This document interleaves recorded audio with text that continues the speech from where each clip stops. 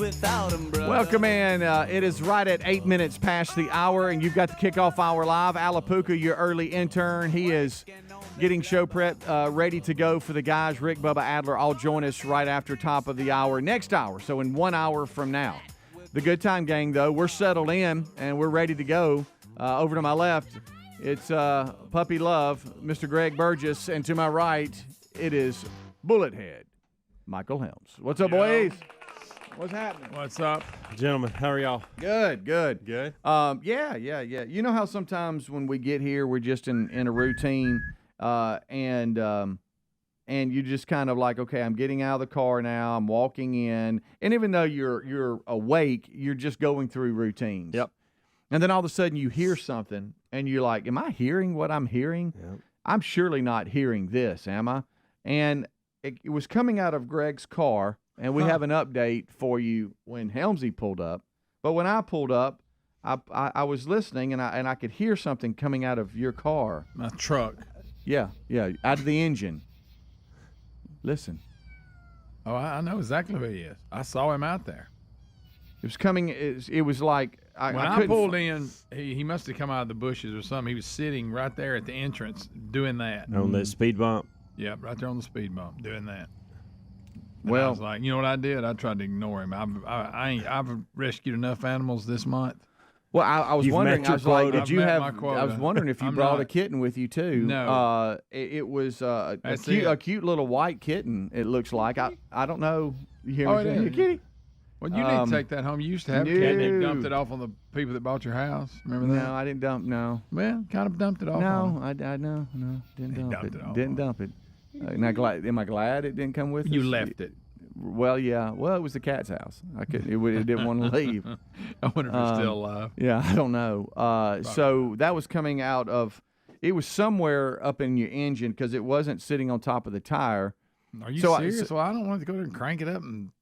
Well, and I don't think you have to worry about that because it shifted from my truck, your truck, to mine. That's because then Helmsy says, "Hey, come out here." So when you got here, it had gone over to mine? Yeah. So when I got here, I kept hearing the same thing you just played. And I thought, where is this kitten at? Yeah. And I walked toward, I thought it was in those bushes behind your truck. And I got from here, from me to you, to the tire well, and I was like, oh my gosh, there he is. He's in the tire well of Speedy's truck. What's the just deal? Sitting there looking at me, just meowing away. Yeah. Hungry little thing. I don't know where he come from. If anybody wants a kitten, y'all just come to the get him. Come to the parking lot. It's the cutest little white kitten. Yeah. And he's starving. Sounds like it's starving, and we're all scared to feed it because if we feed it, it's never going to leave. Yeah. And we don't want to do that to the kitten because we obviously aren't going to keep the kitten. But we don't know. We don't know where it came from. It might be somebody. There's an apartment complex right across the street here. I'm just making stuff up now. I don't know if somebody dropped it out or if it just ventured out. He or she looks pretty desperate. There's no neighborhood really jumping here. from There's car an to car. apartment complex. That's what I was just saying right there. But who knows? I don't know either. I don't know. If it was just out catting, I doubt it'd be sitting there going. Yeah. It's a tiny little thing too. Yeah. So if it's out on the move, do we want to give it something to eat and let it be our little mascot here at the No, we don't. Plaza? We sure don't. I know it's not the Plaza, but I got to name something. Yeah, no, it's not that. But I'm not talking about the studio. But what is this? It's not a plaza, but it's a organization building. Yeah. I don't know, but I'll tell you this. I bet you experienced the same thing, Helmsy. I thought I heard it, and then I went, okay, now I'm really hearing it.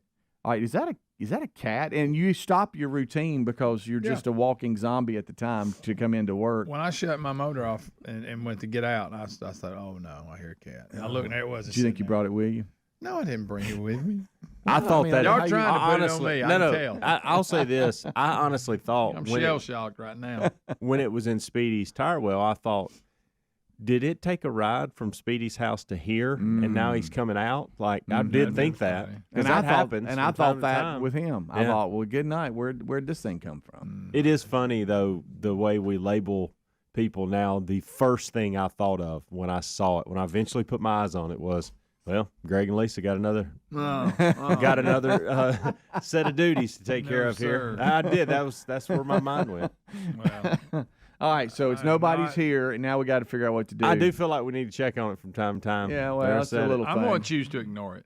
Okay. I can tell you're done with all that. I'm going to pretend it's not out there. Yeah. Yeah.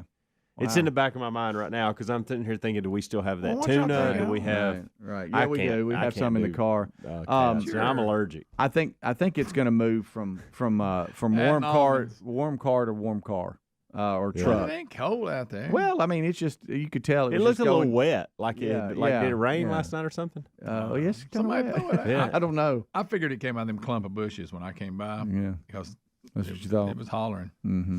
What about you? Its mom said, "Look, stay right here. I'll be right back. Going to work on some food for us."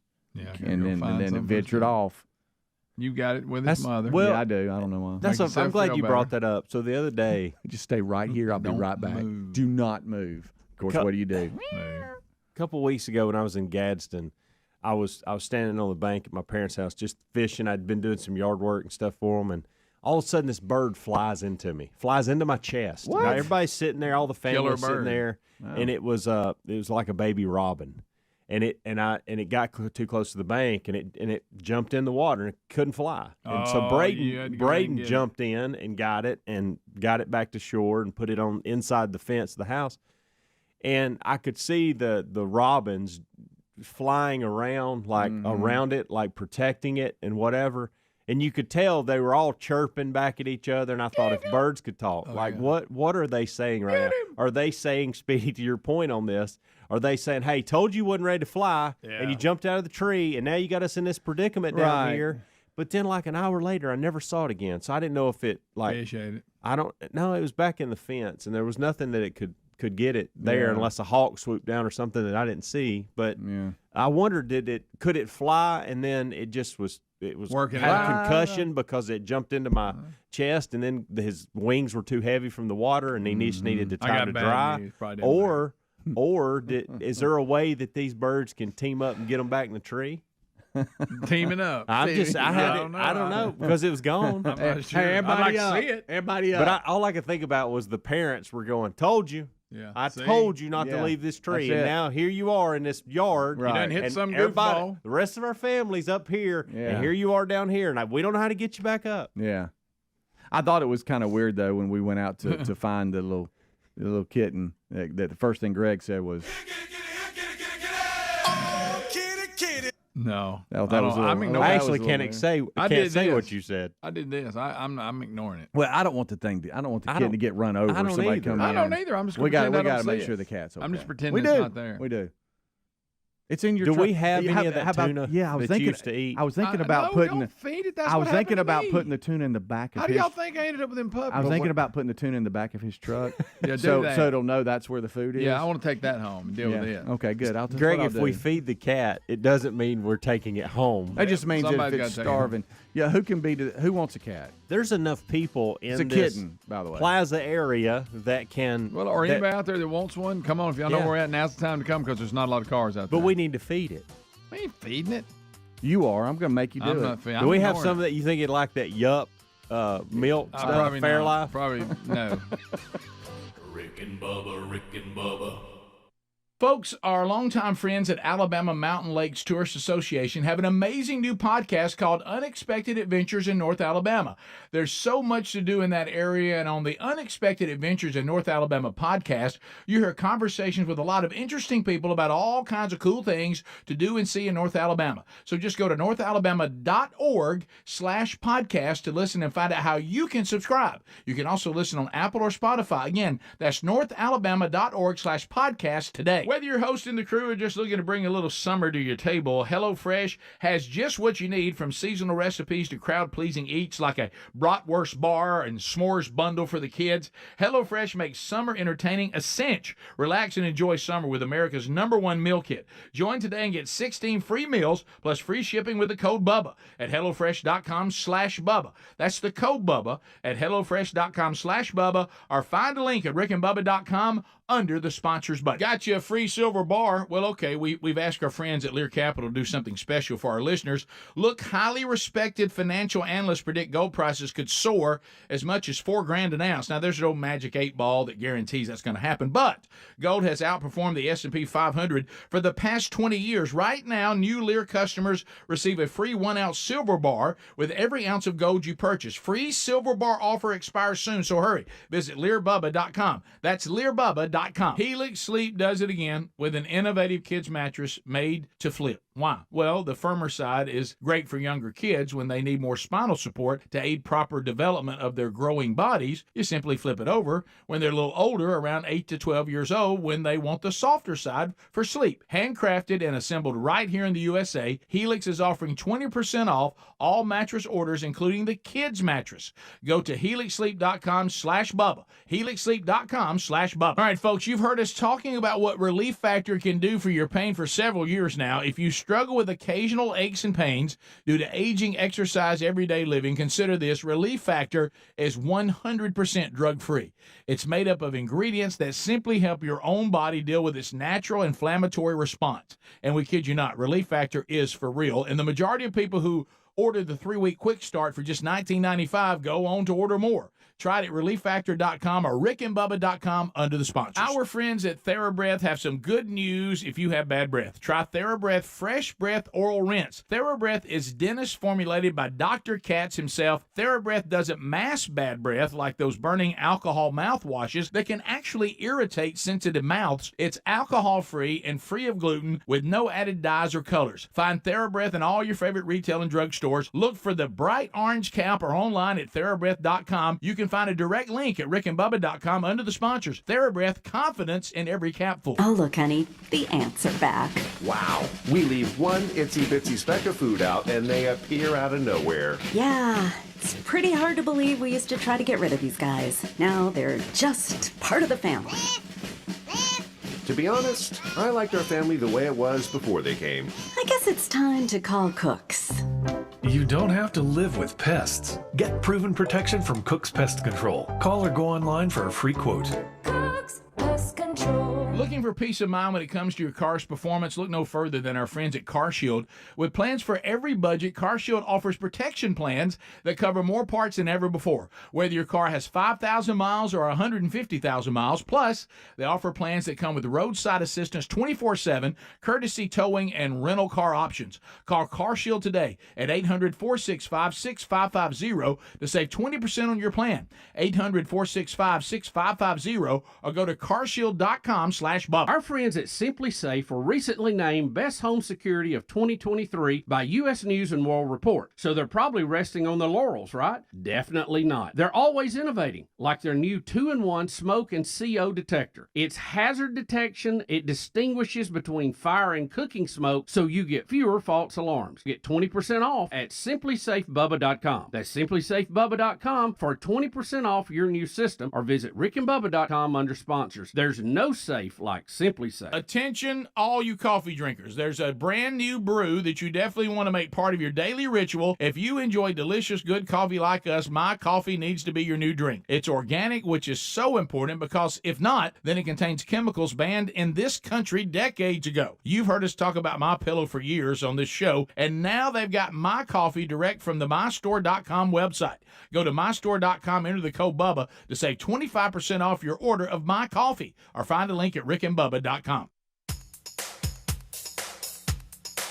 Rick and Bubba's in Ohio. Rick and Bubba. Pass the gravy, please. Rick and Bubba. Ooh, it brings me All right, to my knees. we're rolling back. 22 minutes until top of the hour. Thank you so much for tuning in.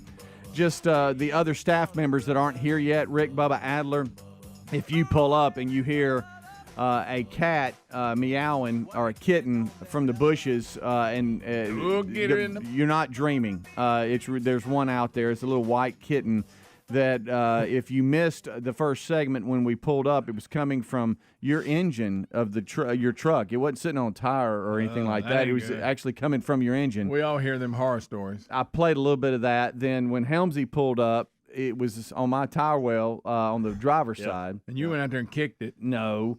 and for some reason you got me kicking. I don't know why. Greg, we know. And you know how he is about his vehicles. And what are you talking about? And so, Greg, we thought Greg might have brought it with him. You know what I mean? Yeah. I don't know what you're talking about with that. Neither do you. About your vehicle. Really? Yeah, you get mad when people like brush by him and stuff. You know what it is? He's worried. He's worried he's got to take this. He got mad. Do you know what it Orange means? Justice one time at the old studio. They did some kind of prank, Orange Justice, when Adler, and they put it on your vehicle, and you got mad. No, I did Y'all not. remember You're that? just making stuff up. I don't even know what he's talking about. I mean, I remember. I think what it is you like your vehicles clean. I think that's all this is. I You're don't taking it. I don't to even that know how level. we got there. All I know is that that's where you He saw made the me kittens. take my shoes off to ride in it one time. What if I did? In the break, we took Greg's advice and we grabbed some tuna. Yeah, let me tell you what not to do. Don't You're the feed- rescue hero. Yeah, I'm about you heroed really out, are. friend. So We're wrapping that up. I'm about to put the bow on that. So Helmsy discovered that now it was in the bushes, and so we walk over get to her it. in the bushes. Yeah, Across the road. I mean, not across the road, but across the parking lot. Is it right there when you It's turn right in? here to the left. No, when you walk out our door, it's right here to the Okay, left. so it was out in the middle yeah. when I came in. This is us going to it. Oh goodness. Hey, kitty. Where is it? Well, he's vocal, isn't he? Yeah. I don't know. I don't know what that is. Is that hunger? I think it's hunger. Mm-hmm. Now we're down in catcher stance. It ain't getting none of my peanuts. Can you hold this, buddy? You know what it was? He went and got milk for it and then drank it. I'm trying to pour It's protein. It'll Yeah. So now tuna. Here we go. Smells good, doesn't it? All right. Wow. All over my hands. All right, Did you, so not, did you now we're crunch it down. up so you could get to it? Oh yeah, it's all liquidy and everything. It's good. So now we set it out. We put the Well, he sure is we put the loud. tuna there underneath the bush, and then Helmsy got some milk. I took one of those Bluebell. Some spam. I took one of those Bluebell cups from the ice cream people, Yeah. and I put it. I bet he'd like ice cream. I hope Bubba sometime, doesn't see too. that Bluebell. You think he'll go eat it? Bubba may He'll be think- over there in the Fairlife. I Yeah. don't think you're supposed to drink like flavored milk. Well, Greg, Greg, we don't look, have any you've other done options. a lot to help. Okay. Okay. Hey, Don't Mr. be that guy. Hey, Don't be hey, that guy. hey, buddy in the stands. Yeah. I think you should have just. All right, went so with there water. it is. So there you go. There it is. So Did he come out? Well, we don't know. I can from here. Yeah, I could smell the tuna from there, and What we if got you it on got- our. We got it I had on to our go wash finger. my hands. What if you Smell- got down smell and good. took a bite off of it? How much? How much would it cost? Yeah, You do realize I can't eat tuna because of that. What? Like that smell. No, Really? you get albacore. Don't get the dark. Right, Get buddy. the Now he's a albacore. tuna expert. Oh, absolutely. Yeah. The select cuts albacore. So we've done our part You'll love it. to try to They'll help. love it, or I'll love it. You'll Bubba, love did it. you see the kitten out? We got his Okay. cat Yeah. outside. Maybe he's quiet and he's eating. Okay, He may maybe be. so. He may maybe be so. eating. That's good. They fed Good deal. All right, so there's your update. And if anybody wants a kitten, then there's one in our parking lot.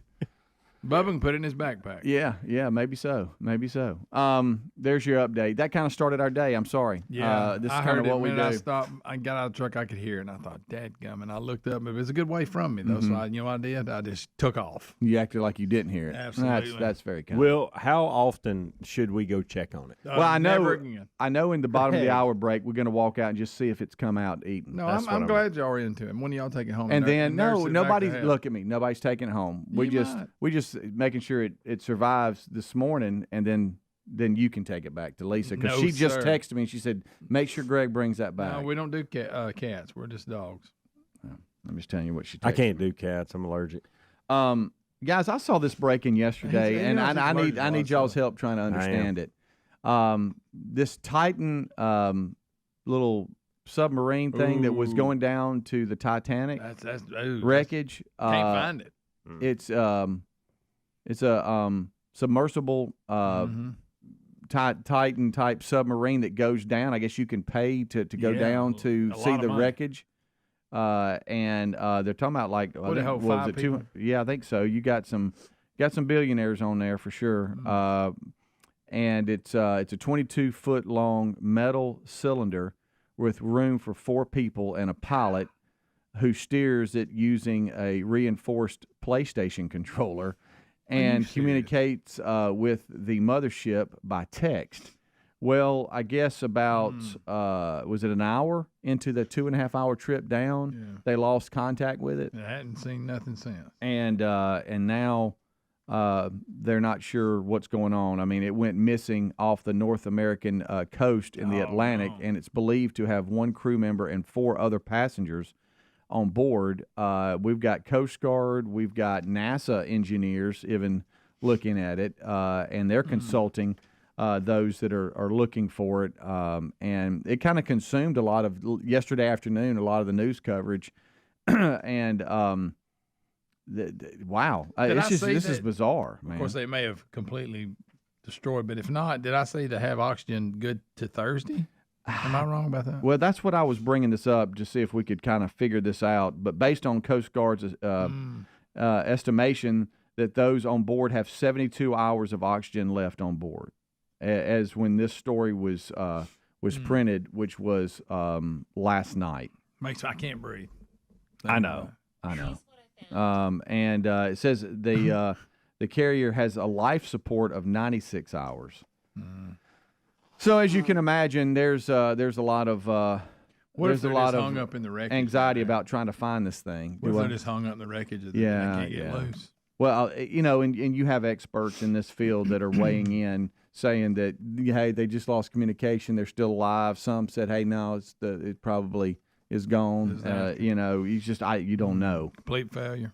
But I know that when I heard Titanic, I thought of you. I'll be honest. I don't. That's pretty cool. But as far as submarines, I've never had a desire to be in a submarine. I feel a little vulnerable. Right. You know. Yeah. A lot of things can happen. Yeah.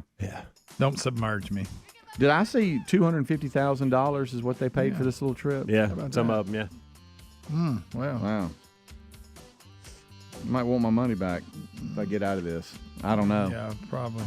We'll investigate it more during the main show, but that's just that's one of the bigger stories today. That and the kitten that's in the parking lot. We'll be right back. Rick and Bubba, Rick and Bubba.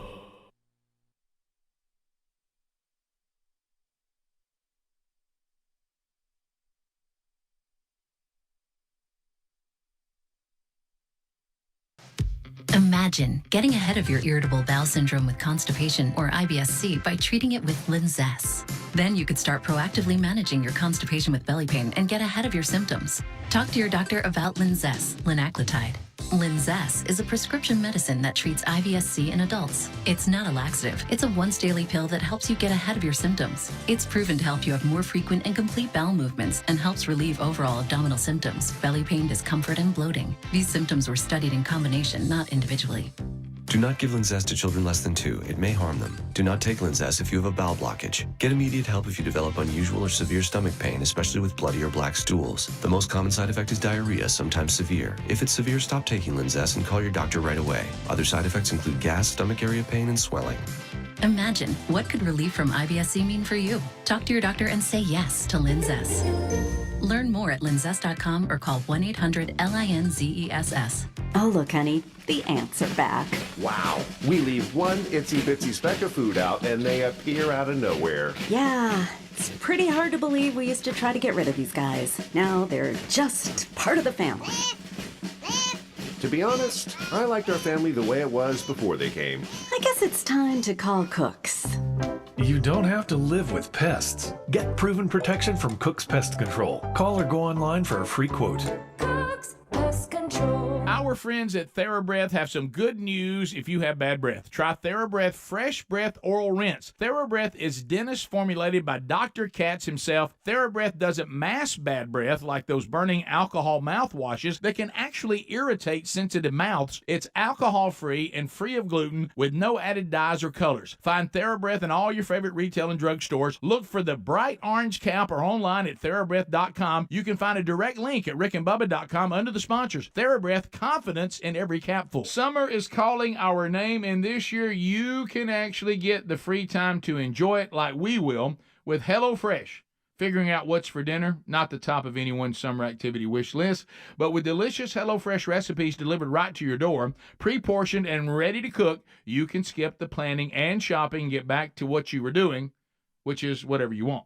And it tastes so fresh. In fact, HelloFresh's ingredients are picked at peak ripeness and travel from the farm to your doorstep in just 7 days. Plus, It's 25% less expensive than takeout, and HelloFresh isn't just for dinner. They have finger food, snack board, kid-friendly s'mores bundles, new summer selections available from HelloFresh Market. They're a hit at parties. How about this? It'll be a cinch to serve them, so why not take it easy this summer with America's #1 meal kit? Sign up today for 16 free meals plus free shipping with the code BUBBA at HelloFresh.com/Bubba. Or find that link at RickandBubba.com under the sponsors button. Did you know that Alabama Mountain Lakes Tourist Association now has a new podcast called Unexpected Adventures in North Alabama? That's awesome, Bubba. As we all know, there's so much to do in that area of this great state. So what's it all about? Well, on Unexpected Adventures in North Alabama podcast, they have conversations with a whole lot of interesting people about all the cool things and fun that you can do and see in North Alabama. Well, Bubba, I definitely need to check out this podcast. Yes, you do. And I'd recommend everyone checking it out. All you have to do is go to northalabama.org/podcast to listen, or you can go wherever you listen to podcasts. And make sure you subscribe so you never miss an episode. And of course, support our longtime friends at Alabama Mountain Lakes Tourism. Sounds great, Bubba. And again, it's called The Unexpected Adventures in North Alabama. And you can also hear it on Apple Podcasts or Spotify if you're on those platforms. You sure can. We're subscribing right now. Folks, to learn more about how you can subscribe, go to northalabama.org/podcast or rickandbubba.com under the sponsors. Indulge me for a minute. Our friends at Field of Greens just got one of the best testimonials. Listen to this testimonial from a customer. I've been taking Field of Greens, and this is the second time my doctor has practically danced into the room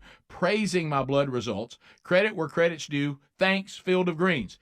Each fruit and vegetable of Field of Greens was medically selected for specific health benefits. Some support vital organs like the heart, lungs, and kidneys. Others, metabolism for healthy energy and weight loss. If you're busy, don't get enough exercise, or you eat too much fast food, take Field of Greens. Look, Field of Greens can't promise your doc's going to dance into the room, but they can promise your doctor will notice your improved health or your money back. We trust it's helping our health, so let's get you started with 15% off. Go to fieldofgreens.com, use the promo code BUBBA, and get 15% off. Or you can go to rickandbubba.com. There is a link under the sponsors button. That's fieldofgreens.com, the code BUBBA. Rick and Bubba's in Ohio. Rick and Bubba. Pass the gravy, please. Rick and Bubba. Ooh, it brings me to my knees. Rick and Bubba.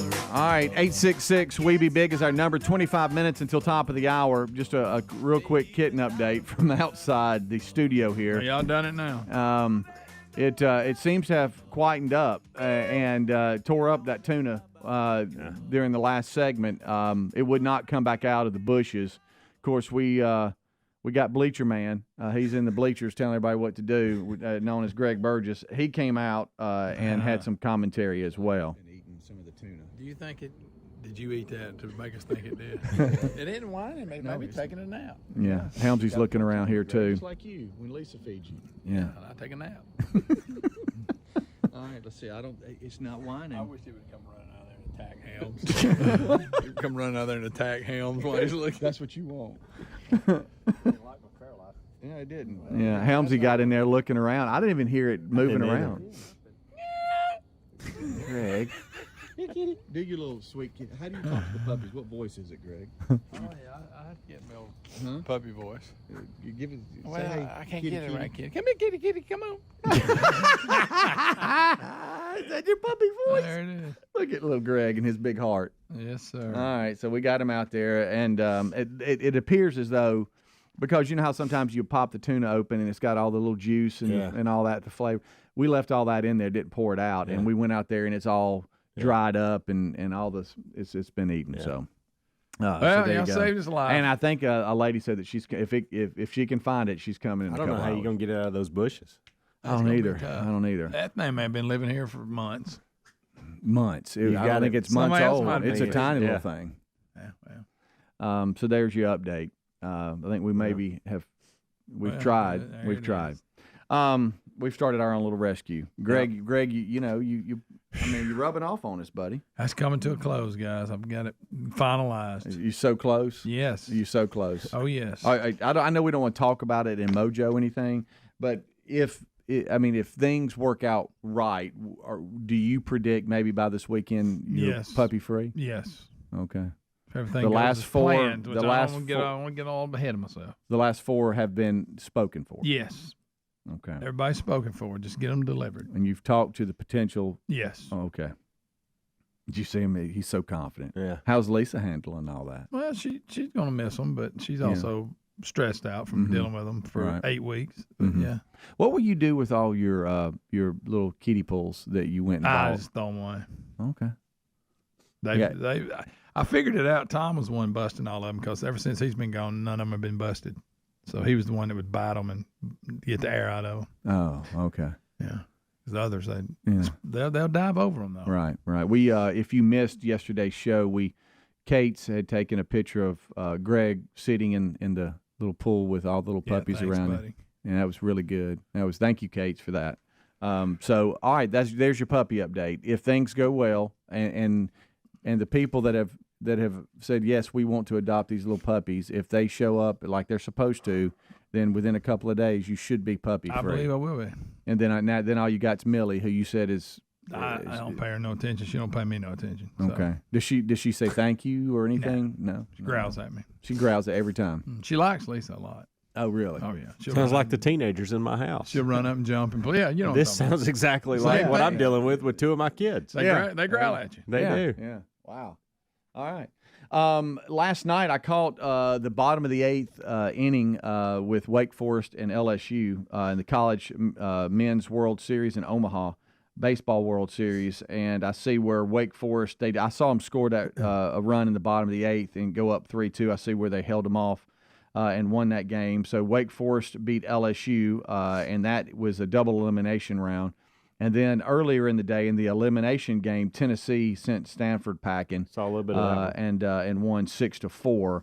And so, if you're following that today, that was a good game. Today you've got TCU in the early game. You got TCU and Oral Roberts in an elimination game, and then you've got LSU and Tennessee at 6 p.m. Central Time in an elimination game.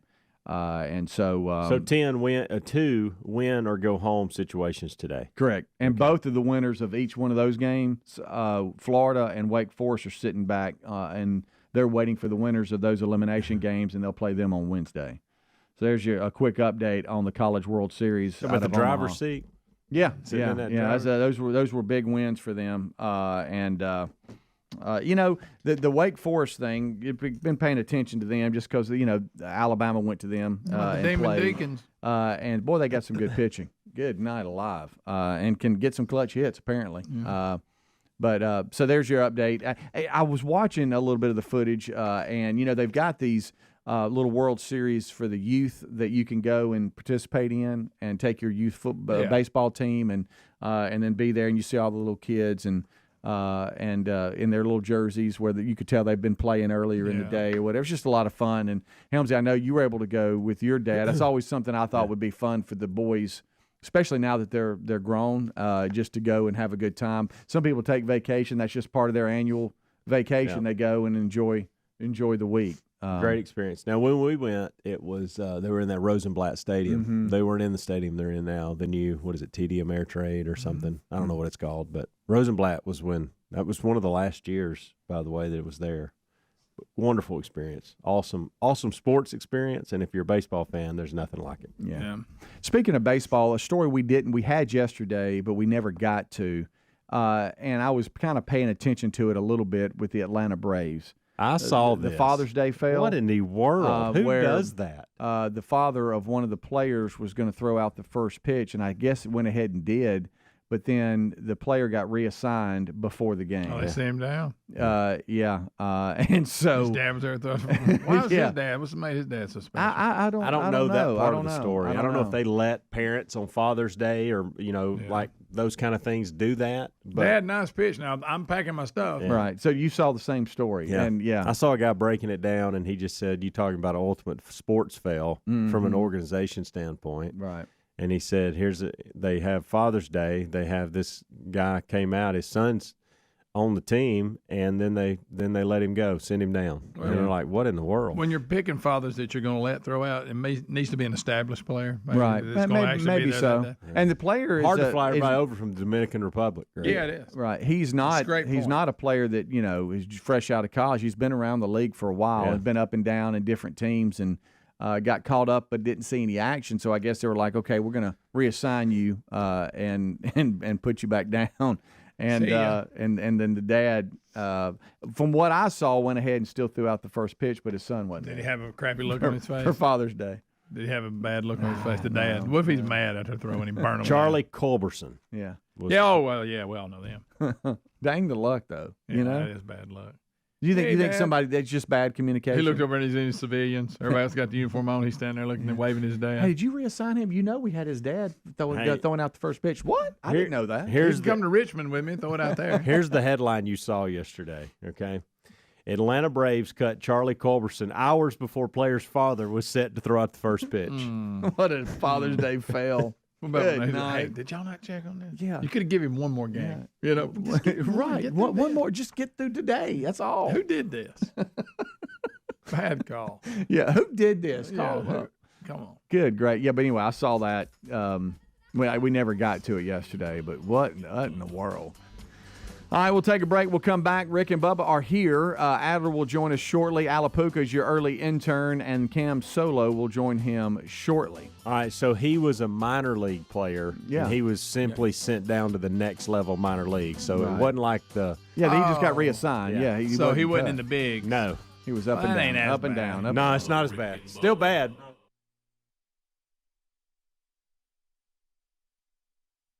Cashback is not available on gas in New Jersey and Wisconsin. Susan, I'm sorry I'm late. Traffic is terrible. It sure is. But on top of that, gas prices have been skyrocketing. I can't believe how expensive gas has gotten recently. Prices at the pump are up, but I never pay full price for gas anymore. I just use the free Upside app that pays you cash back for every gallon of gas you buy. Wait a minute. Are you saying you actually get paid cash when you buy gas with the Upside app? Yes, I get real cash back every time I buy gas. And does that actually add up to anything? I've made around $200. Wow, that's serious extra cash. I'm downloading the free Upside app now. Download the free Upside app to earn real cash back every time you buy gas. Use promo code FUN for an extra 25 cents per gallon cash back on your first fill-up. You can cash out anytime right to your bank account, to PayPal, or any gift card for Amazon and other brands. Just download the free Upside app and use promo code FUN for a 25 cents per gallon bonus on your first tank. That's code FUN for 25 cents per gallon cash back on your first fill-up. Angie's List is now Angie, and we've heard a lot of theories about why. I thought it was an eco move. Fewer words, less paper. No, it was so you could say it faster. No, it's to be more iconic. Must be a tech thing. But those aren't quite right. It's because now you can compare upfront prices, book a service instantly, and even get your project handled from start to finish. Sounds easy. It is, and it makes us so much more than just a list. Get started at Angie.com. That's ANGI, or to download the app today. Hey y'all, my name is Tiara, and a little thing that I love about the Chick-fil-A Spicy Chicken Biscuit is that it has the perfect amount of spice to jumpstart my day. Whoever thought of it, thank you so much. Hi, my name is Robert, and a little thing I love about Chick-fil-A Spicy Chicken Biscuit is the biscuit. It reminds me of my grandma's homemade biscuit. It's always buttery and savory. Then you add the spices, instant classic. Order the Spicy Chicken Biscuit on the Chick-fil-A app today. Real Chick-fil-A guests paid for their testimonials. For adults with moderate to severe plaque psoriasis who are candidates for systemic or phototherapy, now there's Skyrizi, Risankizumab Riza, a prescription-only 150 milligram injection. With Skyrizi, 3 out of 4 people achieve 90% clear skin at 4 months, and Skyrizi is just 4 doses a year after 2 starter doses. Nothing and me go hand in hand. Nothing on my skin, that's my new place. Don't use if allergic to Skyrizi. Serious allergic reactions and an increased risk of infections or a lower ability to fight them may occur. Before treatment, your doctor should check for infection and tuberculosis. Tell your doctor if you have an infection or symptoms, such as fever, sweats, chills, muscle aches, or cough, or if you plan to or recently received a vaccine. With Skyrizi, you could achieve 90% clear skin. Ask your doctor about the #1 dermatologist prescribed biologic in psoriasis and visit Skyrizi.com or call 1-866-SKYRIZI to learn more. Are you looking for peace of mind when it comes to your car's performance? Well, then look no further than our friends at CarShield. We know that auto repairs can be a headache, especially when they come out of nowhere. That's why we have CarShield. You don't have to worry about the rising cost of car repairs. Plus, you can lock in your price and it will never go up. Even if your car is over 3 years old, it's still prone to expensive costs. With plans for every budget, CarShield offers protection plans that cover more parts than ever before. Whether your car has 5,000 miles or 150,000 miles, plus they offer plans that come with roadside assistance 24/7, courtesy towing, and rental car options to get you back on the road quickly. CarShield is dedicated to protecting what you drive because it's just a matter of time before you're going to need repairs, so don't wait till it's too late. Call CarShield today at 1-800-465-6550 to save 20% on your plan. Lock in your price and it will never go up. Call 800-465-6550 or carshield.com/Bubba to save 20%. Have you tried the innovative Helix sleep mattress yet? Well, nothing beats a great night's sleep, the kind you get with Helix. So we love them, and Helix has over 12,000 five-star reviews with customized mattresses that fit your sleep needs because they know everyone is unique. They even have big and tall mattresses and mattresses for the kids. But how do you know which mattress is right for you? Well, Helix has you covered. Just take the Helix sleep quiz and find the perfect mattress in under 2 minutes. Place your order and your mattress will be delivered right to the door free of charge. And the best part, Helix knows there's no better way to try a mattress than by sleeping on it in your own home. That's why they offer a 100-night trial for you and a 10 to 15-year warranty. Right now, Helix is offering 20% off all mattress orders at helixsleep.com/Bubba. Best offer yet, by the way, and it won't last long. So if you've been waiting to try a Helix mattress, here it is. Now's the time. Head to helixsleep.com/Bubba for 20% off your mattress order.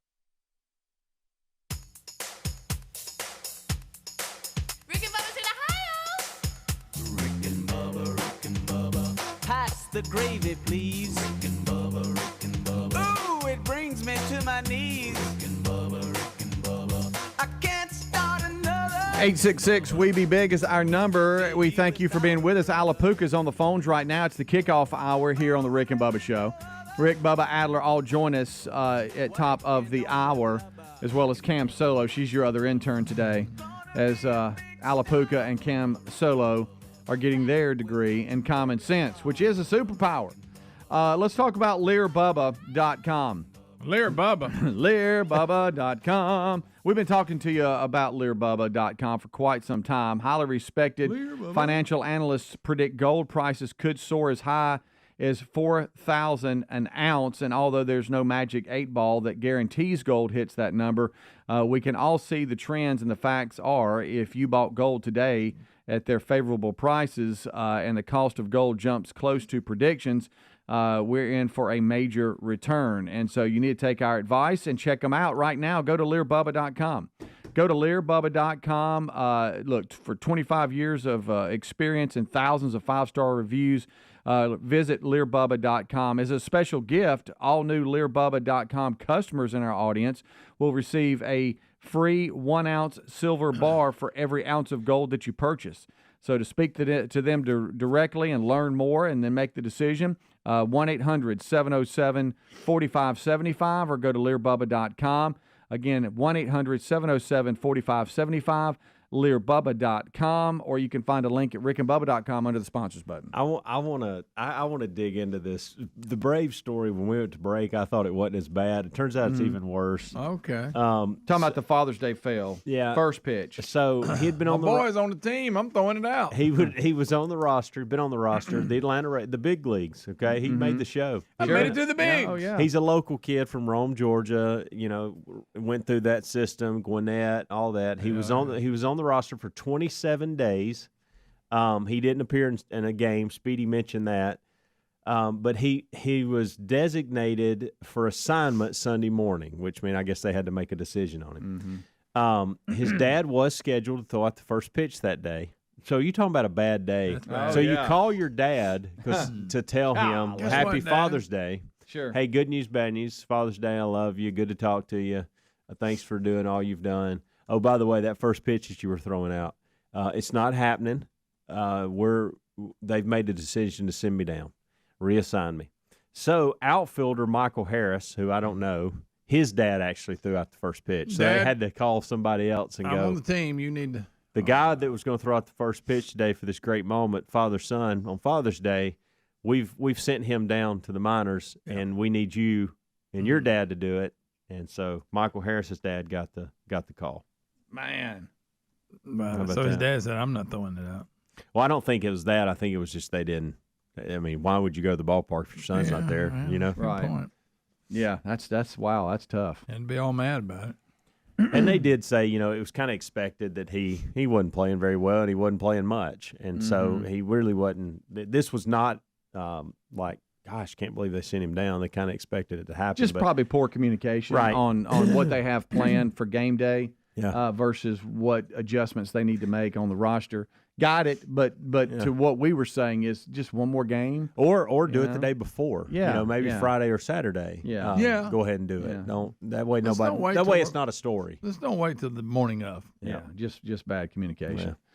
Speedy and I, Oh, because man. we have hearts, went out and checked on the cat. Still did not find it after we fed it. So I guess it's in those bushes sleeping. Yeah, it's a quiet little thing. It was Crawl under I them mean, and you see could if you hear can it find it. if You you crawl got under out them, of see if you if can you find got out of a truck or a car in the Oh, parking yeah. lot, you could hear it from wherever Oh, it it was loud. It Yeah. was just a holler, and now it's just quiet as a Silence. mouse. Yeah. Nothing. So Snoring probably. yeah, Quiet that's as all a it wanted, sleeping Greg. cat. That's all it wanted, buddy. Probably That's been all up it all wanted. night. Mm-hmm. Just looking for somebody to come bring them a can of albacore. Yeah.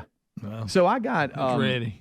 I got a call Oh, last night from my sister who lives in Pensacola, and they've had severe weather down in the have. Pensacola area for quite some time, and actually Pensacola made the news, and that's not why she called. She called to talk about the tornadoes that were breaking out in the Moss Point, Pascagoula area, and that's where I grew up in Pascagoula.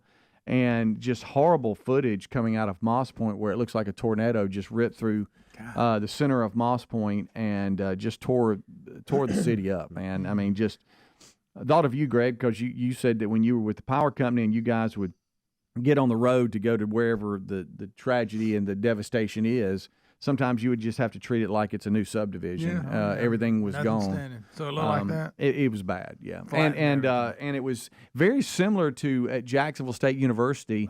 The campus had all that old growth, the beautiful trees and stuff that just You love kind old of growth. helped. And after the tornado came through, all the trees were down, ripped it up. looked different. Some of them just popped. You just I'm talking about broke off like a toothpick. Took out the alumni house. Yeah, and that's what it looked like. It looked like and if the house survived, every car in the park in the driveway was gone because there's trees laying on been it. a Just big so our thoughts and prayers are with those in Moss Point, Mississippi, Pascagoula. Pascagoula, I think, has escaped the tornado, but they had like pretty bad flooding. And I think there was one or two other ones that touched down around Mobile, Gulf Shores, Orange Beach area. Reese is down there. He was down with some buddies, had some days off. I gave you that update. Yeah, Bless great his heart, weather. he hadn't had one day of sunshine down there. But really, they were You'd going. think you at least have one. They were going more for just to relax and hang out, which they're doing. But back to Pensacola, they had severe weather, a lot of rain, and their torrential rains in Pensacola last Friday found Deputy William Hollingsworth. He left his patrol car to help a man trapped in the rising waters, but they both got sucked into a drainage pipe, traveled underwater for about 100 feet before coming up on the other side of the road. Both are okay. Panic. The officer had body cam, and the audio's been released of that, and you can only imagine what it sounds like. It just sounds like somebody underwater. Yeah, that's exactly what it sounds like. And both said that it was the longest they'd ever had to hold their breath. And they were thinking, what's going to happen? Yeah. You're in a drainage pipe. Is that what you said? Yeah. Golly. And think about. You're just hoping I hope I come out somewhere. Yeah, think about the flood waters, and it's got the force to pull you in like that. Man, good night Shot 'em out alive. the other side. Completely off the subject, but I get caught up in these. You know how I'm about these lawn care videos and stuff I see. But something else that's starting to pop up on my feed is where people clean these drains that you're talking about, and these and they'll how they do it? They'll run a tire through them. Really? So if they're stopped up, like at a with driveway, mud, yes, I've seen that. Yeah. underneath driveways or underneath overpasses or bridges or whatever. But they'll take these tires and they'll run them through. They'll pull them through with a tractor, or big truck, or whatever. I don't know. It's just somewhat gratifying to see. It is. It is. And so you all of a sudden it's just nothing but water flowing. But they bring out these. It looks like giant turds.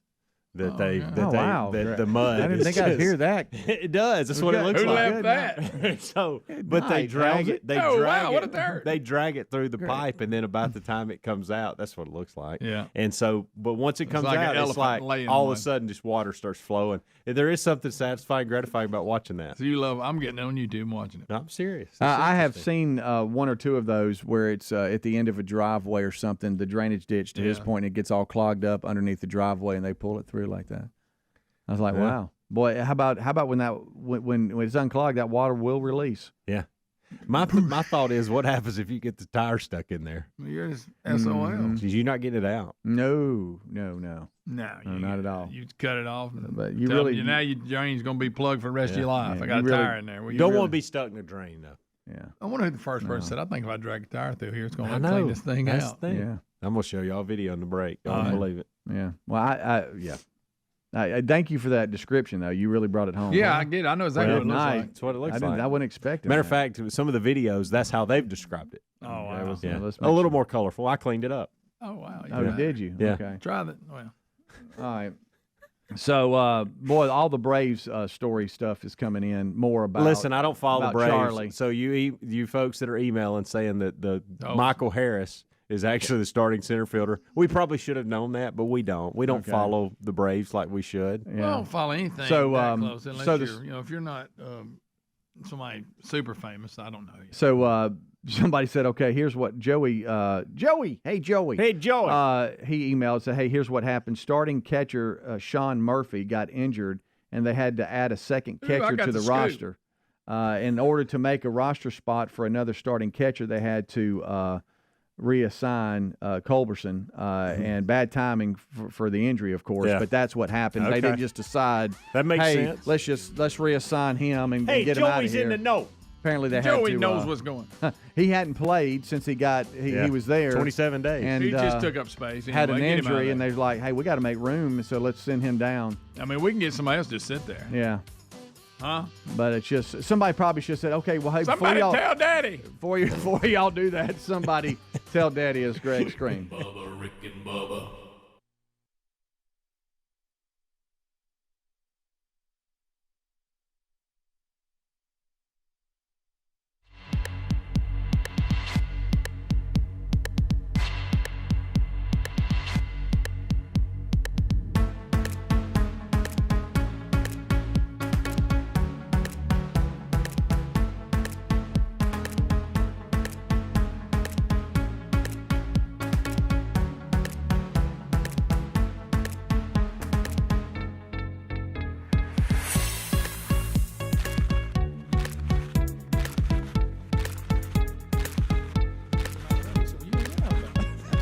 That is correct. Yes, sir. Sir. I guess I'll sit quietly while you do paperwork. So anyway, I'll come back and I'll tell you what's happened now is I flipped the switch for what I went on to call legalistic nephew Reese, who now looked at my speedometer for the next half hour and would tell me if I was 1 mile over the speed limit. Uncle Rick, you're speeding again. Thank you, son. Well, he had a bad angle, so unless it's a digital readout. Digital readout. Okay. Uncle Rick, that's 72. Okay, Reese, it's all right to go 72. It's 70. Rick and Bubba, Rick and Bubba. So I did get a chance to go on Alabama's youth hunt this past weekend via my 9-year-old nephew. So we've gone through the ordeal of After y'all quit breaking the law, Rick, thank y'all you, ever get there? which my little nephew reminded me of now for the next half hour. Lawbreaker. And then we hit road construction one time. I thought he was going to have a meltdown. Uncle Rick, you're way over. No, I'm not, son. It's not as. No, you have to. And if I went 1 mile over the speed limit, so I was, going the speed limit the whole way, which I should do, being an example to my young nephew. So he's got his little backpack packed with all the stuff, and we get there, and he's a little fella. So I mean, I don't really have anything that'll fit him, but he's got on.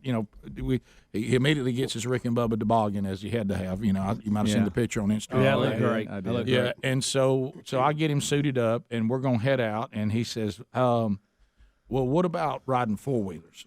And I said, well, okay. I said, I don't think you're big enough to drive one of the big ones, and I don't have the little ones anymore. And I said, so why don't I just ride you on the four-wheeler? Mm-hmm. And then he sees the Kubota ATV work vehicle, which, Gary, hey, these kids got to learn this is a work vehicle. This ain't no recreational vehicle. And so I said, and he saw that. And, of course, Bubba, when I cranked it, what do you think he thought? Somebody meant business. Somebody meant business. Because you smelled diesel. Somebody meant business. And so he saw that, so he gets in it. And so I said, and it was kind of early in the day now, too early to really go out there with a 9-year-old. And I said, let's go around and check cameras, and I'm going to show you some sign. Let's look for some sign. Because my sister had already told me, she said, he's going to think he's hunting if you just do anything in the woods. Right. Okay? Right. So we've got, maybe a little BB pellet gun, and, and I've got a rifle for him if needed. Right. Or if I were to see a predator, I have the freedom to kill it. Right. You know what I mean? Right. Because he told me he saw the coyotes on cameras. He said, Uncle Rick, you got wolves. And I said, well, those are coyotes. He goes, I wish you would kill all of them. I wish they weren't here. And I said, well, you know what? They're not. Rick, I feel the same way. I said, I agree with you on that, but they're not a danger to us. Are you serious? I said, yeah, they not won't. unless they're in a pack. They won't attack me. Of course, you're small enough. If they got in a pack for them, they probably would. Of course. And then after that, he stayed real close to me. But anyway, so we. You may be in trouble. But see, that was my code of now I don't have a wonder off factor. You know what I mean? Yeah. So you have to be strategic with all this. You do. Hey, is that a coyote? Yeah. If you remember, I'm the same dad that came up with a way when my kid wanted to dress as Superman to go to church. I told him just dress as Clark Kent, and no one will know you're really Superman. Right. Brilliant moves like that. So now I've scared my nephew into thinking a pack of coyotes will get him, so he'll stay with me. So anyway, so we we're doing all this and we're riding around, and then I said, you want to try to drive this? And I said, you want to? And he got up and he says, well, and he didn't. It was harder to turn than he thought, so I put him in my lap and let him drive. Then he got the hang of it, and on a straight road, he said, I don't like driving in the woods. I said, well, I don't like you driving in the woods either on these narrow roads, but out in the pasture and all that. And we were having a time, and so we've done the four-wheeler a little bit. We've done that, and finally, I start saying, well, hey, buddy, if we want to hunt, it's time. I mean, we need to get to where we're going. He said, well, we're going to sit in one of them cabins. And I said, well, it's not a cabin. I said, yeah, probably with it being this cold, we'll sit in one of those. And I said, we'll see if some deer come out. And I said, so hunting's on. And I waited till 4:15. Right. Yeah. Okay. So, yeah. Now, the good news is, really thankful for this, that we were already seeing deer just moving around because it was cool. They were moving. So I said, if we'll just settle somewhere, you may get to see, a good bit of deer. And then he says, well, you're not going to shoot mamas, are you?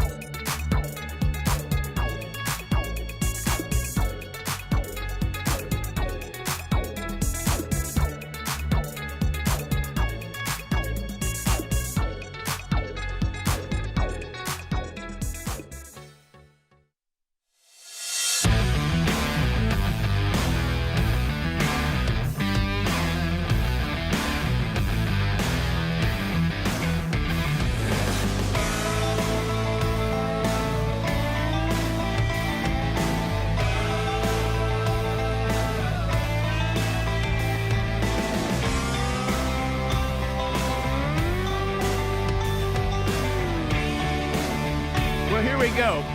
6 minutes now past the hour. Hello. Another hour of the Rick and Bubba Show. We plan on giving you another one. Don't worry about that. This baby starts with the national anthem.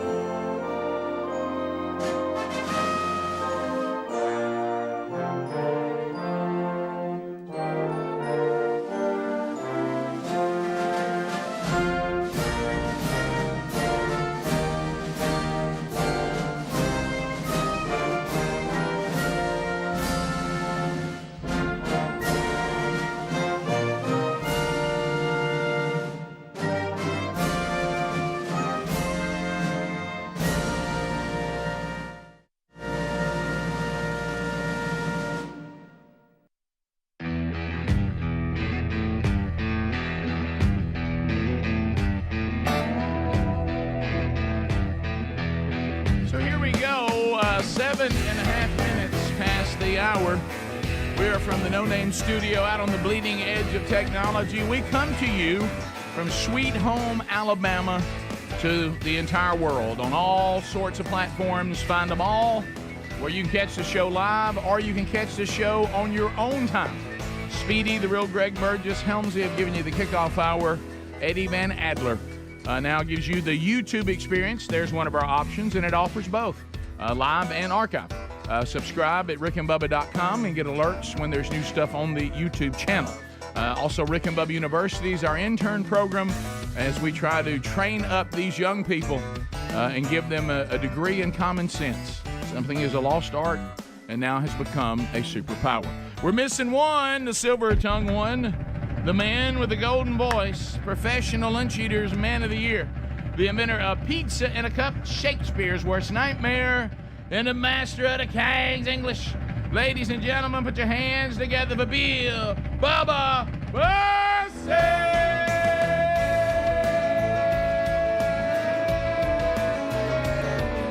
Howdy, Bubba. How about it, Rick Burgess? Friends, neighbors, and associates.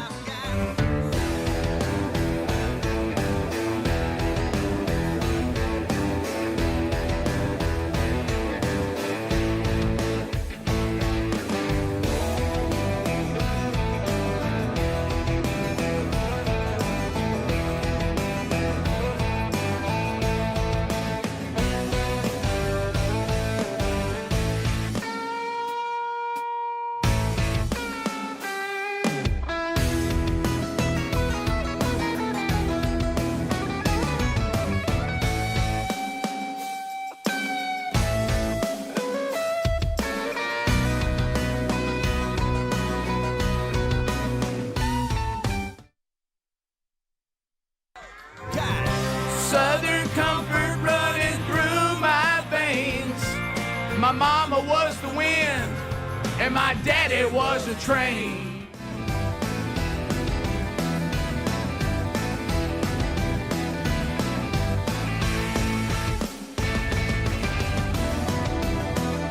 Yeah. Hey, Bubba. Hey, Rick, what's up? I'm ready. You ready to go? Let's go. Let's go. I'm ready. Go, boys. I'm ready. Boy, I hate a sloppy drill. Let's keep moving. So we have a lot to cover today. Some of these I thought we've already covered, but they seem to be back in the news again. Boy, the BMI is finally taking a hit, isn't it? We've been after this for years, but like you had mentioned this the other day, and it looks like they're even doubling down. The only way we were going to get rid of this BMI scale is the way you get rid of everything is declare it racist. And now that has happened, we'll be done with it. Yep. So thank goodness for that. There she'll go. You know, we got one other BMI we need to get rid of. That's the one the radio stations pay. Yeah. We also need to get rid of a lot of the BSI that's out there. But anyway, we have a lot to talk about. On this show, there's a lot of reoccurring narratives. It's almost like you've joined, this, series that you need to binge. You're like, okay, what's going on? Who's that guy, and what does he do? So all sorts of little stories that continue. Our show is a stream of consciousness. That's why we say give us 30 days, because it's possible on the first day you're like, I don't understand any of these references. So stay with it, learn the characters, learn what's going on, all the weird people we are that do this show and all of our little lives and quirks and stuff. So one of the things that has been going on that's a reoccurring update is Don Day, the Peanut Man. Oh. Yeah. Yeah, Don. Bless his heart, he's just an innocent guy. I met Don Day because we go to church together. We're in the same, I've said this 1,000 times, Sunday school class. I know that's not what some people call them anymore, but Sunday school class is what I call it. Does your church call it something different? Yeah, they call it life groups. Yeah, I like Sunday school class better. Mm-hmm. I'm like you. I still call that. Yeah, and I know that probably sounds hokey and outdated, and you turn people off by making them think they're going to some kind of school class, like they're going. My goodness. Well, I like having Sunday in there, and also am not one of these people. I'm not of the school of we're all doing life together. Now we're advancing the kingdom of God together. We're not doing life together. But anyway, so the world can do life together. We come here, we're doing a lot more than that. I hope. But anyway, so when he came to, we also have a Wednesday men's Bible study here at the studio, and one day he brought peanuts, and I found out, people have certain hobbies and stuff they like, that he likes roasting peanuts. That is a great hobby for him to have, because we have a hobby. We like eating roasted peanuts. That's right. What a combination. Well, something my buddy Greg over here. Something happened. Peanut City. Greg started applying this pressure to Don Day as if Don had entered into a deal with the mafia. Not. You know how the mafia supply peanuts. Yeah, you know how the mafia would come in and say, "Where's our cut?" Right. And you can keep doing business here as long as we keep getting our cut, and we'll protect you. But if you don't start cutting us in, then gotta have our right. And, talk to me. And the man, I think, feels pressure. I mean, life happens. Sometimes you miss a Bible study here or there, and he can't. His job is not to produce roasted peanuts for Greg. That's not his whole lot in life. And so I didn't ask him to. I'm not making this up. Y'all gonna think what I say. I didn't ask him to. Y'all gonna think what I said next is an exaggeration. I'm glad he did, though. So all of a sudden, I'm at church. It's Father's Day. Please don't miss that. Well, that makes it even more special, Rick. We have a men's breakfast. We've got Father's Day going on, and Don did not come this past Wednesday. So all he knows is Greg ain't got his peanuts. Okay, so and that's his own business. That ain't none of my business. I mean, sometimes they let me know why they're not there. Sometimes they just they're not there. And he comes 8 out of 10 Bible studies. It's not like he's somebody that's I don't miss many peanuts. So he walks up to me. Now I'm in the actual Sunday school class, and here comes Don with bags of peanuts, and I'm like, Don, what are you doing? And he goes, hey, can you take these to Greg? And I said, Greg, are you ready for what's next? Are y'all ready for what's next? Tell me this doesn't sound like somebody afraid of the mafia. Well, I mean, I would have been there Wednesday, but I had a kidney stone I had to pass. I was passing a kidney stone, and I could have got the peanuts here, but yeah. I said, Don, please tell me that you didn't get your kidney stone passed and then make Greg peanuts. Good night. And his Rick wife, Don takes pride. And then his wife started this. He loves it, Rick. He loves doing this. See? And I Thank you, Don. I was like, I appreciate your dedication. You're not our peanut provider. You don't have to provide peanuts every month. He's passing a kidney stone, which is why he wasn't here. Well, let me ask you. I mean, why'd you just not bring them if you got them Sunday? I forgot them yesterday. Okay. I were in my truck yesterday. So they should have put them a little bit warm, like dry roast. Yeah. They're a little more perfect. roasted. So you've been carrying that around. For Don's dialed them in. Yeah, well, I was now I've got to deal with peanuts. Good night. And I don't Thank you, peanut delivery. And I don't have anything going on, so I'm glad. Not only does Don Day, Mr. Planner. Not only does Don Day passing a kidney stone feel obligated to be Mr. Peanut for Greg, I have to deliver them. Don's going to be disappointed you were a day late. Just go ahead and tell you that. Do you not think if the man is worrying about it while he's passing a loves kidney stone that Yeah. Greg's coming in too hot? Ricky loves it, according to his wife. I really can't complain. You can't. 'cause Yeah, I'm sorry. I'm glad. Why am I that talking to you? I'm glad he's doing that for Let me Greg. talk to people that don't that don't wait on the peanuts as much as Greg does. Helmsy, Speedy, don't y'all think? Yeah. I mean, I right, do. Adler, don't you think? I mean, I do. it just feels. Ever since we lost that steakhouse down the road where I could go in there and get peanuts and throw them on the floor, I've had a real hole They in my quit heart. doing that, didn't they? They stopped doing it too themselves before they even closed. So you know what it cost them. That's why they went Well, out there. when I was there, I was never told not to do Oh, it. no, they had a sign out because I was at one, and I didn't read the sign until after I'd done filled the floor up. Right, and all of a sudden it said, hey, use this empty bucket. And I was like, oh. I know Logan's has kind of gone under, but before it went under, There's a few locations. Do y'all admit though to me? Okay, good. This will stay current. They're still around. They've cut their numbers down, haven't they? But they're still alive. Is Longhorns and Logan's the exact same place? Minus the peanuts. Minus the peanuts, yes. There's no difference. Where the steaks look the same. Both sides. Really, you could even throw Outback in there. Yeah. They're all very similar. Very simple. I just want to know what Greg's going to do for Don. Probably buy their food. Nothing. Insane. Greg, You wait till the end of the year. Greg, would it bother you? Can I send you his contact? Could you at least text thank you? I mean, something. Rick, I thank him on the air so everybody can hear it. Thank you, Don. I love him. I'm tearing them peanuts up this morning. Boy, you have. And what a pleasant surprise it was. Thank you. Rick and Bubba, Rick and Bubba.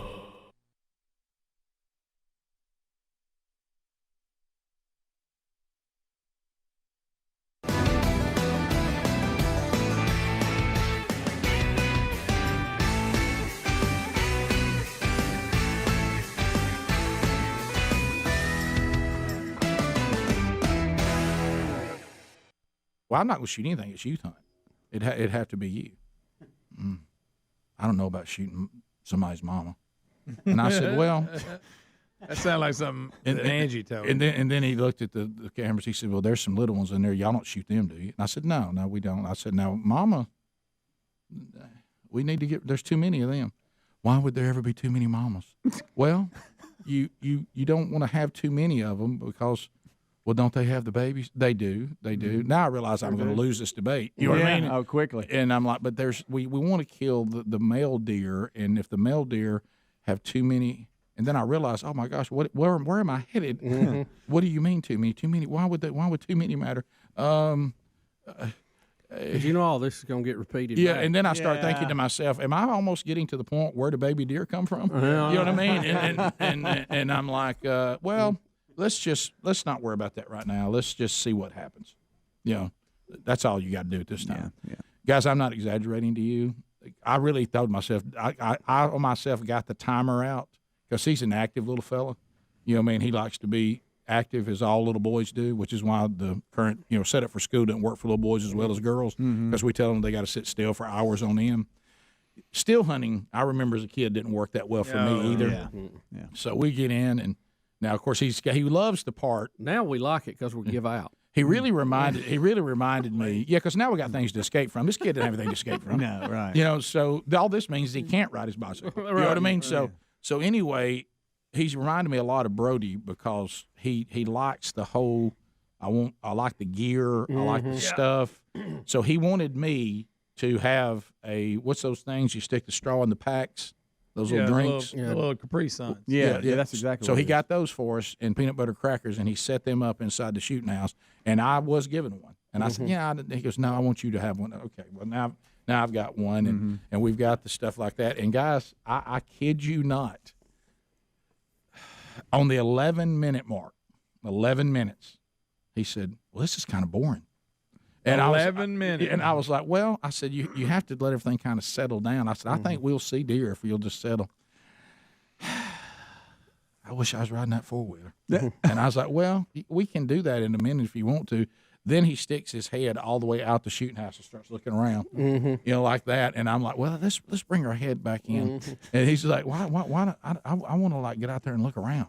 Can I get out and go? I said, well, now if we get out and we get to moving around, then the deer are not going to come. Are you ready for your snack? And I said, you know what? I am. I'm ready for my snack. So what are we going to do now? Well, we're just going to kind of sit here. And then I hear this. And he looks at me. He goes, I think I'd rather go ride the four-wheelers. And so I said, okay. So we hunted for 11 minutes. Oh, right. Yes, 11 minutes, and then we went back. How made y'all bag? None, and then we went back and we rode four-wheelers and then let it get dark because then you got to turn the lights on and ride around the pasture. That. And at one point he got to drive the little vehicle out in the pasture, and I got on the four-wheeler, and we kind of rode around in some circles, and then we went to eat Mexican food. Well, So that was our big day. So I will say that Reese, my nephew, has his first hunt. It was clocked at 11 minutes. 11 whopping minutes. Yeah, 11 minutes. Now he got to explore, and we got to play around on the farm, and got to look at cameras, and we had a great day together as uncle and nephew. But the actual time I can document that we were sitting down still hunting was 11 minutes. 11 minutes. And then he said, I have to think about this. He said, I might like to do this again. I said, well, if we do real hunting, then we're going to sit longer than 11 minutes. It's going to be, yeah. I said, but you know what? Maybe this is a start. Maybe we're still at the play at the farm stage. Yeah. Which was a great day together. And so we. How many times do you think he's asked Angie when he's coming back? Well, for the farm, probably a lot. You know what I mean? But, am I going back with Uncle Rick? Right, well, yeah. Well, we had a great day. I mean, it was a great day. Love it. Right. He'll remember that forever. Right. He's a little picky on his cheese dip, but but we finally got to say it. Rick and Bubba. So Helmsy, I asked you going to the break.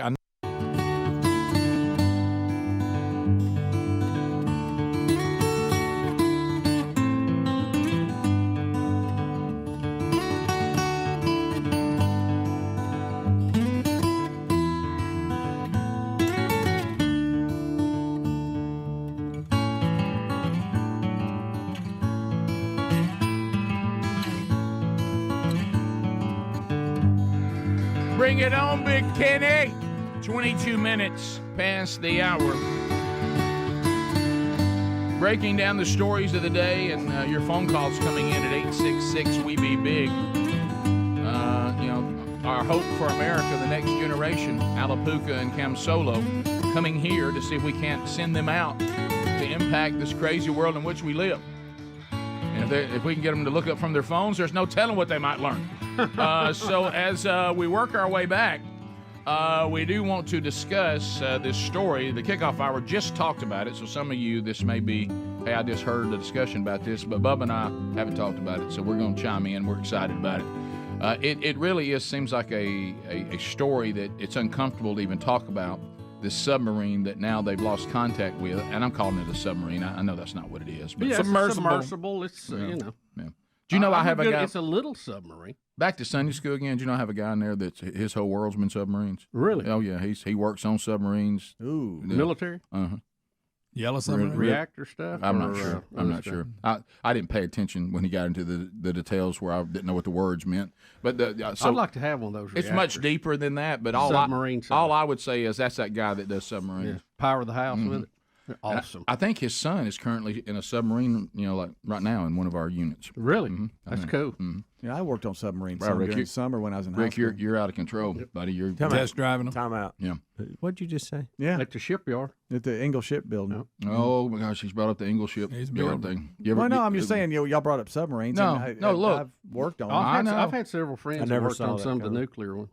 Yeah, well, my dad made me. It goes back to this again, Speedy. Really toughened me up. I bet it did. About me not listening.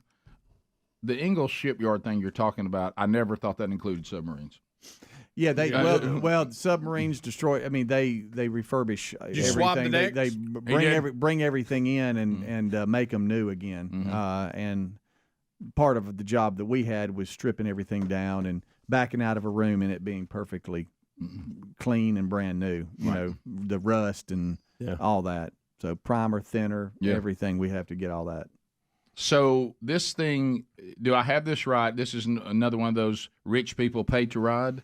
Yes. Yeah, pretty much. Yeah, $250,000 to go down there and look at the Titanic, which is a pretty cool deal. Well, not now. It's not. I bet they want their money back now. Well, all that money's not really valuable if you're sitting down at the bottom of the ocean somewhere. No, I'm confused about a few things about this.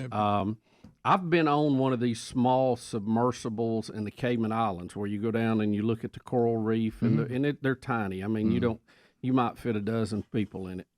It's only got 4 plus the driver.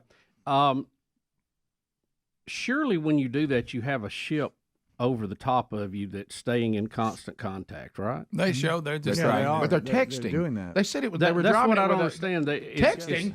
It doesn't have a umbilical cord, so it's completely autonomous how they can move. It's not tethered. Right. So I'm confused how they lost it. Let's say something went wrong with it, and it goes, okay, we've lost power. We've lost I go it. straight down, I hit the bottom. 2.4 miles, by the way. It's on down there, guys. Yes, it's a long way down there. Do you have time to text? Oh, no! I saw not in all caps. I saw the video where if something goes wrong, there's a button they push, and it's supposed to carry it right back to the Adler, top. what do you know? Yeah, you want to see this real quick? This is what it's like inside there. It's a quick news packet. What is it actually like being inside that vessel? Courtesy of CNN. Watch. Oh, God. Inside, the sub has about as much room as a minivan. So this is not your grandfather's submersible. We only have one button, that's it. It should be like an elevator. You know, it shouldn't take a lot of skill. We can use these off-the-shelf components. I got these from Camper World. We run the whole thing with this game controller. Bubba. Come on! No wonder they're That was a CBS Sunday Morning News report. Well, that was think about the irony of that conversation right now. So this is an experimental sub. Two words, John Denver. I read that too, that this was something that was experimental, so to speak. Oh, he died in an experimental plane. Yeah. There's few things you don't want experimental in, airplane and submarine. Yeah, he built it in his garage. But again, it seems like if you're going to do that, you have to have some kind of fail-proof plan. You push a button and air tanks fill and, you go right to the top. So the question is, what has happened? What do y'all think has happened? I mean, obviously they've had technical trouble, right? I think Or they were trying to get a too close look and got hung in the wreckage. I think hung in a wreckage is a good theory, by the way. Yeah, we're hung in the wreckage and we've lost contact, but then don't we just go down? We know where the Titanic is. Right? Again, there's only so many things that can go because it's so deep. Oh, really? Yeah, but if you're going to do this, don't you have somebody within an hour away that has a sub that can go down and rescue you? Ooh, I don't know how many of those subs exist. Well, this is an experimental one. I mean, why not have 2 experimental? Yeah, they should have. I don't want to. I don't want to make too much light of a serious situation, but I do want to speak to this. This is one of those things, and we need to be compassionate anytime someone possibly could have lost their life. But if you're willing to pay $250,000 to sit in something that some guy built like a minivan, and he's showing you parts of a minivan and shows you he's driving it with a PlayStation controller, and you go down to the wreckage of the Titanic 2.6 or 2.4 miles under the ocean, and it doesn't work out. I mean, if you I'd like to have a steering wheel on that thing, wouldn't you? The minute he showed me the PlayStation, at least a jet ski. The minute he showed me the PlayStation thing and says those horrible words, which you don't say in a horror movie ever, there really shouldn't be anything to it. Right. Yeah. Well, let me ask you this: we're going to assume technical trouble. But are there any other theories out there? Because you got two billionaires on there, eaten by Megatron, alien octopus. Could you have some kind of giant sea creature, a leviathan that got involved? Are you going with Leviathan? Or Leviathan? Yeah, that too. Well, there's one. There's one with a B. That's another one. It's in the same species, but it's even more deadly. Are there possible underwater UFO bases in the area? That's always possible. Let me ask you this. Was the iceberg story just what was sold to us on the Titanic? Is this some kind of bad spot? Is there something hot going on there? What about Tic Tac? Yep. That explains Travis Taylor in the boat. I'm just asking. Yeah. I mean, everything's on the table. Rick and Bubba.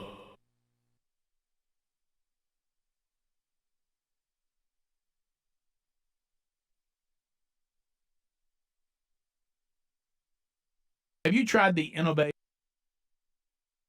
kickoff hour? But you were kind of cluing me in. You know, when you think that Greg will actually run for Venice's Foundation, which we're going to give you a chance. Is this week? This Wednesday. It is. This Wednesday. Buffalo Wild Wings. Yeah, this Wednesday, the Buffalo Wild Wings Rick and Bubba Charity Charge is back, by the way. So this Wednesday, all right, Charity Charge back in play. Venice's Foundation, one of Greg's favorite charities, they'll be taking proceeds from everything that is eaten at the participating Buffalo Wild Wings locations in Birmingham, Pell City, that area. Tuscaloosa. 8 locations. If you're unsure, there's 8 participating locations. Just be sure it is a participating location of Buffalo Wild Wings, and you'll be helping Venice's Foundation while eating great food coming up this Wednesday. So anyway, Greg has run, which I never thought I'd see that day that my brother would distance run for any amount of distance. Yep. And frankly, no offense, Helmsy, I never thought I would hear the word 10K associated with your name. Well, you know why, Rick? Or anybody because else. I have been that guy for my entire life that had that phrase that we all use. The only time I'm running is if something's chasing me and you better follow me. Right. Yeah. That's kind of been my attitude about it. And so Highlands College has a 10K and a half marathon. I chose, obviously, the 10K because I can't do a half marathon at this point. But I've actually, I know this sounds weird. I've been training for it, silently training for this. Well, I didn't want to bring y'all in on it because y'all be making fun of me. You open yourself up for ridicule. And so I've quietly went through this process. Speedy and Greg have seen a little bit of this, and so tackled it on Saturday, survived it. It was the cold air and us asthmatics. We don't get along. Greg so thought had you to may deal have with a lung that. collapse. Greg was thinking something happened to one of your lungs. Sure. Yeah, him and Speedy were hoping that would happen. Well, actually, no, it's because the dog started paying attention to him. Come to find out, he hadn't fed the dog in days. Yeah, so they'll pay attention to you him then. around. That didn't even affect me at all because I'm in that same camp. Yeah. You just didn't know what the dog was trying to predict. Right. Yeah, we thought it sensed a sickness. When y'all said y'all thought the dog was getting close to him, and Helms just started thinking something was wrong with him, I really did. That was hilarious. Yeah. Come to Dogs find out, know stuff, Rick. Come to find out, you just hadn't fed. Well, it. they had dogs trained to pick up on Oh, stuff. absolutely. I know. Of course, or we just think that. But So a couple things. This is the first time I've ever done anything like this. So of course I'm not prepared. I get there and I think I've got to a point. I trained myself to where I could run 6.1 miles is a 10K. And so I got myself to where I didn't run the whole thing. I ran and walked. Now I ran more than I thought it would. Like I ran the first 2.2 miles. I really thought I'll run a mile and a half and I'll walk for about a minute or two and then pick it back up, run another mile. I looked up and I had run 2.2 miles and I thought, okay, you're on a good pace. But then I look in the distance and I see hills that I'm about to have to tackle. We did not prepare for the hills. Did not prepare for the pavement. It's so much different running on that pavement than it is on that treadmill. Mm-hmm. And so even though I had got to a point where I could finish 6 or 7, even 8 miles in an hour and a half, okay, that was kind of my thing. Going into it, I said, if you do this in an hour and 20 minutes, I know to runners that sounds silly. Yeah. But for me, if you can survive this, get it done in an hour, 20 minutes or less, then this is a good start for you in this world. And so I did that. It was about an hour, 10 minutes is what I finished. The cold air, I think, kept me about 5 minutes off, and the hills kept me about 5. I think I could do it in less than an hour. Do you think you could ever get to the point where you ran the whole thing? Yeah, I do. I actually do. Yeah. Well, if you train, you can. And that's the thing too is I've actually kind of gotten used to where I'll knock 3, 4, 5 miles out and not even think twice about it. And so, which is again, that's weird coming from me. But it all started last year when I started doing this mile a day. Everybody's got 10, 12 minutes to do 1 mile. And that 1 mile turned into 2, and then it turned into 3. And then the next thing you know, you're on the treadmill for 3 or 4 miles, and you think, well, oh my goodness, my body feels great. Let's keep going. Do you think? And so now I will say this. Have y'all ever seen Discovery Channel when the baby giraffe is born and it tries to get up and walk for the first time? Yeah, it's like it's on ice. That's what I looked like Sunday morning. Oh, yeah. Okay. It was comical. I'm surprised you're not more sore today. Usually it's 48 hours is the worst for me. My calves feel like they're coming out of my legs. Right. So maybe the goal there have been times where I've gotten up over here a lot of days and anyway. walked out and my calves kind of tighten up, cramp up on me. But I had no issues with cramps. You're walking a little bit like you that. got ripped. It is 35 minutes past the hour.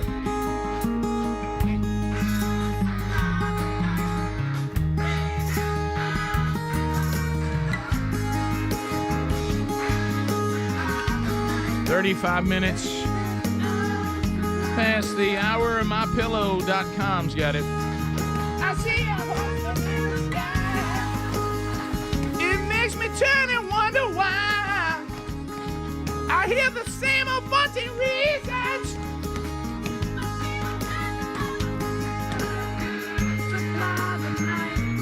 Baby. So when something you think to yourself, well, it can't get any better.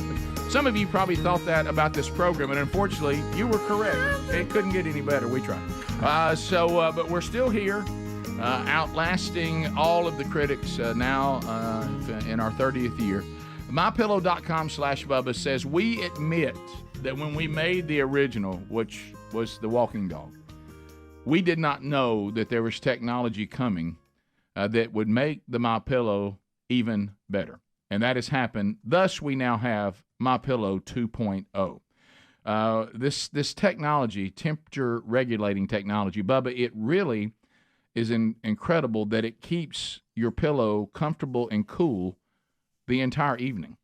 So every time your face is snuggled into that MyPillow with its perfection and your head tilted at the proper angle, now that cool feeling on the fabric is always there because of this technology. And we all know every sleep study that's ever been done, we sleep more sound, and when you sleep sound, your body is repairing, your metabolism is burning.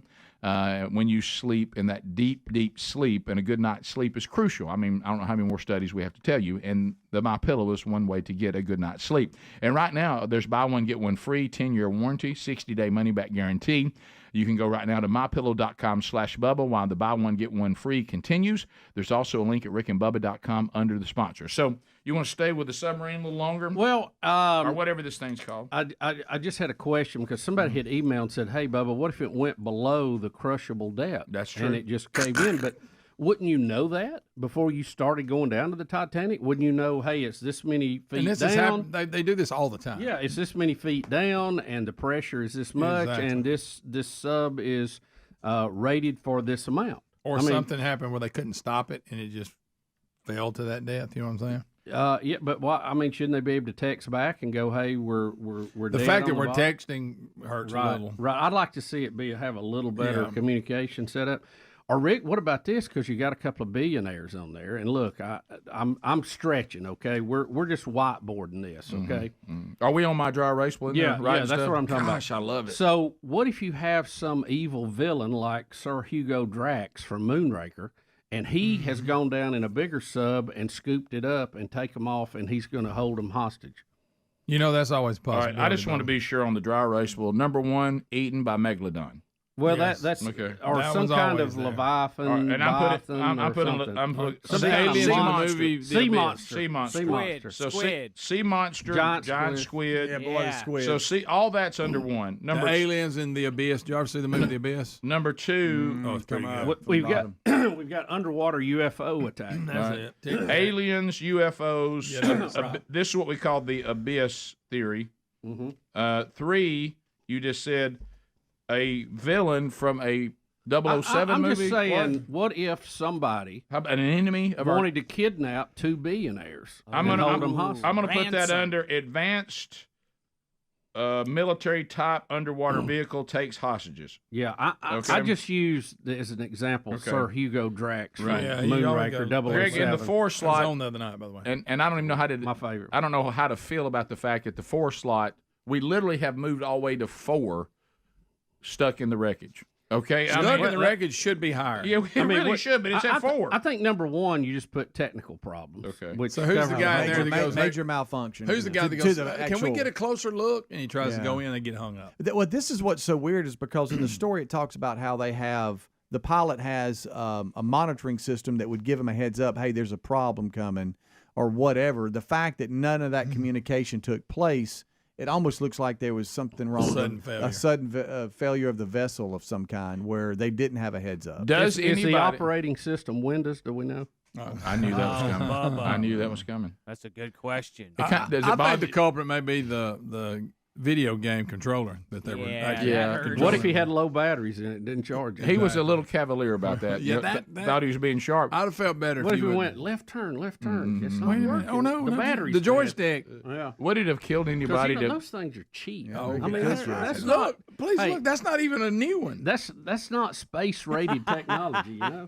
Would it kill us to put That's an original Xbox. Yeah, put a PS5 in that. Would it kill us to put a steering wheel up there? PlayStation 2. Would it kill us to put a steering wheel in there? Even like a steering wheel off a jet ski would be better than a controller. All right, so they have tried to get sharp. If they're still, saying, "Hey, just come get us," they've got how much oxygen left? 72 hours. That's what it says. Yeah. And I think emergency was 95. What if they pop up and go, "Gotcha"? I got to Tricked y'all. I got to go with a tether where, hey man, we hadn't heard from them, and they just pull you up. Yeah. Yes. Mm-hmm. What would it hurt to have a chain on there? You would think. It's a long chain. Yeah, 2 miles of chain. It's like, where do we put this chain when we're not using it? Let me ask you. You ever try to roll up a thing of chain? Oh, ships have those big old anchors. They could do. They do. We've got a cable run from North America to Europe. I mean, it can be done. Let me ask you this: do you think that this is going to turn out? We will get to the bottom of it, or do you think it's going to turn out to go over on our heap of unsolved mysteries? We don't know where it went. No. I think it's starting to look that way because the water's so deep. Is my point. We still ain't found that airplane. Find that. We still ain't found that airplane. Yeah. I can't believe that there was not some backup submarine plan to go if there was a problem. Let's just say, okay, the controller doesn't work. We crash on the bottom. Even if they can talk to you, which they're not, and they go, "We're laying on the bottom of the ocean. We need a rescue." What do you do? I mean, just sit. Well, And but keep texting. I think the loss of communication. They probably have those ready to on standby if needed, but it was too late when they figured it out. This is when you why have don't they go down to find where it's because they're sitting? scared. No, I'm just kidding. This is Because there's again a giant sea monster. That's there. right. Yes. This is what happens when people have so much money they're bored. Yeah. Yeah. Okay. Is I don't I want can't in a believe that submarine ever. anybody can be talked into. I built something to go down to look at the Titanic. Now, there's other things, people. We've been looking at the Titanic forever. Yeah. Why not get in one of those vehicles that does it all the time? No, I'm going to build my own. Right here, I got out of a minivan. It's kind of like an underwater minivan. I'm going to drive it with a PlayStation controller. And somebody says, I'll tell you what, I'm going to give you $250,000. I'm in. Let's go 2.4 miles to the bottom of the ocean. What if they found the heart of the ocean, that necklace, that old wrinkled up lady threw in there? Yeah. What if they found it? Yeah. What if they found it? Or is this whole area got Bill a problem Paxton, with it? R.I.P. What if the iceberg theory on Titanic was one of the greatest con really things went that had iceberg? ever been done? Some people are mentioning that big time. That's a lot of the conversation, Bubba. Well, everybody is this area of the ocean is hey, steer clear, friends. Well, so Titan, it says here, made 10 dives to the wreckage in 2022 over several weeks. They don't think this is the first one in 2023, so it's not like this is the first time it ever went down. They got comfy. But that's when it gets you, when you get they comfortable. got comfy. It's like being on a roof and I don't decide care. not to tie Oh, yourself off. Yeah. That's when you fall. OceanGate I'll talk owns to it. the Challenger. How many of them we sent up for that and blew up? Right. Many. But still, again, I don't care how many 27. times you've been down there. When I Be keep a hearing, drag. when you're comparing this to a minivan and you're holding a PlayStation controller, I ain't getting in it. Yeah, it's got one button on the inside, I and don't that was like shown in that submarine video. thought anyway, especially one that looks like a tank somebody threw together. And Hey, I built an underwater minivan, and really it's like an elevator. Just press this button and we go down. We really shouldn't require much steering at all, but if we need to steer, I'll steer it with the PlayStation controller. What? The button that we showed in there. What's in the y'all's video, refund policy? I'm going to feel like the controller is part of the problem. At this point, I realize I can't get my 10% I put down back, but I'm taking the rest of it. I'm not going down. Yeah. Keep my down payment. Yeah. I thought better. No switches or anything to bump into, they said. It's just the one button we showed in that video. Because I would bump into something. And they're like, oh, my gosh, did you hit that? Everything else is done with a touch screen and computers. No, I want a whole wall of buttons and stuff. Makes me feel Yeah, better. I want a panel that I may have a door closed so I don't bump it, but if I'm in trouble, I can open it up and have access to the things I need. I'm gonna like the going up button. I'm standing on the abort button. I'm standing on the shore, and I'm looking forward to your stories. Yeah. And you won't ever once say, you missed it. I'm glad I did. Glad I missed it. All right. We'll come back. We have people saying that have some expertise on some of this, and it doesn't look like good news for these people. No. So the pressure down there is 25,000 pounds per square inch. But, I mean, it's been there before. It's supposed to take that. Yeah, right? but it doesn't stay down there this long. Well, and you're surely we have a military submarine in the neighborhood, in the North Atlantic. What if they were gone for 3 days and then a whale vomited them up on the shore? Oh, no. Oh, man. Rick, that would be a story. Yeah. A big fish or a whale? Yeah. And then they stepped out and told us to repent or perish. Rick and Bubba.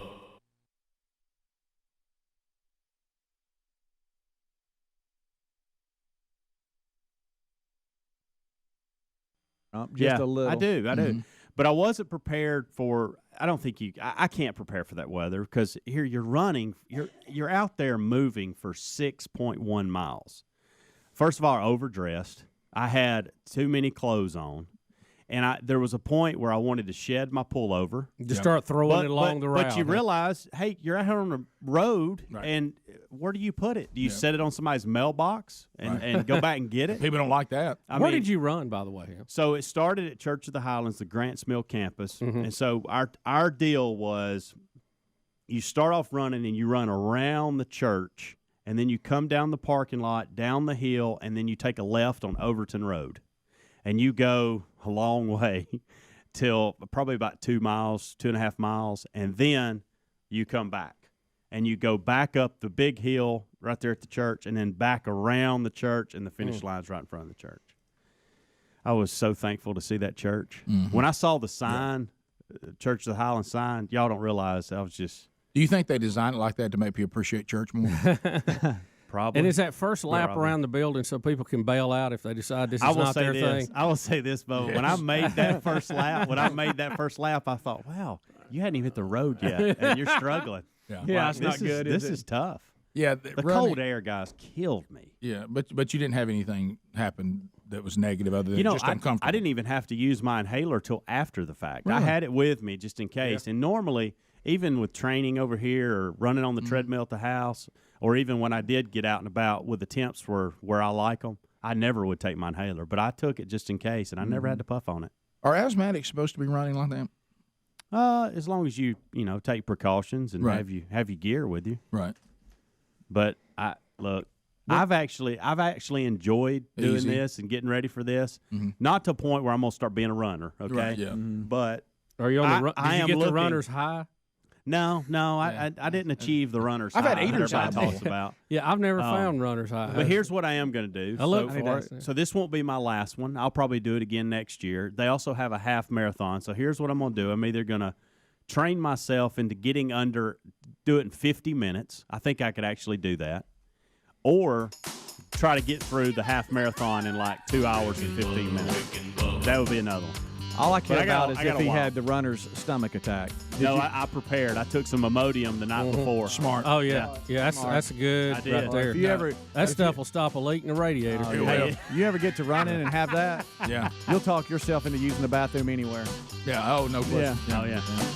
Top of the hour. If you leave us, have a great day. You got more. We'll be back.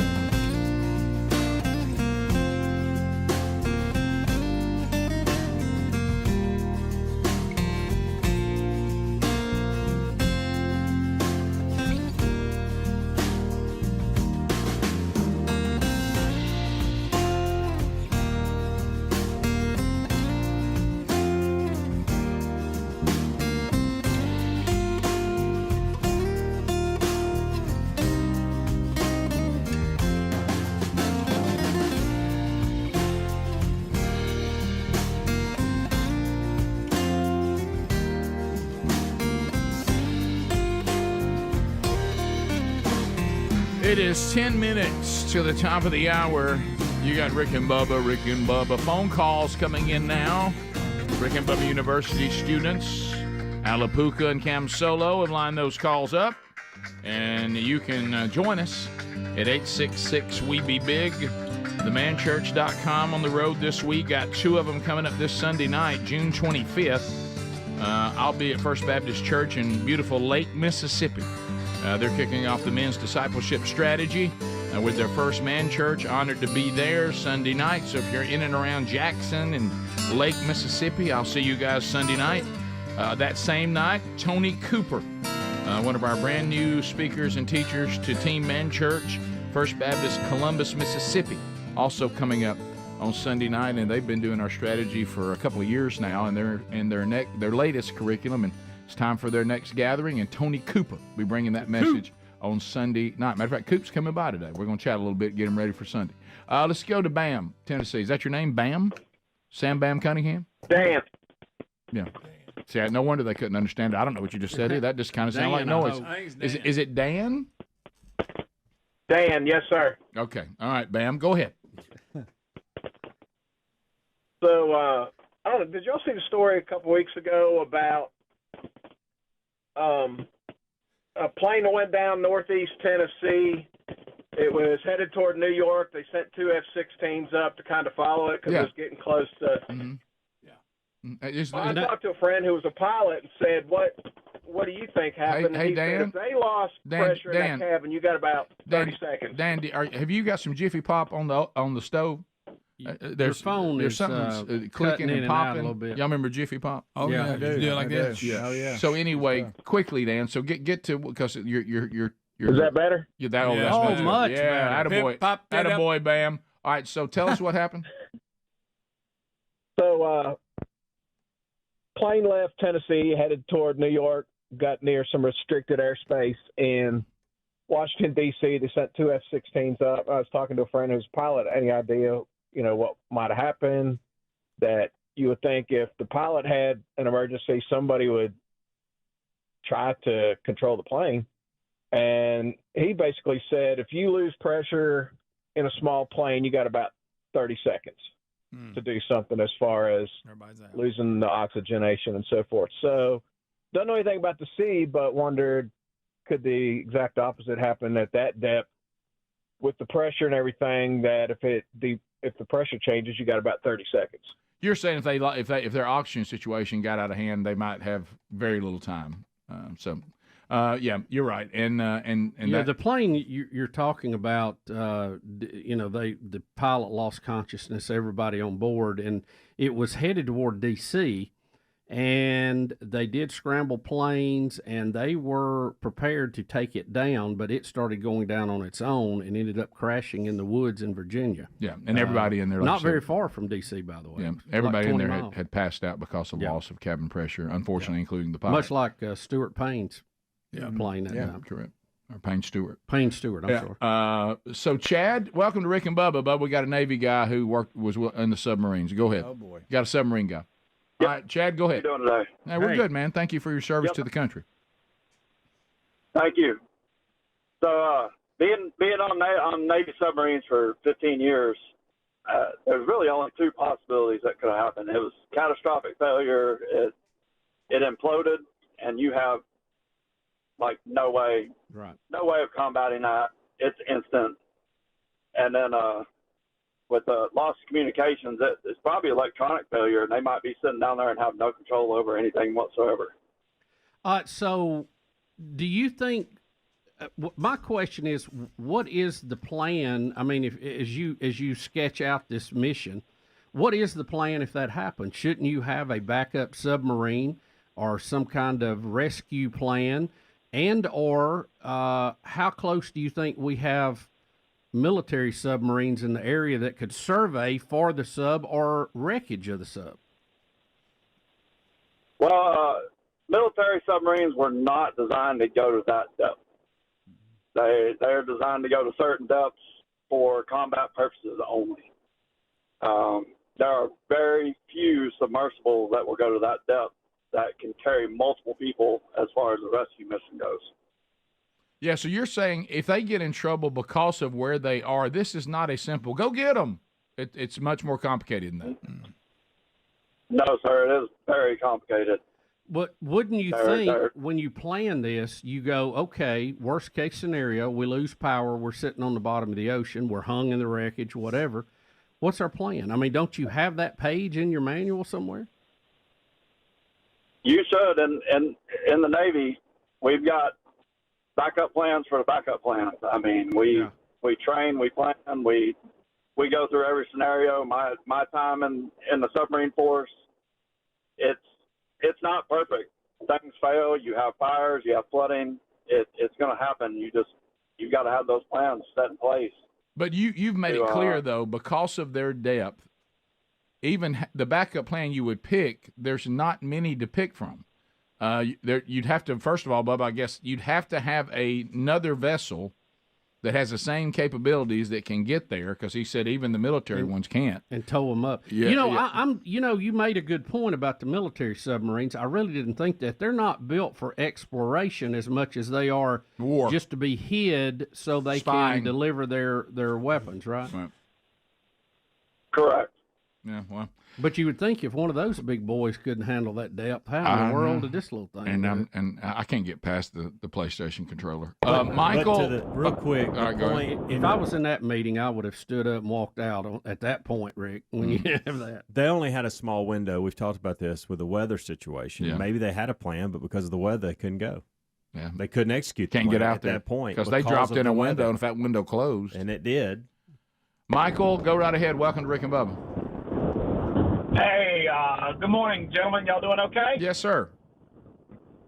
All right. One of the key things that a lot of people's not talking about with this submersible, at that depth, what is your temperature? If you lose all electronics, the temperature of the submarine, they could very well be alive, but they could be asleep because of their body core temperature, or they could possibly have moved on.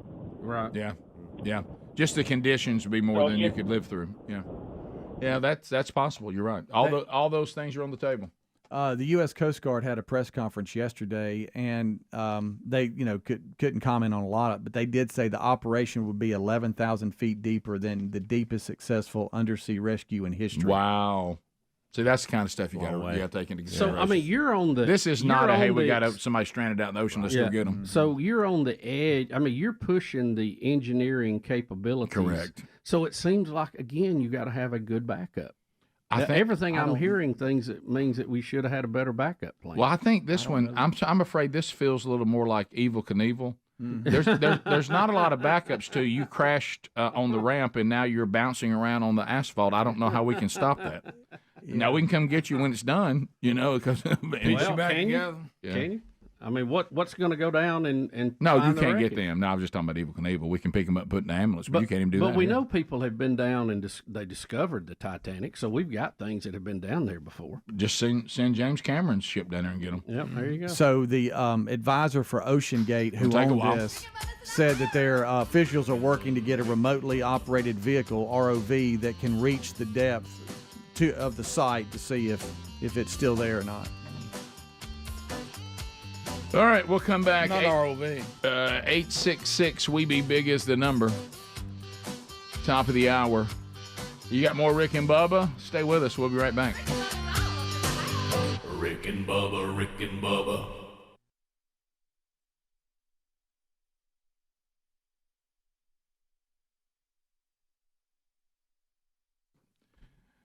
Okay, it has finally happened.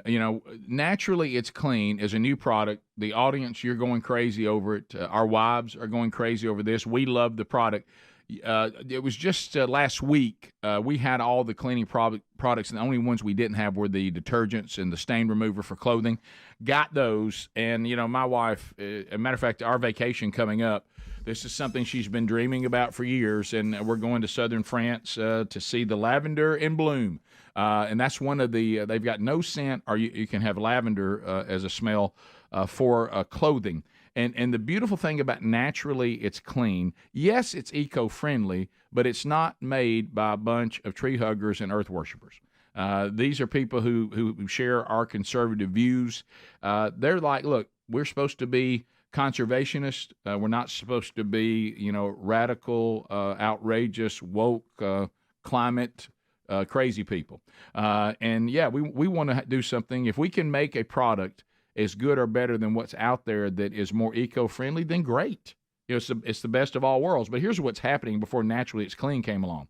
You're guilted into go into get inferior products, or you're using things that may do a good job, but there's some things that are in the chemicals that you're really not crazy about.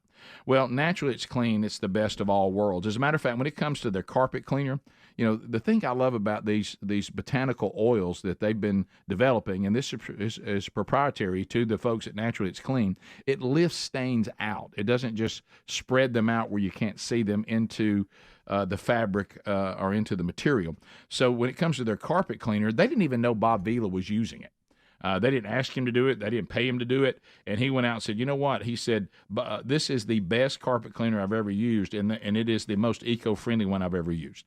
Now, there's an essential starter kit if you want to try 4 of their items, and we'll send it to you. And they've got cleaning products for everything you need. But these are their most popular. It's their top-selling items. You can get 15% off for a limited time when you go to Naturally It's Clean and then /Rick Bubba. Put that together. They're all manufactured right here in the United States of America. And they offer a free 2-day shipping. Free.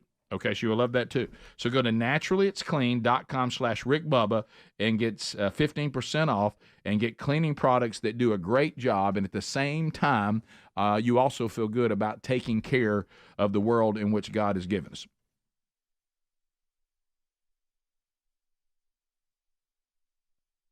Waters believes that people oppose her not because she says outlandish, bizarre things or calls people to attack people who oppose her politically, or that the things she's done politically a lot of people oppose. She says the GOP does not oppose her because she has a different worldview or that she's called people to attack them wherever they go. That's not why people are against her. She said, no. The reason the GOP doesn't like me is that they're scared of a strong black woman like me in leadership.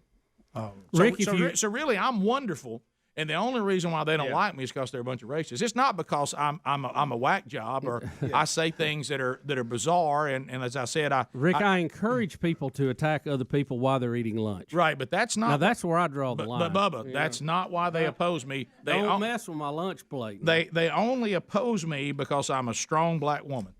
No, Maxine, I got to tell you, that's way down the list. Yeah, I mean that is way top 5. That's way down there. Yeah, she said, Rick, and part of her quote was, "They've never seen anybody like me before. There's never been a woman in the history of this country that's been the chairperson of the Financial Services Committee, and certainly not a black woman." And so they will send out those dog whistles to their constituents to get them fired up about the possibility of what Maxine Waters might do. This dog whistle thing is kind of a new take here in politics. That's her thing now. Well, what was she doing when she told people who supported her to go after people that did not share her political views? That wasn't even a dog whistle, right? That was just a bullhorn. That was direct order. Right. Yep. And so that wouldn't be why anybody would oppose you? Well, I just wonder if somebody did the same thing back to her, if that would be a fair political position, or would that be racism? Right. If they said exactly the same thing she said. Could it be that people just oppose you politically? Could it be that you're just nuts? Could it be your view of America? Some people don't share that view. They find it to be repulsive. Maybe they don't like how you feel about taxes. Maybe they don't like how you feel about the border. It could be that. It may not be just or because the fact you appear to be full of it most of the time. As a matter of fact, I'm not even sure that you passed the test of being a strong woman. I don't know that I see that. I can think of a lot of other women of all colors that are much more impressive than you. And I wonder, when we talked about, the very racist Bush administration that put Condoleezza Rice in one of the most powerful positions in the history of our country for an African-American woman from Birmingham, Alabama, right in the middle of the civil rights movement. See, it's only the Democrats that wanted us to think that Obama was much more in touch with the civil rights movement from Hawaii than Condoleezza Rice was in Birmingham. So only the Democrats can make statements like that and get away with it. I mean, it's because that is hard to find that disturbing civil rights footage from Honolulu. It really was. You just didn't see the persecution of African Americans in Honolulu that much. No. I mean, maybe it happened. Maybe the Samoans got mad, or no, not Samoans. Hawaiians got mad about it. Polynesians. Were the Polynesians mean to the? I didn't see that. You don't see the newsreels.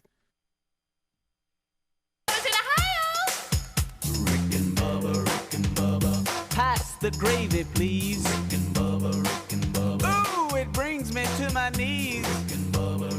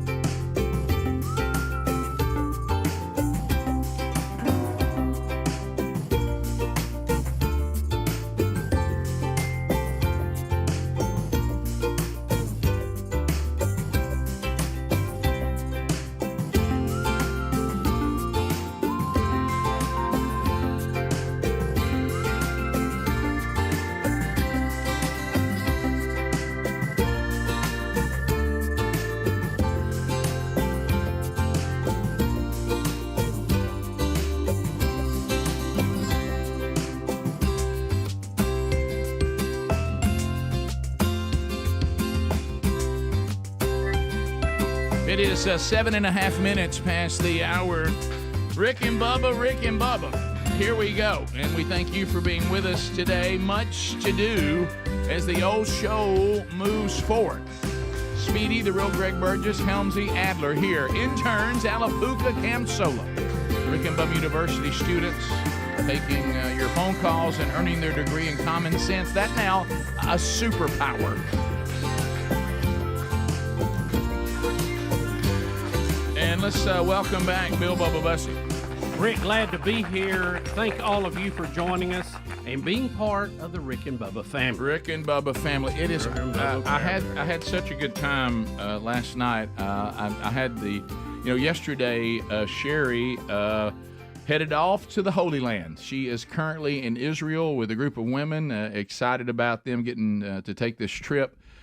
So when you leave Big Papa by himself, I'm looking around and I'm thinking, but I'm pretty active, so I've got a lot to do anyway. So I had some opportunities to go out and do a little work with themanchurch.com. And, sometimes with all the things going on, and we have this right, that people will just say, hey, I need you on this if there's any way you can do it. Right. So, we have known, and I didn't know this. Tell me if y'all remember this right, okay? Because and Greg and Helms and Adler, y'all won't remember this at all, so you're no help. It's down to the oldest three now. It's down to us. We have to come up with this. Oh, boy. Because they weren't here when this happened. So Ken Hearn, Bones, Right. has been in our lives for a long time. Yes. Yeah. And he's done all kinds of things Yes. for the show and is currently doing stuff for Burgess Ministries and themanchurch.com too. So he told me last night a historic event, and I'll tell you the funny part about how he ended up involved in this. So I'm leaving his church last night where he has started teaching the curriculum there, which is an interesting story in of itself. And they had a gathering last night, and he asked me would I come do one at his church, and I said, of course I will. And so I love doing that. And since Sherry's out of town, and I'm just going to be twiddling my thumbs at home anyway. Mm-hmm. So anyway, I was there, and somebody on the way out said, hey, why do they call you Bones? And I just laughed. I said, well, look at him. And he goes, that's not how I got my nickname. It's not because I'm skinny. And I said, of course it is. He goes, you don't remember how I got my nickname? I said, well, apparently not. I said, I thought we just call you Bones because you look like you should be called Bones. And he goes, no. He goes, remember, early on, one of the things that I said I would do for the show was to cook for us. And I said, what? And he said, somebody called in and said there was some Western or something where the cook, the chuck wagon guy was called Wishbone. Right. And they said, you ought to call him Wishbone. And then he said, we start going, Wishbone. I tell you what, how about Bones? Now, I don't remember that. Did that happen? I thought we called him Bones because he's really skinny. Wow. Matter of fact, he's one of these people that drives me nuts because he can eat like a horse. Yep.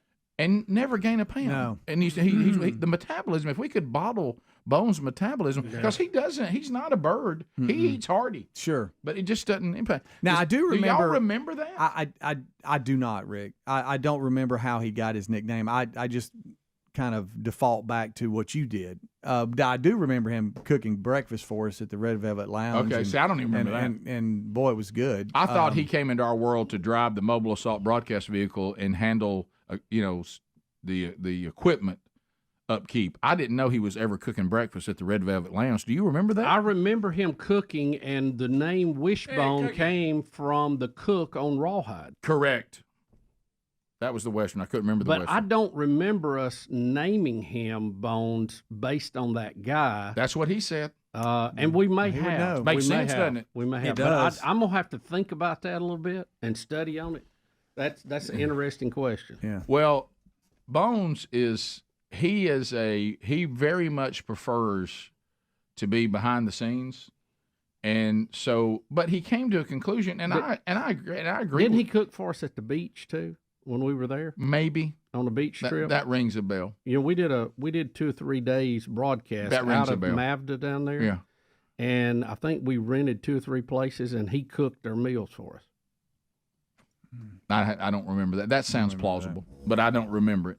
And I don't remember the rawhide thing, so I'm no good with this guy. So anyway, so he, which is true, and I had a similar experience with that led to what is now what we do. But he was like, he doesn't, him getting out front, it makes his hands sweat and all that. He likes to be back in the back Right. and all this. Well, of course, if I see something like that, I mean, that's like blood in the water. For me. I mean, there wasn't a better support guy than Bones. Oh, no. For many, many years. Yeah. Equipment, driving the vehicles. And we finally found his Cooking. role. For years he was like, I want a role on the team. I said, I'm trying to find what your role is. We found it. He's kind of our road manager. When we have speakers on the road, he makes sure that they know where they're going. He's contacting the churches. He gets it set up. Travels with a lot of them. And he, it's kind of like, Helmsy and I we get the booking going. Then once the booking's done, we hand them off to Bones, and he organizes the rest of it and does a great job. And he said, it just kind of hit me that I'm working for this ministry, and we're not even doing this ministry with the men of my own church. And he said, I couldn't even, how do you sleep going, well, this sounds crazy inconsistent. So he said, finally, I got the courage to actually say, I'll teach. And he goes, and he is a good teacher. I talked to his pastor last night, and he's like, Bones is a good teacher. He does a great job. And it was an honor to meet the pastor last night at the Spirit Walk Ministries. It was Church of God, so I knew we were going to have quite a service. and it was a great service. But anyway, so me knowing, so Bones is organizing, not just doing this for us, it's actually his church. You know how all of a sudden you start bringing your work friends into your personal friends, how uncomfortable that can be? Yeah, oh, yeah. And so first of all, his pastor, Mac Farley, and I, we went out and ate dinner before and got to know each other, and he was just bragging on the job that Bones does and how he's getting serious about men's ministry at the church and all the reasons we talk about. He said, if you have a strong men's ministry, there's no greater gift to a pastor. There's no greater gift to the youth ministry. There's no greater gift to every ministry in the church. And so anyway, work your tail off in youth ministry and then send those kids home to a sorry daddy and see how long that lasts. But anyway, so children's ministry, anything.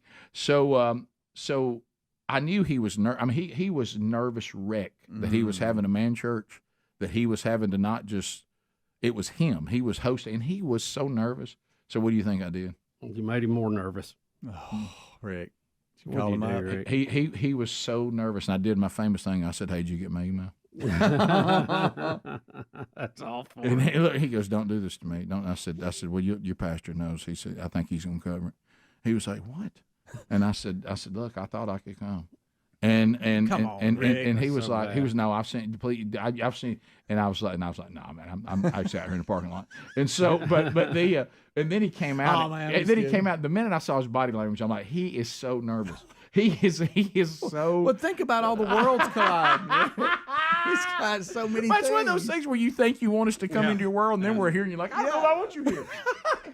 Well, you have to know. You have to expect. Hey, Rick, and then you start thinking, and I'm the one that got you. I did this to myself on purpose. I should have just left him in Birmingham. Why'd I do this? He can't get me in Birmingham. Why have I brought him here? And then it's over, and you go, okay, see. Oh, it went great. But in the beginning, the beginning. I think we probably had for a church that size too. I mean, good night. I think they had about 140 men came out. It was great. We had a lot of men that made the decision to repent and follow Jesus. I think I love the greatest statement because, we're from Calhoun County, so this is our culture when we're hanging around what I call just the salt of the earth. And just to watch a man, who's a hard-working guy, he wants to be a good daddy, he wants to be a good husband, and just to walk up to the altar and say this phrase, you know what? The more I'm learning in them study groups and what I'm hearing tonight, I just ain't doing it right. I just ain't right with God. But there you go. You can't be redeemed till you'll finally admit that. Yeah. So it was a great night. And so celebrating all those men. And Bones, you did a great job. And he didn't wear his blue jean shorts, did he? No, did he dress up? He had jeans on. Okay, good. Attaboy, Bones. Pastor Mac, thank you for trusting me, and enjoyed spending some time with you, and excited about what y'all guys are doing. Rick and Bubba. Our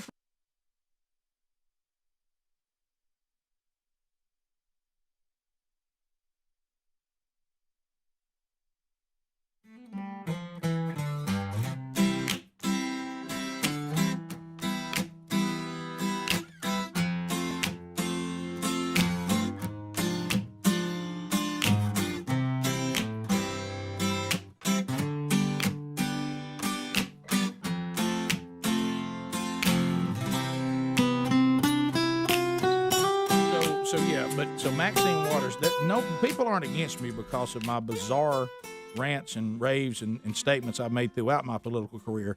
The GOP, they oppose me solely because I'm a strong black woman. That's it. And they don't want me in leadership. It looks like to me that they oppose Hillary the same way, and they didn't want her in leadership. And it looked like that they've opposed, every speaker that was a liberal Democrat, male, female. I mean, it doesn't seem really. We oppose Elizabeth Warren, Rick, Right. even though she's has a highly concentration of 101,024th% Indian. Yeah. Right. Well, I don't even know how you say that.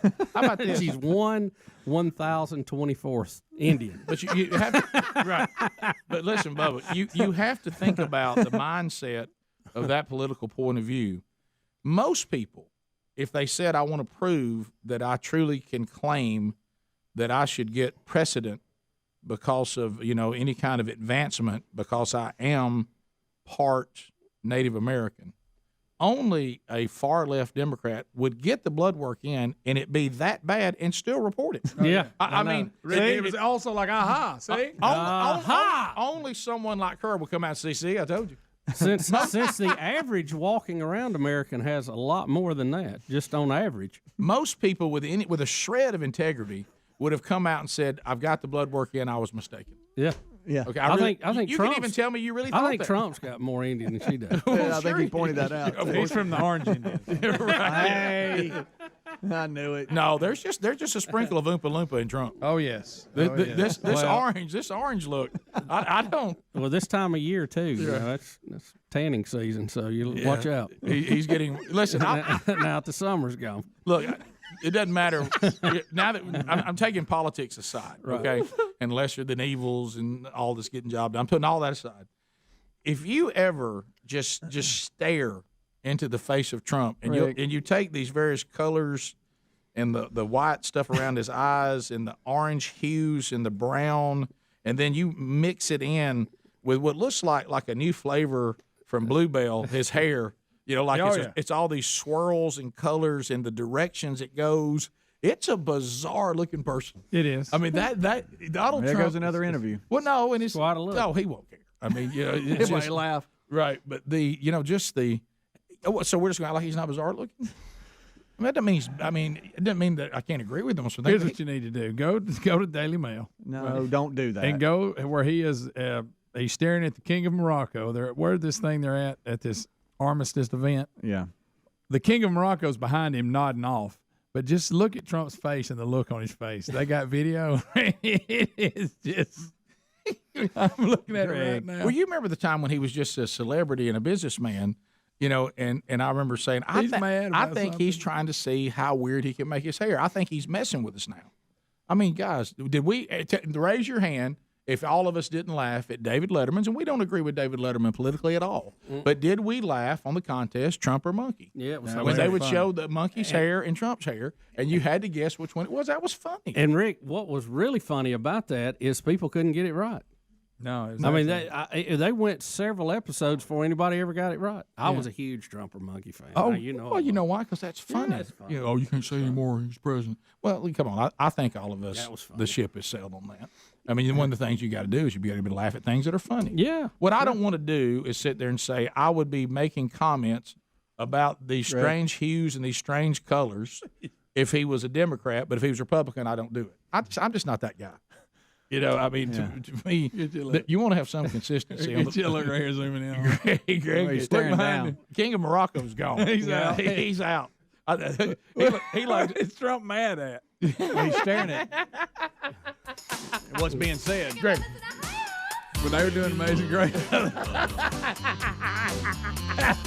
You love that. You know what he kind of looked like? You remember those things used to be in the store windows? Greg. Yeah. All right, we'll come back. We'll take your phone call.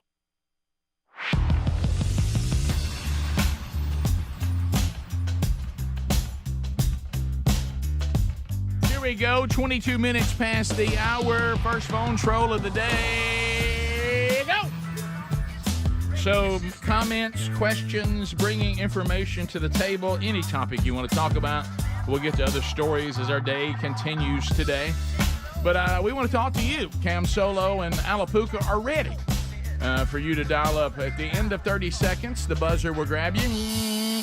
Your time on the program will come to a close, and then we'll move on to the next caller. But you can reach us now at 866-WE-BE-BIG. No shameless plugs, no meaningless shout-outs. Those, of course, receive the instant buzzer as well. What you're doing right now is you're providing programming for the audience. All right, so it looks like the emailers are saying that Bones was named because of him cooking for us. It was not because of his physical appearance. You know, he may have been named that, but then I thought it was because of his physical appearance. Maybe it was a double, a double whammy on that. Well, I totally had adopted it's his physical appearance and forgot completely that he ever cooked for us. So let me get this straight. Y'all were the ones that gave him the name. Correct. But the audience remembers why. Correct. Okay, got it. And Bones remembers why. And Bones remembers I can see, yeah. Greg, we're talking about 30 years here. Well, and we've talked about it's a lot of years, Greg. And we've talked about things too that we forget because we do so many segments and so many things every day. It's hard for us to remember everything. I know that sounds crazy, but it is. But I do remember that it presented a handle because when he was cooking the food, we didn't have like a vent that he could cook under, so it would smell up the whole hall. Oh yeah, and it smelled like breakfast. I don't hardly remember that at all. To Eric and Pelham, Speedy's adding stuff. 1047 WZZK. Eric, go ahead.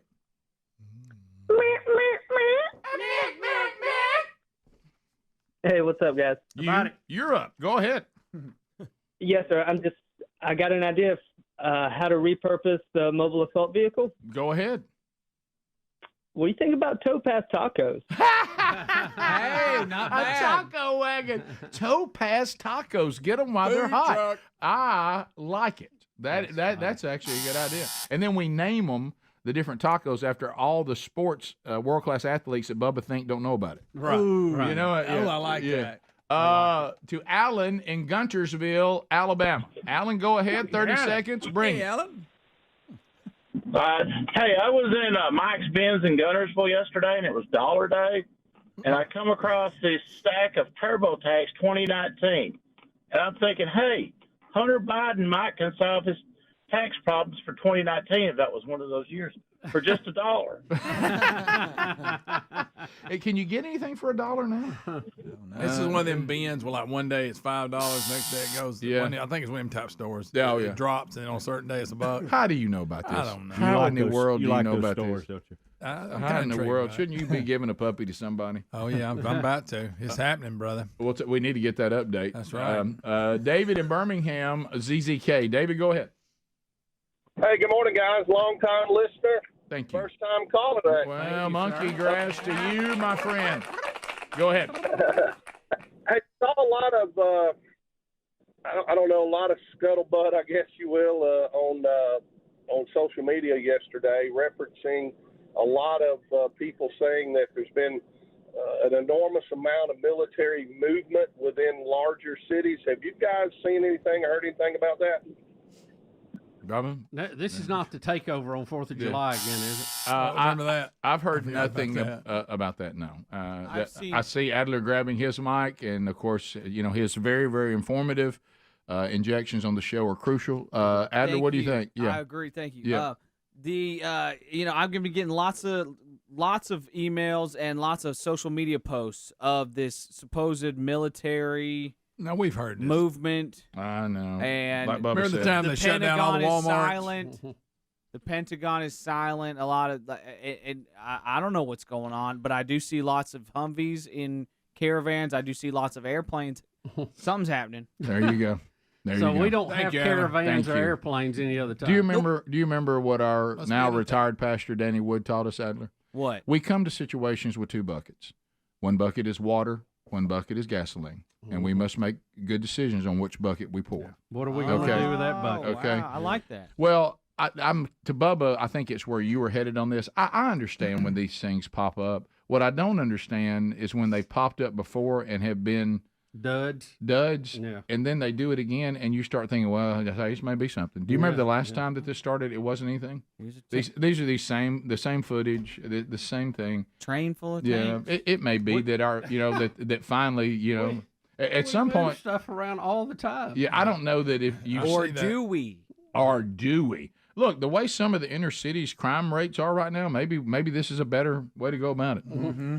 I mean, I'd feel safer if I saw more military in some of the cities right now, wouldn't you? Yeah. What is that thing? It looks like a snowplow, I know, but that's it's weird. What is that? It's on the front of a tank. That's for getting the bombs out, the IEDs. Oh, okay.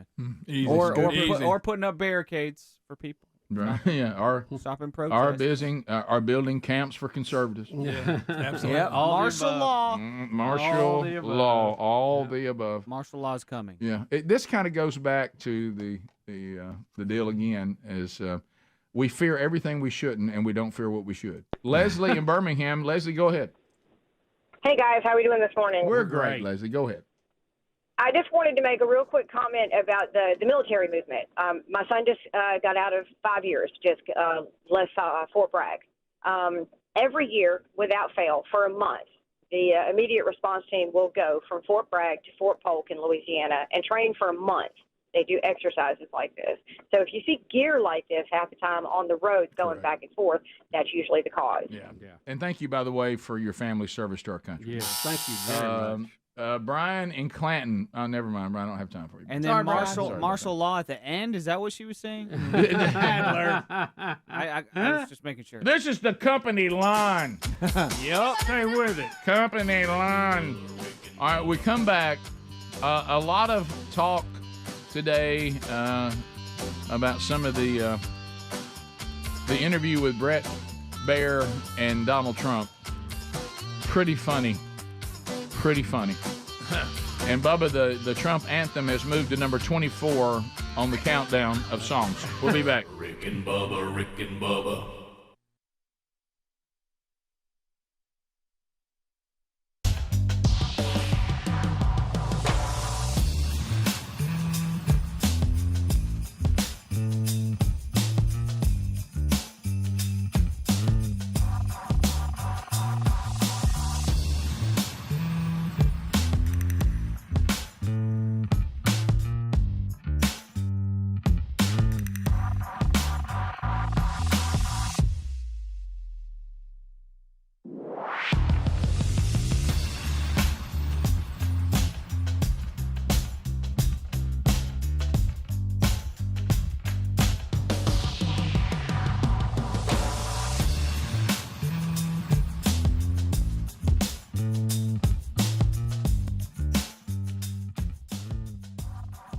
At 866 we be big. If you're on hold, hang in there. We'll be back. If you want to get in, lines are available. More phone calls coming up right after this. Rick and Bubba, Rick and Bubba. A look around the wagon.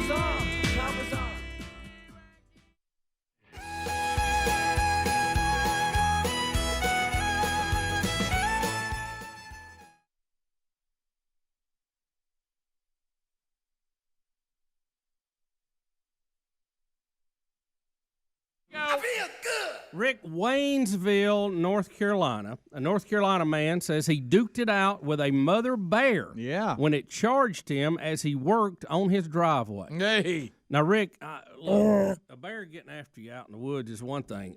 A bear coming after you on your own property where you pay taxes, I'm against that now. It's one thing for another human being to push you on your own property, but when a bear comes to move you off your own property, that's a different animal. According to WLOS TV in Asheville, they report that the 78-year-old was at his home Tuesday when he noticed two bear cubs near him. Those bears ran off, but a mother bear soon showed up. Oh, yeah. Mama's here. You know what it is? Those cubs took off running. She said, hey, somebody's messing with the kids. I'm going to get them. Yeah. He said as the bear prepared to attack, he punched it right dead in the point of its nose. He said the bear fell back onto all fours. Then it got up and bit him on the hip. Yeah. Now, he said the bear then ran off after his wife came out of the house and fired a shot in the air. He's going to have to undergo rabies shots as a precaution after he was bitten by the bear on the hip. I have the interview package of the station Bubba was referring to, and what a strong woman. That she heard him screaming and came out, as Bubba said, with a shotgun. I like it.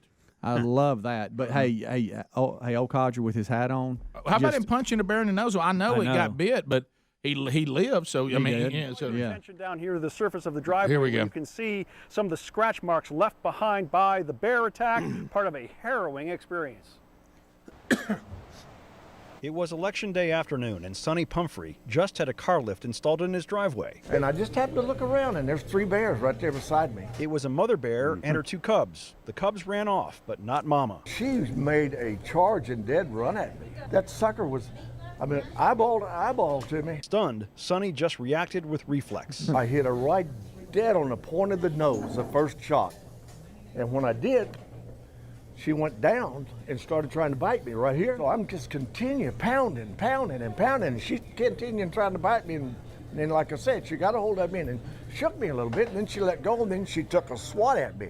And when she took a swat at me, she knocked me about 8 feet over on the concrete. Sonny's wife, Betty, inside their home, about to start dinner, hears the commotion and goes to the front door with their Yorkie, Bella, shocked to see a bear attacking her husband. I seen her stand up and rear her paw back, and all I seen was a mouthful of teeth, and I knew he was going to be gone. Their little dog barking away, Sonny and Betty screaming, the bear runs off. Betty gets her gun from inside and fires into the woods. Because we were afraid she'd come back. An emotional call to 911. My husband was just attacked by a bear. Help arrives. Sonny survives. Sonny, pull your pants up. This is a very unusual year. A story to tell down the road at the Jay Creek Cafe that continues with a series of rabies shots in the next few weeks. A time that includes Thanksgiving, a couple scared at the unusual attack, but grateful too. We have a lot to be thankful for because we were both very, very lucky. I could have been dead. I could have been really cut up bad. Rick, never seen an old man in a flat bill. Yeah, I know. I like that skull on there. 78 and his skateboard hat on. I know. How about Sonny's hip? Simply Safe.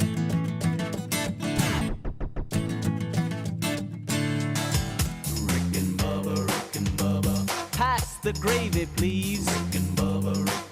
Ooh, it brings me to my knees. I can't start another day without him, brother. 35 minutes past the hour of the Rick and Bubba Show. 866-WE-BE-BIG is the number. You know what I love? I love the emails from around the country. And y'all sending me pictures of your canisters and then giving me updates on how Field of Greens is working for you. I'm going to tell you what. I'm so thankful this product came into my life, and I love it. And take 2 scoops a day. And because, when you're trying to do a little bit better or you're thinking to yourself, I wish I felt better, especially when you're getting older. And a lot of times our problem is the fuel that we're giving our bodies. A lot of the processed foods and things out there, they're just empty calories. They don't really have any nutritional value, and they may be fun, and they may be, and I certainly enjoy them, but the nutritional value is not there in many of the foods in America, especially that we consume. So when you know that your body is needing a certain fruits and vegetables in order to run the way it's designed to run, like you're putting the right fuel in. Well, what are those things, Bubba, like you can put in your automobile sometimes, and it's a little additive to your fuel? You go, hey, this in case this is dirty or whatever. Like seafoam? It kind of cleans it up. Something like that? Picture Field of Greens in that, like going, hey, I'm putting in fuel. Maybe the fuel I'm putting in could be a little better. And then you say, well, I got Field of Greens, and I'm going to put that in my daily nutritional routine as well, and you'll get those fruits and vegetables that your body needs.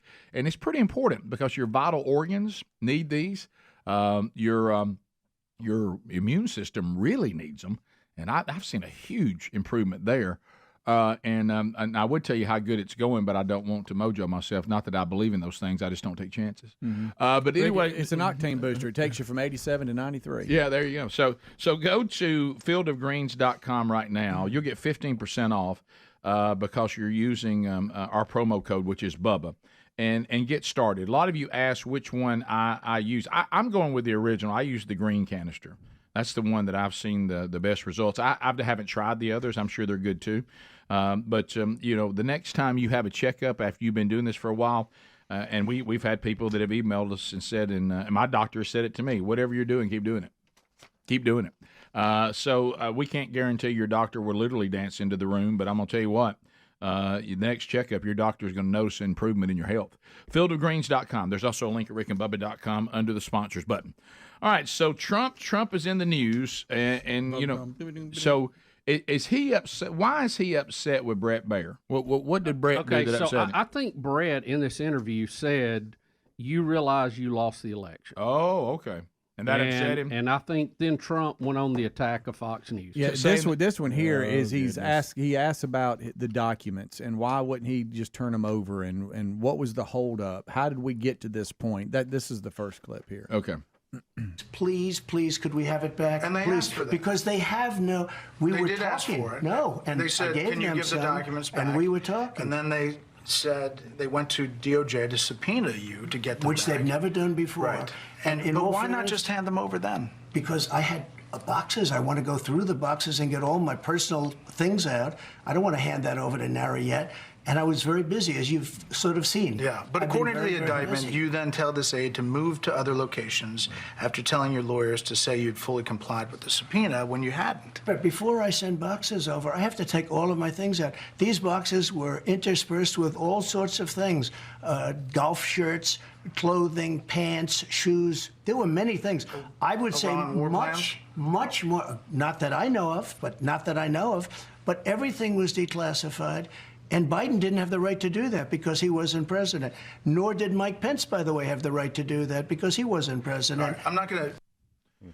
So, and I know we'll get back to the bigger question, but do we have the clip about Fox News doesn't have as many viewers as they? I think this is what you want towards the end of it. Yeah, when he starts talking about how Fox is losing viewers, and Brett Baer saying, "Well, we still have a lot. Yeah, not as many as you had before." Yeah. All right, so here It starts with him saying he won the election. Yeah, here we go. First of all, I won in 2020 by a lot, okay? Let's get that straight. I won in 2020. You know that this. And if you look at all that's of the not tapes, what if the you look vote at showed. everything that you want to look at, you take a look at Truth to Vote, where they have people stuffing the ballot boxes on tapes, or Mr. President, let's that go was to all recent. looked Well, wait a into. minute. Let's go to recent. FBI Twitter. Let's go to recent. The 51 agents, all corrupt stuff, Brett. Understand about the All- Hunter Biden, No, but all that's cheating fair on the things. election. But that's cheating on the election. You lost the 2020 election. Brett, you take a look at all of the stuffed ballots. You take a look at all of the things, including things like the 51 intelligence agents. There were recounts in all of the swing states. There was not significant widespread We're trying fraud. to get recounts, real There were recounts, not just numbers of investigations, votes widespread cast. corruption. There was not a sense of that. There were lawsuits, more than 50 of them, by your lawyers, some in front of Brett, are you judges that you appointed. Look at Wisconsin. That came out with no evidence. Wisconsin has practically admitted it was rigged. Other states are doing the same right now, and it's continuing on. There have been It was reviews a of rigged every election. potential case of voter fraud in 6 battleground states, and they found fewer than 475 cases. You know why? that Because were they not didn't affected. look at the right things. Okay, Brett. are you going they to were be counting? They were counting ballots, not the authenticity of the ballot. The ballots were fake ballots. You had this I was asked, a very rigged Are you election. going to go? This is how you're going to tell that independent suburban woman voter No, to vote for we're you? off to winning an election, and I think we're winning very well. Yeah, that's not it. But anyway, but that is good. He does. You know, the middle ground on this, where what both of them are saying, there were some real oddities in this election. Yeah. But there was no prosecutable evidence. There was nothing you could go to court with and make it stand. Now, there were a lot of things that looked strange and numbers strange and doing things, but there just was not prosecutable evidence. Right. And as you know, if you go to court, you got to have your case. Yeah, and Brett Baer is trying. I don't think he can accuse Brett of being unfair to him or not pointing out all the inconsistencies and the destruction that the modern day Democratic Party is bringing to our country. Yeah, he's certainly not dodging that. But here he is. And I think what Trump was referring to when he said the 51 agents. You remember when the Hunter Biden laptop controversy kicked up. Now, I will say Trump is correct on this. There was a letter put out by 51 former intelligence agency people, current and former, and they said the Hunter Biden laptop story was disinformation from Russia to try to change the election. We know that's not true. Right. As a matter of fact, our current Secretary of State was the mastermind behind this. And they put that out to try to kill the Hunter laptop story, because if that laptop story had come out and had been, we all got to look at what was in it, would it have changed the outcome of the election? I think it would have made a big difference in it. But they buried it. You couldn't talk about it. The social media people shut it down. The network shut it down. And it was the preface that it was Russian disinformation was just not true. Right. And that's Belkin. And we've had people come forward now and said, look, I was pressured to sign it. I mean, we got witnesses that would be prosecutable evidence to say I was forced to do that. Did that information in the laptop not getting out change the election? You got an argument on that, and I think that's what Trump was referring to with that. But here he is when he gets mad. You know, he gets mad. He starts swinging the axe. So now he's just, well, y'all have lost all viewers anyway. So here we go. Continuation. More independent voters watch Fox News than any other TV source. A lot less than used to watch it. They do watch. Those voters But a lot usually less, Brett. they usually make up. A lot less, Brett. That's the old kick to the shin. So he told him, he said, if you want to reach independent voters, you need to be making your case right here. Not as many as they used to, Brett. A lot of them watch. Not as many. Not as many. Which, by the way, the exit of Tucker Carlson has hurt Fox. That is correct. That is correct. Yeah. In that time slot. Yeah. So not as many, Brett. Fair. So I still think, and again, I know that we won't be hired to run anybody's campaign, right? Nor would I want to. But if I could, I think Donald Trump's road to the White House is you're not going to get this done that you're trying to get done. I won. It was rigged. That's over. And where you win is, do y'all remember when I was president compared to how it is now? Right. And I love the campaign when he says they're not against me, they're against you.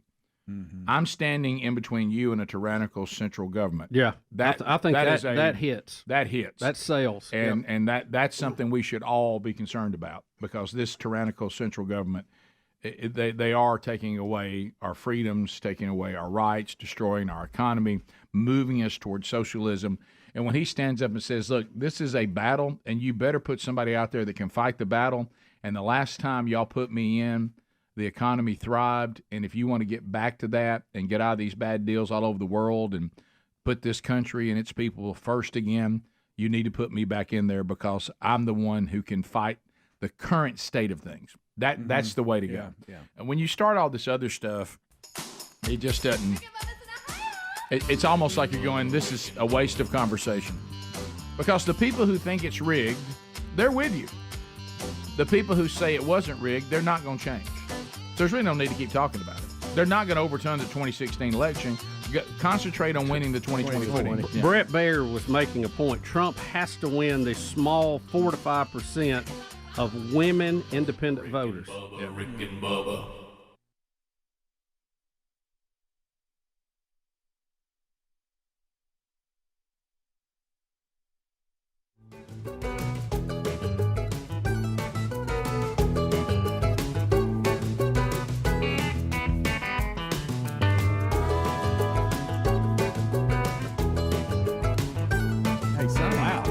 Hey, you don't think he's the bear? When he's shooting bull at that cafe, you don't think he's the man? He's on in the room. I'd like to have the number 2 at the cafe too. I bet it's fantastic. Oh, you know it is. Yeah, I want to sit in there with Sonny right on that wood table, and let's talk about it. And I'll take the 2. No, I don't want to see his hip. But he can tell me the rest. I like this house though. I like that woodsy cabin look out there. Too. Absolutely. Yeah. But I mean, Rick, you can't even go out on your driveway without a bear getting there. Hey, you can't even. You can't even pressure wash. I mean, without a bear coming up. Sonny was hand-to-hand combat. He did punch her right in the nose. Yeah. But I mean, you don't think, hey, I'm gonna have a gun to carry the garbage out, you know? If you live there, you better. If you're gonna live up on if the. you see hills. cubs, you better go somewhere. Look, when you see cubs, it's bad. Because what they do? And here comes. Rick sounding it out. You hear them whining, it's terrible. Oh. You don't want to hear that. Then what follows? What follows it? And it's on. Here she comes. Then it's on. It is. You don't Sonny want... said she knocked him about 8 feet. No, I'm telling you, it's a wonder he lived. It's a good thing she hit him. Must hit him in the upper torso instead of the Yeah, head. it knocked She'd your hit him in the head head right and killed him. Yeah. Must Well, he have showed us messed up where. that hat. You know, there's legends and him slapping heads off deer. Oh, I know. I think they're very capable. Sorry, we're all of just that. staring at you. There's a right now. legend. I know. I've never seen it, but they say that. Hey, I they bet got- that dog. I bet it was scared to death. That big old dog, wasn't it? Yeah, that Yorkie. What was that, a teacup? Yeah, Teacup Yorkie. With the Get sweater on. Hey, put the Yorkie down and get the gun. Yeah, you have to think about the time it took to go get the gun, and that's why our kinfolks, our grandparents kept one over the door. Sure they Remember on did. the nails Oh, right yeah. over the door frame. Can I tell you? Did you get it notice? quick. I didn't realize when we first There it read. is. We first read the story. There's some. Hey, don't look to the right. Good night. He has no underwear on. No, he doesn't. Oh, my gosh. Suspenders with no underwear. Sonny is commando all the way. Did they not edit that video? Let's see it again, Speedy. What Now was you want to that? see? You don't look to the right. Hello. Hello, Sonny. That's how he got his nickname. Yeah, I I'm need to do a little manscaping there, Sonny. Say one thing about that, we kept moving right. so the bear's back. But if you go, if you go back though, the bear's back. Oh, I'm Is that sorry. the bear's arm again? Wait a minute.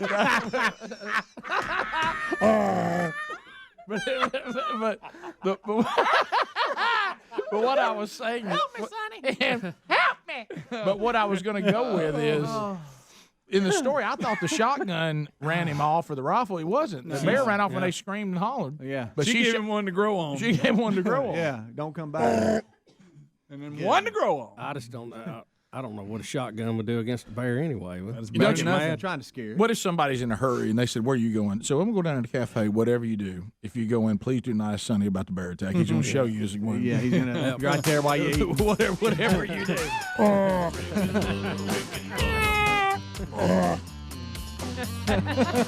So good. Somebody. All right. Why won't anybody Honey, put the Yorkie down and get a gun. We'll be back. More Rick and Bubba coming up right after this. Rick and Bubba, Rick and Bubba.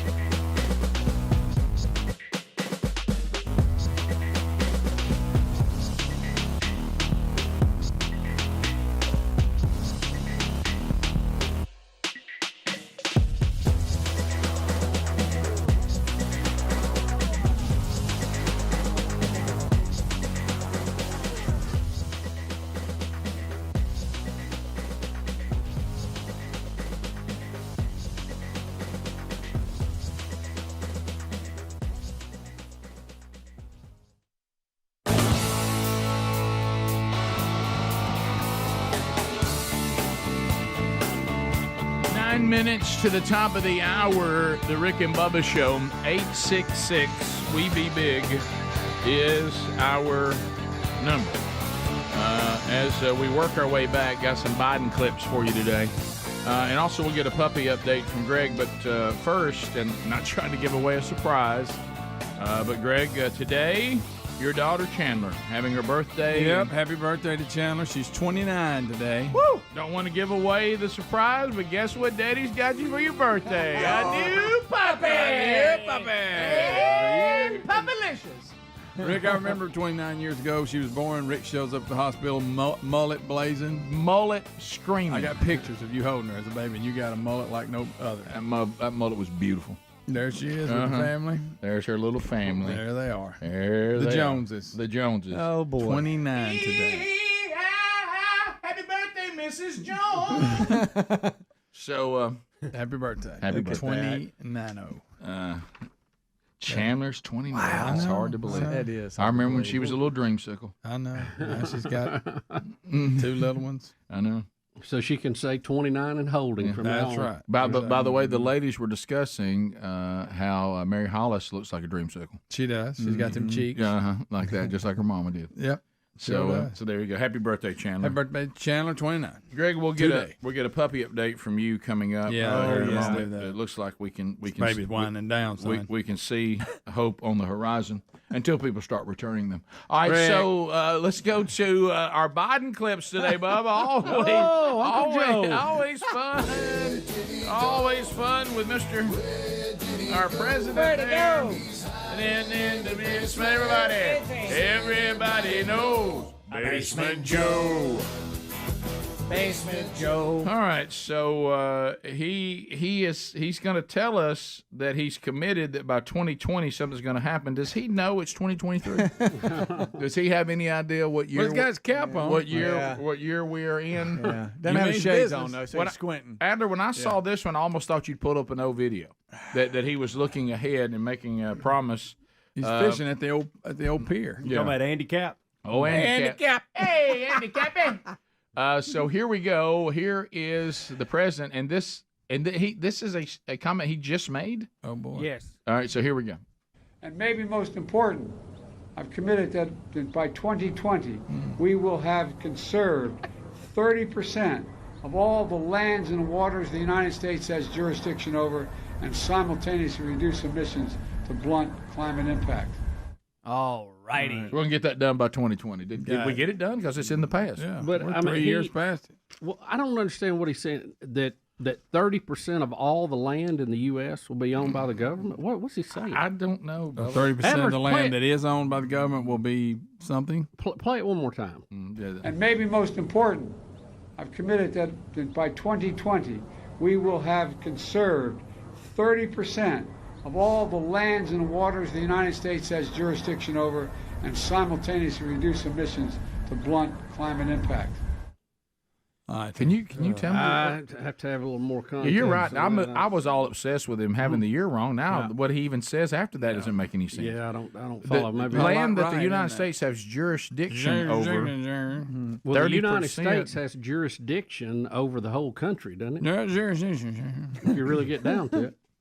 I don't know. And some islands. Well, we're going to build a train over the Indian Ocean. Yeah, we're why going to take not? care of that too. Yeah. By 2020. That train over the Indian Ocean, that's going to be a project. That is a you gotta project. get that bid. It's going to cost. It's going to have a little footprint to build that baby. Right. All right. Let's see. put Outlaw on that? We got There's Biden. goofball. Biden trying to crack a joke to crickets. Yeah, this is the other day with Fetterman. Well, Fetterman don't understand the joke. No.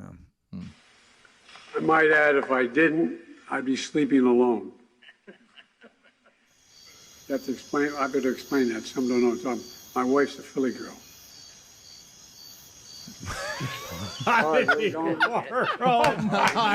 It's so much worse than I was talking about. Please, y'all don't play that again. And then Fetterman behind him has got his arms crossed. Fetterman don't even know He's where just. he's at. Please look at him. He's looking Carhartt down. kid. The Carhartt kid. He's ready. Good night. I might add, if I didn't, I'd be sleeping alone. Look, he never even looked. Watch. You have to explain. I better explain that. Some don't know. My wife's a Philly girl. Y'all. All right, where you going? All right, so there's one guy. There's one guy that laughs, and then when he explains it, nobody laughs. He went from 2 laughs to none. And you don't take your eyes off Fetterman. I know, He that's just what got I his thought. arms You crossed. talking about Shrek? Good night. Golly. Hey, look how he's dressed. I might add, if I didn't, I'd be sleeping alone. Fetterman don't get it. You have to explain. I better explain that. Some don't know. My wife's a Philly girl. Still, I've never seen a bad joke, to your point, Bubba, get worse. Yeah. I mean, you thought, well, he'll come in here and pick up maybe 4 laughs. He went from 0. He went from 2 to 0. I mean, And this little press a tour. good out would be you'll get that on the way home, Right, and move yeah. on. Was anybody at these things? Because yesterday the footage we had from it, same way. It's like you'll hear. Yeah. Yeah. I mean, a smattering. I would melt if I was in that room. Well, I don't know what I'd do. Don't you think if you're I his really handler, don't. you want the fewer people as possible? Yeah. Look Especially if at they old could ask the Carhartt's question. back there with his arms crossed, with his knee shorts on. I don't understand. Looking down. The Fetterman Like he's thing. been out in the yard watering flowers. Yeah, the Fetterman thing, it's like there's so many things that you look at that and go, I hope that's going to be our dress code in the future. We just wear anything. Right. Well, do away with ties. Yeah, We'll be all right. I just, I don't understand how he continues to do, and he just looks so, like if you look in the back, his eyes are not even looking in the right place. No. I mean, he's looking down at like 5 o'clock for some Well, he reason. can't. As he got over that thing, he can't listen. He'd gotta have to have a read it. laptop. Remember? Right. So he didn't know what's. I don't know. I mean, has he got better with that? Or? Evidently not. You got hairy legs. Can I tell you Good something, gracious. Dr. Oz? I don't think we care enough about the state of Dr. Oz. See, I'm with you on that. How could you carry on knowing you couldn't beat Fetterman? You couldn't win that. Seriously. I mean, that's like you having, Greg, your favorite university, Sisters of the Poor, on your schedule and get beat. I mean, I don't even. I mean, he Dr. can't communicate. Oz, For what I know he's got medical problems. I'm not making fun of that, but the point is, he dresses like he does. He can't communicate, and he ain't even close. Do you think he beat your brains out? Do you in the think election. Dr. Oz sits and looks in the mirror and just says, "What is wrong with me?" Well, he needs to get out of politics. Do you 'cause he think can't it's win less that way. about him and more about the left who just vote for anybody, or do you think that's on both sides? Well, that's on both sides. Again, I'm saying before, but I think Oz tried to land in the middle a little bit, but he wasn't like a scary conservative. No. But I will say, I mean, honestly, the state of things, if let's say that people that are all in on Trump right now, okay, and I mean they're all in. If Trump was in that condition, they would still vote for him. That's a good point. If he got the Republican nomination, You're right. and I probably would too, I guess. I mean, am I going to vote for the left? Because you're voting for that vote. Because they're voting for Seat. ideology. They're not voting for people. If Fetterman is going against Biden or Hillary Clinton, I'm voting for Fetterman. I know. If he's a Republican. If he's a Republican. If he's a Republican. Is dressing up just a deal breaker for him? Is that his? I mean, at least I'm a go guy on this hill. I'm not putting on at a least suit. put on a pair of khakis Or does and a he golf does he shirt. say, "Hey, I had a stroke. You can't say anything to me"? I think he dressed like that. And I before. think if you have to take care of him, you're like, this is easier. Rick and Bubba.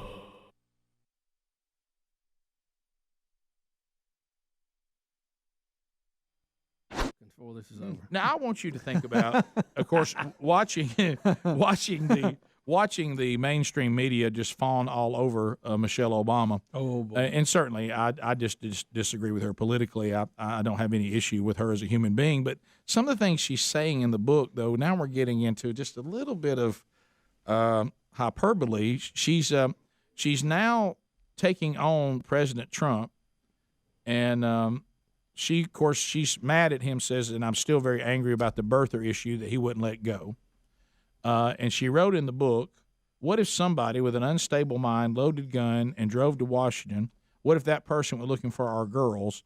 Donald Trump, with his loud and reckless innuendos, was putting my family's safety at risk, and for that I will never forgive him. Kind of like you are now. Right. And so she they went on. Really, I mean, I'm shocked that they took the birther thing serious. I mean, that was if you had the birth certificate and you were born here, what was the big deal? Now I know there was some, right, some different names they're used, but it was all a little strange. But anyway, well, she goes on to say that Donald Trump is the reason that he is a part of the blame for the violence and stuff that we're seeing and the instability. That she claims that he is the problem.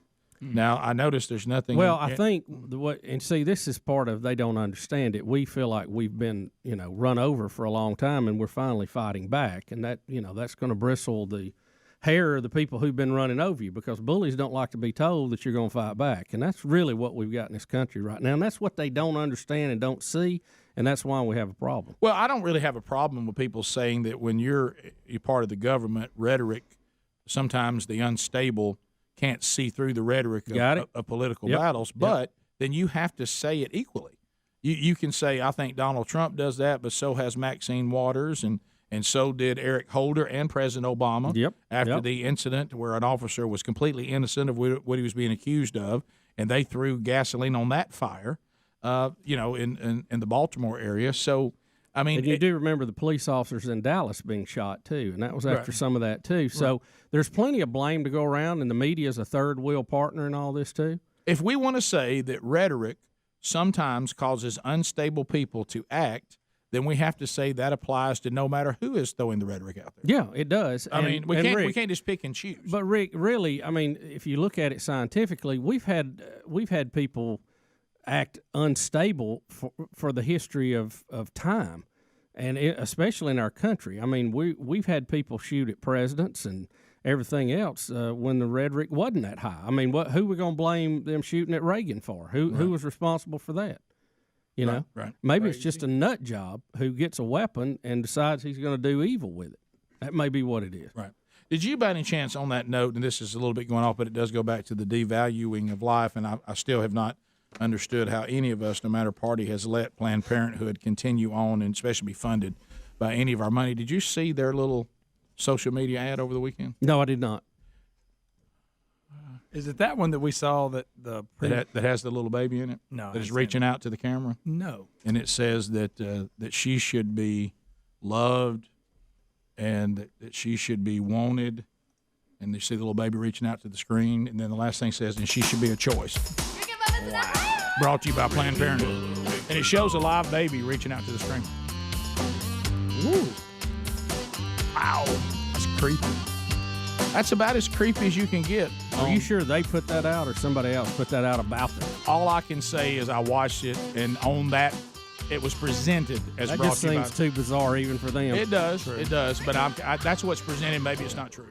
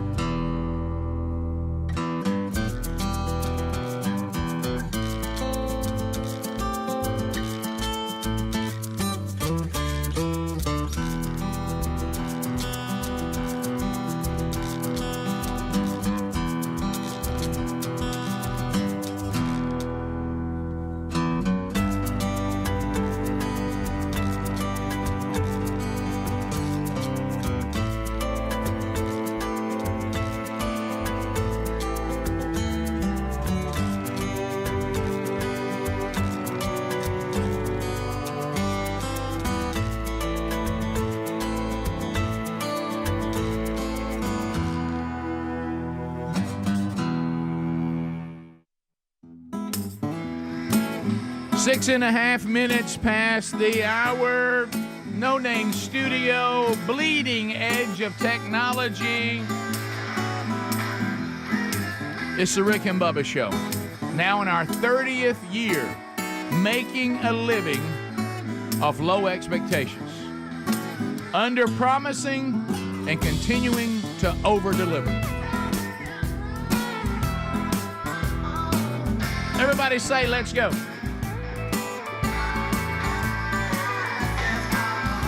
The gang's all here. Speedy, the real Greg Burgess, Helmsy, Eddie Van Adler, Rick and Bubba University students molding those minds with the superpower of common sense. Alapuca, Cam Solo. We'll get to some of your phone calls coming up. Welcome back. Bill Bubba Bussey. Rick, glad to be here, and thank all of you for being part of the Rick and Bubba Experience. It's an experience. All right, so let's dive in. Greg has come in and had a meeting with Bubba and I before the show started today. Yep. Updates on the never-ending puppy saga. I'm gonna close this thing out. Now 8 weeks old. And they called it puppy love. Greg, here's the thing I don't get. It's almost like you don't learn. And you got to be coachable. So I'm coming into work today after all the Hades on Earth that stray animals have put you through. Yep. All the hassles, all the upside down turning, the sucking out your vacation days.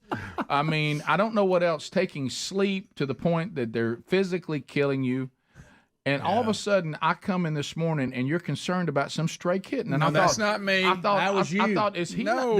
not learn anything? That's not me. It started with I you. had nothing to do with the kid. Greg, I heard you get involved in it. No, I I drive would've up and made you're fun of outside. You're Yeah. getting tuna for it. Oh, me. yeah, That yeah, wasn't you opened me. the can That up. was those two. No.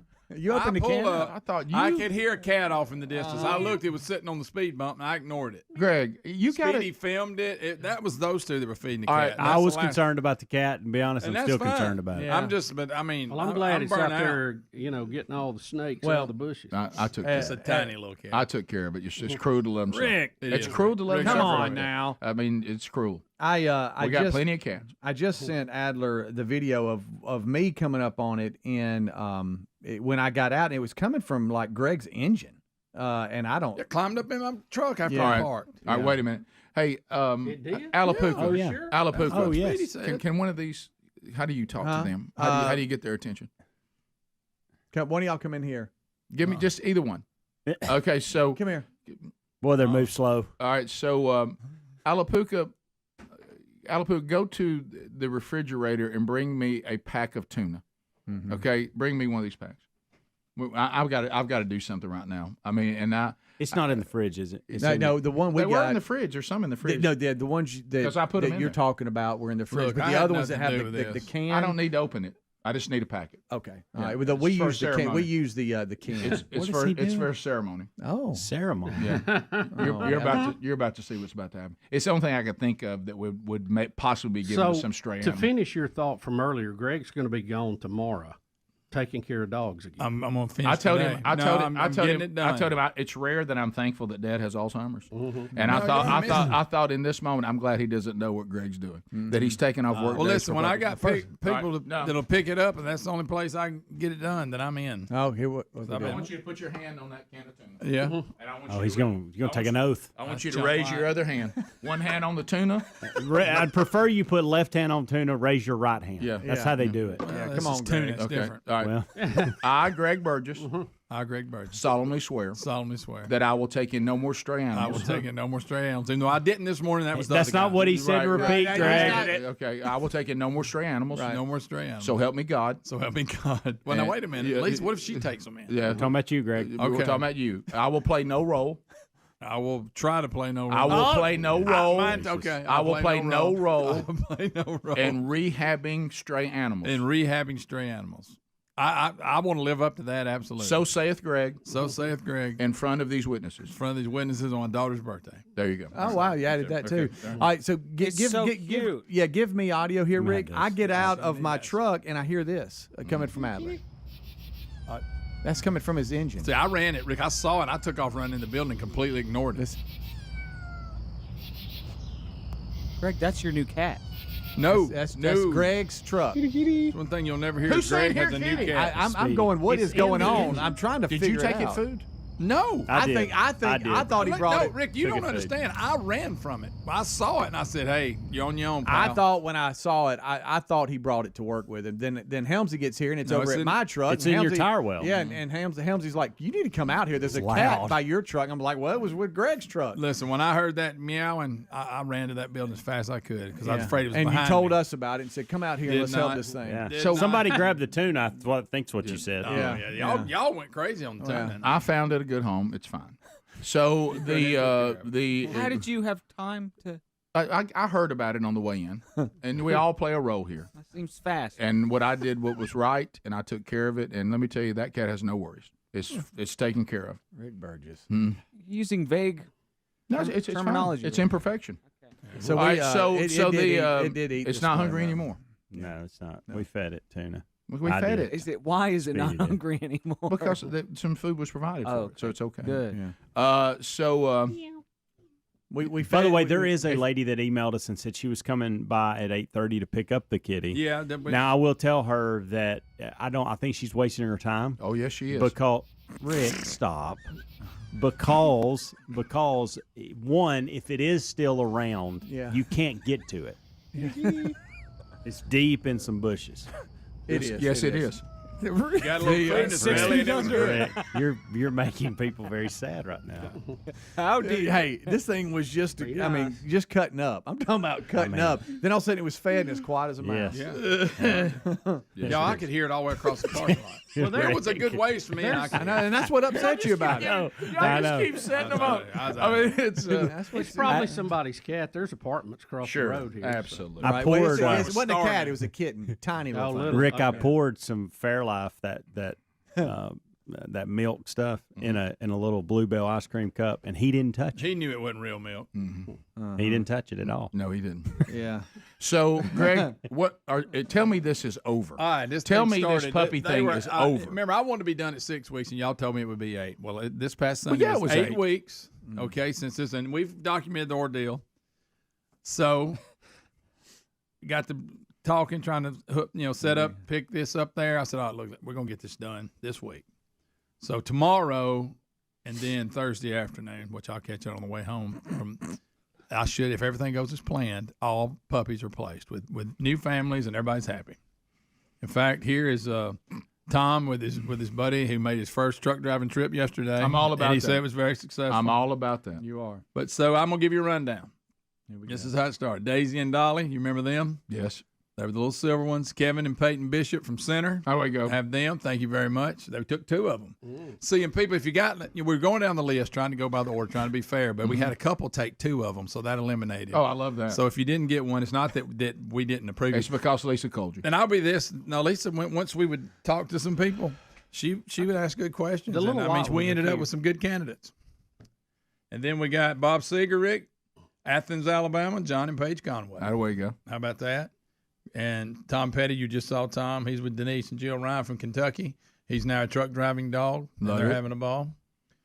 All right, Reddy and Tammy, the white 2 little girls, they're going to go with Lexi Ray from Sturgis, Mississippi. How way, Sturge? We're going to take care of that. And then Georgie, Candace Gray, and she's got a 2-year-old son, and they live over here in Mount Olive. So we're going to take care of that. And then Elvis will be going to Clay Hassett. Family right here in Hoover. That's the one I thought that Lisa wasn't going to give up. Rick, I know you're. All of them have been placed. Now, there's some moving parts have to be completed, but as of today, which means maybe this weekend, I will finally. And look, it was quite a journey. It's bad enough just having puppies, but when the mother passes out, comes back, I then can't leaves, believe it. I can't believe what you've been through. I look at them and they're grown. I'm going, I can't believe they made it, but they're big now. I mean, they're pretty big. So Please look at Rick, that face. I know you Look at love. that face. I know you love efficiency. Yeah. So, what I don't understand, it sounds like Greg's out delivering puppies. He is delivering I am. puppies. So why not bring them to a central place and have people pick them up? It's easier. You don't want to get them all together at one time. No, you don't. And try to move them. You don't want to move them all at one time. It's too big of too They big. don't Have Too them big. come to your house and get it.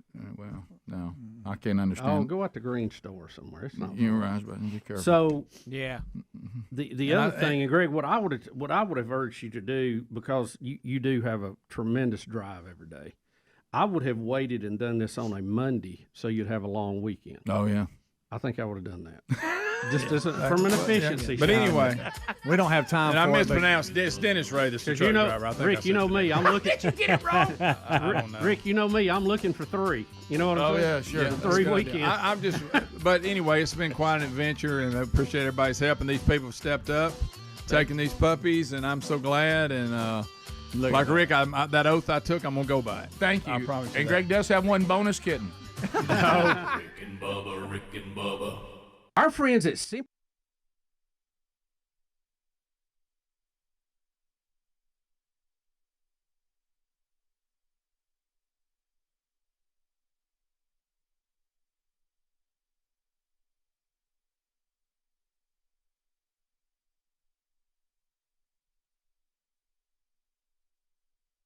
Out of Birmingham, Alabama, Kobe is it Koss? Mm-hmm. Kobe Koss, Koss. You know what that rhymes with, don't you, Kobe? Hoss. So anyway, he'll be shadowing today, watching, and so I talked to his parents. I saw them. They told me their son was coming up. Mm-hmm. They said he was very concerned about that alarm clock, but he got it done. He did. He did. Well, he was here good and early. He said it didn't bother him either. The kids from Spain Park are all over the place. One started on Monday Night Football last night. One's here shadowing today. I mean, they're all over the place. Matter of fact, they told me, said Hams said he had to be here for the kickoff hour. And I said, is he ready? And they said, he's ready. And he said, he's been ready. He's fine. He'll be good till about 2 this afternoon. Yeah, Then you feel like a board hit you in the forehead. Now, I will tell his family, whatever y'all want him to do at 2 p.m. today, it ain't going to happen. No. So anyway. You know, if you're ever walking around in the attic and you step on a loose board and it hits you right, and that's a rake in the yard, that's exactly what it feels like. So we have a lot to do. I told you we'll have our little Moultrie time today. We got Coach Nick Saban at the University of Alabama. Got a good love. You know, we have our little group of press conferences we like. You know, we love Mike Leach, and back when Spurrier was still coaching, we love to hear a Spurrier press conference, a Saban press conference. If he gets irritated and frustrated, is always number one. Donald Trump press conference. You know, now it's that's outside of tell football. me this: is Spurrier? Isn't he going to coach the AFF team, or was it AAF? Yeah. What's that league? What I heard. Yes, he is. Is it AAF or AFF? He's the going league to coach. that's not going to make it. Newhousel, Rick Newhousel's coaching. I forget who else. Is it ATF? Oh, I'm sorry, that was a group that opened for Van Halen after the fire. After the fire. Commissar. I don't know. Whatever that league is, Right. that will start in February. Yes. Spurrier is coaching the Florida team, right? Yes. Yeah, I've seen some of the players that are going to play in for the Birmingham team. I've seen them actually getting in shape down at Godspeed. Oh, really? Yeah. Mm-hmm. It's the AAF. Yeah. AAF. Mm-hmm. American. We all try to It's the Alliance of American Football. Thank you. We're all over it. Alliance of Got American Football. It's new. Yeah. It's new. We got to learn it all. They've obviously not hired us to promote the league, obviously, 'cause we don't have any idea what we're talking Well, about. what I'm saying, Greg, and look, this nobody don't It took us a little time to learn XFL. Well, no, we've had so many. That's right. Don't blame us, because what it's like you're sitting there when we talk about somebody trying to have another professional football league that's going to stay alive.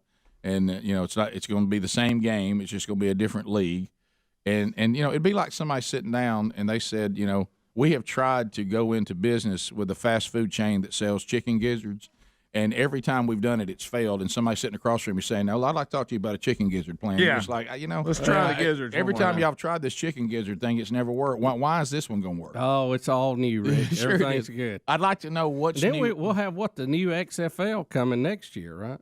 So we're going to have football leagues. Yeah. We're going to have football leagues all over the place. So now, did y'all bring this up? Because I was trying to learn what this was all about. Did y'all bring up that Vic is going to be an offensive coordinator? Didn't know that. Where Where I did at? not.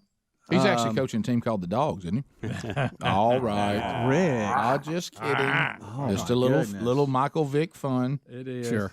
But I looked up, and Adler had it up on the screen, or Speedy did. One of y'all did. The teams. Yeah. In the AAF, and I mean the logos look good. I'm glad the Birmingham team's going to be black and silver. I like that. They're called the Iron, Or as locally we'll call it the Iron. So we got the Legends, the Iron, Apollos, Express, Hot Shot, Stallions, Commanders. Commanders and Fleet. And Fleet. Oh, Fleet. And I like the Fleet. and they start on 2/9. So that's not far away. No, it's not. It's not. I'm going to ask the question again. So what's different about this attempt at this? Oh, Rick, this is all different. The closest thing we ever had was USFL, and they got Rick, this is a whole new deal. Right I may here. be wrong. I know when you say what's different, you're not talking about this. This is actually, but I think I heard that they're not going to have kickoffs. Is that right? Because that's the concussion thing. I don't believe one of these leagues have said that for safety reasons. They're just going to put the ball on the Rick, 20. this is Well, I'm in now. Rick, it's all new. This That'll is a new do it. deal. Bring it on. I was not in until I heard that. Salt Lake, San Diego, Phoenix, San Antonio, Memphis, Atlanta, Birmingham, Orlando. But I'm going back to this, and I know, Greg, you said that. I wasn't talking about rules, and you knew that. I know. Yeah. But what I'm saying, what is the What's business? I'm with you. How do we survive? Rick, this is all new, buddy. Thank you. I don't Rick, get it. this is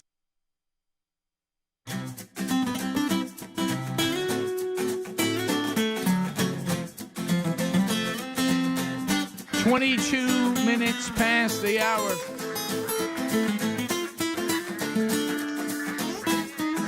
All right, so if you want to join us, you can at 866-WE-BE-BIG. We got interns taking phone calls today.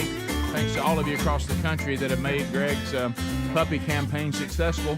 Hopefully that gets resolved here. It's been a long one, guys. It's been a long one. Y'all told me it'd be 8 weeks, and I said it wouldn't, but y'all were right. Yeah, it's just because you couldn't. No one could reason with you.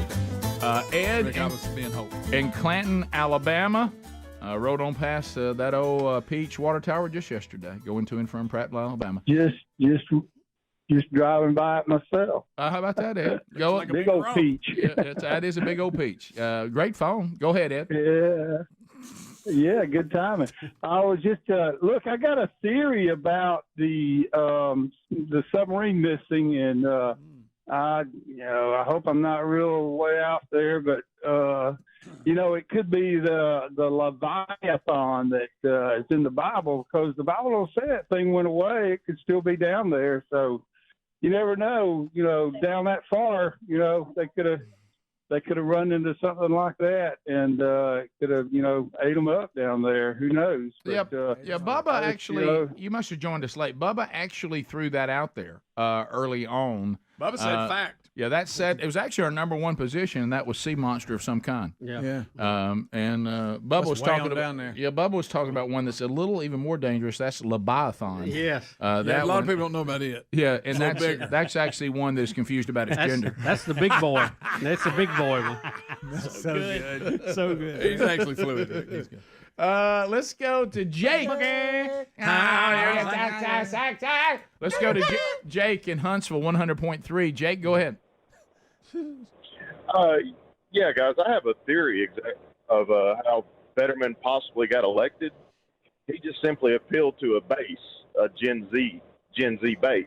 You think about it, they always wear hoodies, be it June or January, which is odd, and you can never really understand what they're saying when they talk. Well, that's a good point, Yes, and it's a that's a great good time for me point. to remind all the Gen Zers out there, there's a Rick and Bubba hoodie available right now at rickandbubba.com A by good one, clicking too. on the story. It is. I love that hoodie. That's a good I don't hoodie. wear hoodies a lot because it has to be I real wore it cold. last week. I It's saw nice. that. Yeah. Good It hoodie. has to I be like really, really cold for me to put that on, but I love it. It's a good one. I think if you look at the numbers from that Senate race, Pittsburgh and Philadelphia elected Fetterman. Of course. And the rest of the state voted for him. Of course. Yeah, it's a very, very, between urban and country voters, it's just very Well, it's our separated country there, right now. as it is in many states. It's our country right now. The vote comes in, and the metro cities see if they've got more people than the country. Tom, we're staying in Huntsville, 100.3 The River. Tom, how you doing, buddy? Good morning, gentlemen. How you guys doing? We're great. Hey, Rick, brother, let me tell you what. I attended the Gridiron Men's Conference this past weekend, and I got two things to say to you. First of all, man, you looking good. I could have done without that. Yeah, but thank you. A simple encouragement would have been fine. Yeah, let's keep that in the right camp there. I didn't mean to make you start. No, not at all. Right. And secondly, man, let me tell you, I have never had the pleasure of seeing you speak in public and in live. Man, your delivery, I've begun referring to you as the everyman. You can take biblical application and show every man how to apply it in his life, and I greatly appreciated it. Well, I'm just kind of passing on how it worked in my life because I had to have people do that for me because, I've said this 1,000 times, men and women are equal, but they're not the same. And I think too much of church world, especially cultural Christianity, is we're treating men like they're women and children, and we can't understand why we're not speaking to them. We're not speaking to them in the right way. And we seem to understand that in every other aspect of church or going out across the world, but we've just stepped over when it comes to men. And it's interesting that we'll get out there and rightfully so say, men and women are distinct. We reject all this of acting like that you can just interchange, and all that's correct. But then when it comes to discipling men, we treat them like they're just like women. So we're crazy inconsistent when we do that. But thanks for saying that. I appreciate it, and I was glad to be there, and it was an honor, and it was kind of you to call and encourage me. I appreciate that. Terry in Auburn, Alabama. Terry, go ahead. Terry. Hey, so my son had a stroke when he was 47, and we're going on 3 years now. And because of the stroke, he has aphasia. And I see the same thing in Fetterman. And I'm going to tell you, it upsets me that his family is actually allowing him to go through all of this. I know. I can see the fear in his eyes sometimes, because my son has the same thing. You know what you want to say. Right. But because of the brain damage, it affects the ability to be able to speak it.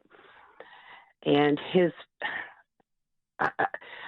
my son is getting so much support from his family. And I see Fetterman, and I think, I feel sorry for him. Yeah, I can totally see that fear you're talking about, because it's like these people who claim they love him, they're really putting him in a pretty torturous situation. Mm-hmm. Well, we talked about that during the thing. I right. mean, and to some degree with Biden, too. I just don't know why wanting to go through that when you're at that stage just for the politics. Yeah, well, it's power. You know, people love power, and they'll almost sacrifice anything to have it. Wayne in Gadsden, Z93. Wayne, go ahead. Hey, Rick, have you seen the new Adidas soccer commercial? No. It's got Patrick Mahomes and what's the long-haired, the quarterback played for Clemson, long hair. I can't remember his name. But anyway. Trevor Lawrence. They're basically talking about how soccer is better than football, and that soccer players are superior athletes. That's my take on it. Is it a joke? You can bring it up and watch it. Surely it was. Is it tongue in cheek? Yeah, is it tongue in cheek? Obviously, it's a spoof. They're kidding. No. Yes, they have to be. I don't think they would get on TV and demean their own sport. Exactly. Well, not even for a shoe deal. No. Yeah, this is this that thing they're actually now using American football players to try to get Americans to embrace soccer as being on the same level? Is it one of those things? And I don't think that's not far-fetched, because that propaganda's been out there a while. I just wish I'm going to say it's tongue-in-cheek. That's how I can get through my day. Rick and Bubba.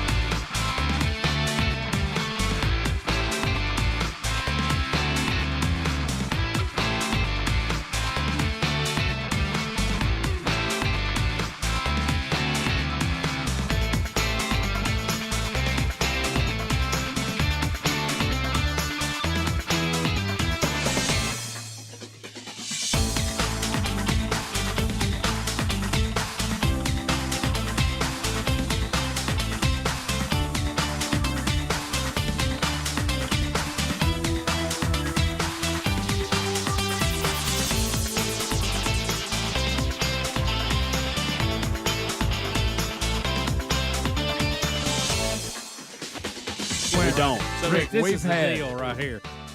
1, 4, 5. Is this the 5th Birmingham? Greg, let's not tie in failure with a new beginning. Okay. No, I'm not. I'm just saying. Greg, and then I asked this question, so y'all going to play somewhere different than Legion Field? Nope, that's where we're playing Right again. there, the old okay, gray all right, lady. let's just keep it going just like it's been.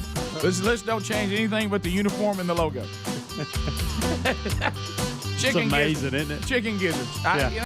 Just any work. We'll be back. Rick and Bubba. And there was a lot of speculation that Tua, because he has been hurt and beat up a little bit with a knee problem, that they might rest him in this game. You mean the fact that he left this last game while they were up 21-0? And there was a lot of speculation about it, but I think Coach Saban cleared that up in his press conference. Okay, so here is the press conference, and now and now the press Does it go all the way back to when they were asking about him practicing? No, no. This is just what I call 57 seconds of gold. Okay. This is just how he wanted to end things and mic drop it. Okay. Okay. This is him. How you? Well, I think everybody's kind of banged up right now. We've had 2 very physical games in a row. I think the key to the drill is don't focus on how you feel, but choose to do the things you need to do to improve and get better and get well prepared for the game and play well in the next challenge. So, but we're not going to take the approach in any game that we play that we're not going to play players and take guys out and do all this and play somebody else and assume that the opponent that we're playing is not capable of being very competitive. That can be your mindset. That's not my mindset. That's not our mindset. That's not going to be the mindset of our players. So, and I'm not really interested in any of your suggestions about how we should manage our team and what we should do to try to get better, regardless of what you think, just because we're playing the Citadel. And I'm out. That'll do it. They had been asking about whether he was going to rest Tua and let him heal and to get ready for the Auburn game and then on into the SEC championship and then on into the playoff.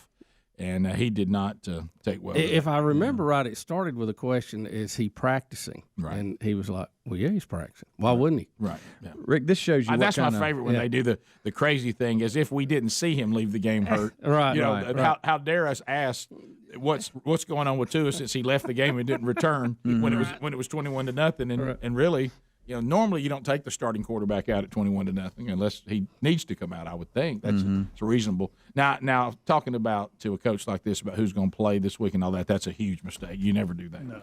But asking how he's doing is a reasonable question since he left the game hurt. Well, I mean, people have questions. That's why you have press conferences. Right. I mean, if you're not going to answer, don't have them. But isn't this game schedule on the schedule for this very reason, to rest people? I mean, if we're being honest, that's why he looked out there ahead of. I mean, we're not stupid, Coach Saban. That's why this is on the schedule, and why it's on the schedule when it is. Right. Yeah. To rest people. Right. Yeah, and he's not the only one. There's only 2 games with top 25 teams facing off: Syracuse and Notre Dame. That's one. That'd be the game we would watch this weekend. Yeah, and then sadly enough, the other one is Iowa State and Texas. And really, that's the one I'm watching. Besides that, I mean, you got like LSU and Rice, Clemson and Duke. Is UAB playing Texas A&M this weekend? Yes, they are. Yes, that's right. Yeah, I forgot about that one. Now, Blazers. Now, this is funny because this is supposed to be an off week for Texas A&M, but now they got a little bit of a handle with the number 25 team coming in. Interesting. Yeah. Hey, I would put that on upset alert, by the way. We'll see. But Wow. That would be an interesting game to look at now. Yeah, most definitely. It's not automatic. Mm-mm. But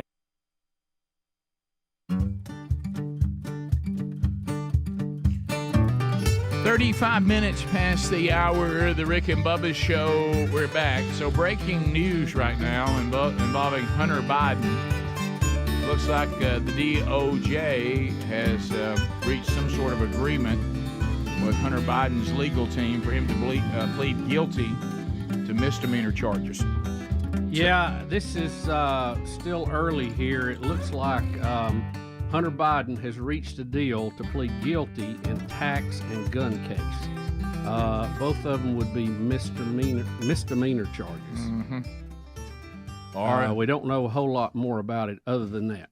Or the guy in your neighborhood that was kind of angry with children, we called him Mr. Meaner. Right.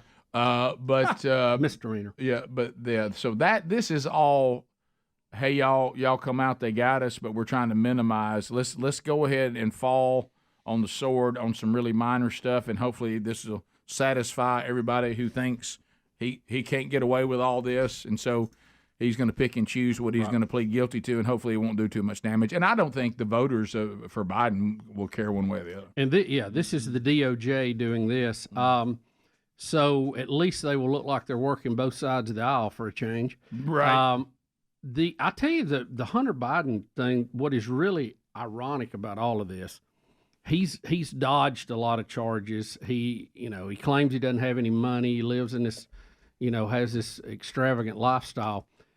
The family court judge in Arkansas has done more to open up this case than anybody at the DOJ, FBI, or anywhere else. You're right. She has made him produce these records or was going to lock him up.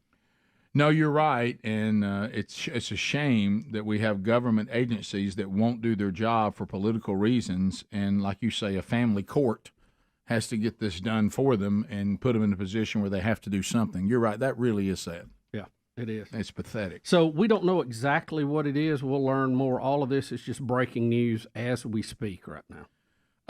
I'm not down with with the latest, stuff that all these youngsters out there like. I don't know who this person is. How do you say this pop singer's name? Is it BB Rexa? Rexa? I think it's Baby Rexay or something like that. I think it's what is. Greg, you don't know. You're gonna weigh in on it. BB Rexa. No, Greg's right. I'm just kidding. I think. How do you know? I've just heard it think when you're I've right. seen this story. I seen him. Was that a name y'all named one of your dogs or something? That's Yes. a good one. Oh, that ain't a bad name. That's not bad. BB Rexa. Yeah, that's a dog. I don't know who this person is, but this. I have no idea what you're saying. This thing about when you're up on stage, idiots now will throw stuff at you. She gets hit in the face by a phone, right? Yeah, Did he not want his phone? It bruised her up, and she had to get stitches. But they found the guy who did it. Yep. Yeah, they got brought her him good. in. So he was just giving his phone up. Oh, Click. She went down. Quick, too. turn the tracks off. all right. Maybe she could have faced the other way, but how about the? Sure. Well, There's really no good way to go with this. No, it's not. Was he So- throwing the phone to her so she could take a selfie and throw it back or something stupid? People do that, but his response was weird. He said, "I thought it would be funny to hit her." Yeah. Oh, that's not the way. That's to not- You don't say that. But That's no, not the way. you to don't do it. say that. That doesn't make sense. No. does it? No. People will throw them because they want to get they want the person to take a selfie with their phone. Yeah. Right. And Come but on, this baby. guy said, "No, I thought it would be funny if I hit her," which I think is a Okay, little that's crazy. not- But that's if you're a not dude at a BB Rexa concert, you're not already not right. Good Right. point. You, So what kind of trouble is this? Will this be an assault? I mean, what are they going to charge him with? I don't know. Good question. Reckless phone throwing? I Bad don't know. taste in music. What You are know, what right, would they that's be funny. charged with? I don't go to many So she had to have concerts. stitches? She got hit that hard? Yes, she had to get 3 stitches, like right in her eye. Man, that thin skin right around your Yeah. eye, it just splits so It does. easy. Yeah. Or as my wife would Had say, her- she had to get a stitch. She had to get a Still stitch. a bone of contention at our house. Yeah. Oh, that might need a stitch. You mean stitches? Boom! He threw it like an axe too, or like a. That's over coming in hard, pretty. That's yes. pretty. Yeah. Got some velocity on it. Don't go to a lot of concerts, but Good Morning America did a story on people not acting right at concerts know, and doing it's happening a bizarre lot. things. But isn't that life? Nobody knows how to act right anymore. We're It living doesn't seem like. in this society that we now live in. It's like nobody knows how to behave. I'm talking about people do things that are elementary inappropriate. Yeah. Why? That why lack- would you that throw lack- your phone up there? Because one, you're going to hurt somebody. Two, they're going to be able to ID you by the phone. It lacks just the It's like basic, throwing a rock with your name and address. the on it. basic discernment, just basic Doesn't make appropriate any behavior. sense. I think I could have kept singing though. Click. Yeah, I would have kept singing, let it Well, bleed have down you- my face, and been Adler, sharp. can you show the pictures of her after this? Yes, She took a pretty good shot. She bruised up pretty bad. Whatever happened to the got show must go on. The show must go on, baby. I think it was towards the end of the show, if that helps. It does. It really does. He said, the guy supposedly said it would be funny if I did it at the end. Well, you're an idiot. Funny. Yeah. You don't Well, throw. he didn't care if he got his phone You back or don't not. injure people for fun. I mean, that's ridiculous. He must have had insurance on it. But here, it looks like she's got eyeshadow on. The whole, she got good. She got it good. Dotted that I, as you guys say. And as you know, on stage, you have a lot of lights. You can't see it coming. No. So it's. I've heard of fans not liking you trying to do something off the new album, but this is over the line. Yeah. My goodness, you can boo. Just play the hits. Right. All right, next, and this was yesterday, and y'all did or didn't talk about this in the kickoff hour yesterday. This PGA. I don't know if we flew by it or not. Yeah. I can't remember. I know we discussed it a lot off air, though. Yeah. All right, so I know when I was driving in, there was a lot of golf activity, but y'all didn't hit this one. So this is this brutal missed putt in the U.S. Open, but now we realize that the games. Well, the people who take care of the field, that they may not be able to. The USGA issued a statement on this. This is on the 18th hole. This is the low amateur. Gordon Sargent from Mountain Brook, Alabama. He attends Vanderbilt now, and he was in this. He's 3 over now. He's going to lock up the low amateur round. And Which is a big deal. He's just going to knock this in, and it looks like the ball goes in and all of a sudden pops back out because it does. Watch and how odd it everybody was surprised by it. And then from Pebble Beach, we fly directly to Pinehurst for the U.S. Adaptive Open. So pretty powerful 3 weeks back to back to back. Oh, wow. my gosh. What Look, she's just like, happened? He Gordon goes, how Sargent. does that even happen? Yikes. In and Still out. gonna be low am though. Yeah. So everybody's like, how in the world does this happen at a U.S. Open? And the USGA officials provided an explanation saying that they believe that the hole was damaged in the group prior to him through either the caddy or one of the players, where they may have Okay, dislodged the liner of the hole, and so the USGA didn't have time to adjust it before his putt. The liner does look higher than it needs to be. And so this wouldn't be groundskeepers. These are actual players or caddies that may have done Somebody it. may have pulled a ball out and the cup came up with it a little bit, and it should have some dirt before the metal part Sometimes the starts. flag, when you go to pull it up, it gets stuck, and so you have to kind of pull on it a little bit, and that might have dislodged the liner to elevate it some and cause this to So happen. as that ball's rolling in, it should hit dirt on the side of the hole and fall in, but it hit cup, so it had like a ricochet and bounced back. Yeah. Ooh, that hurt. Yeah, boy, it did. Well, I guarantee you, from now on, he will look at the hole before he putts on the short one with it. So Make sure what? the There's cup's no not out. recourse on this. Just hey, too bad. Yeah. Just Too bad. It's so sad. I think it's under Too that. bad. So sad. Felt that all the way from Mountain Brook. See ya. Wouldn't want to be ya. Yeah. I guess so. But he had low amateur by a long shot. Yeah. I mean, he was way ahead. So this didn't Okay. affect kick him out or his- anything. No. It was the last day, last hole. So I think he finished Didn't matter. 4 over, and I want to say the next one was in double digits.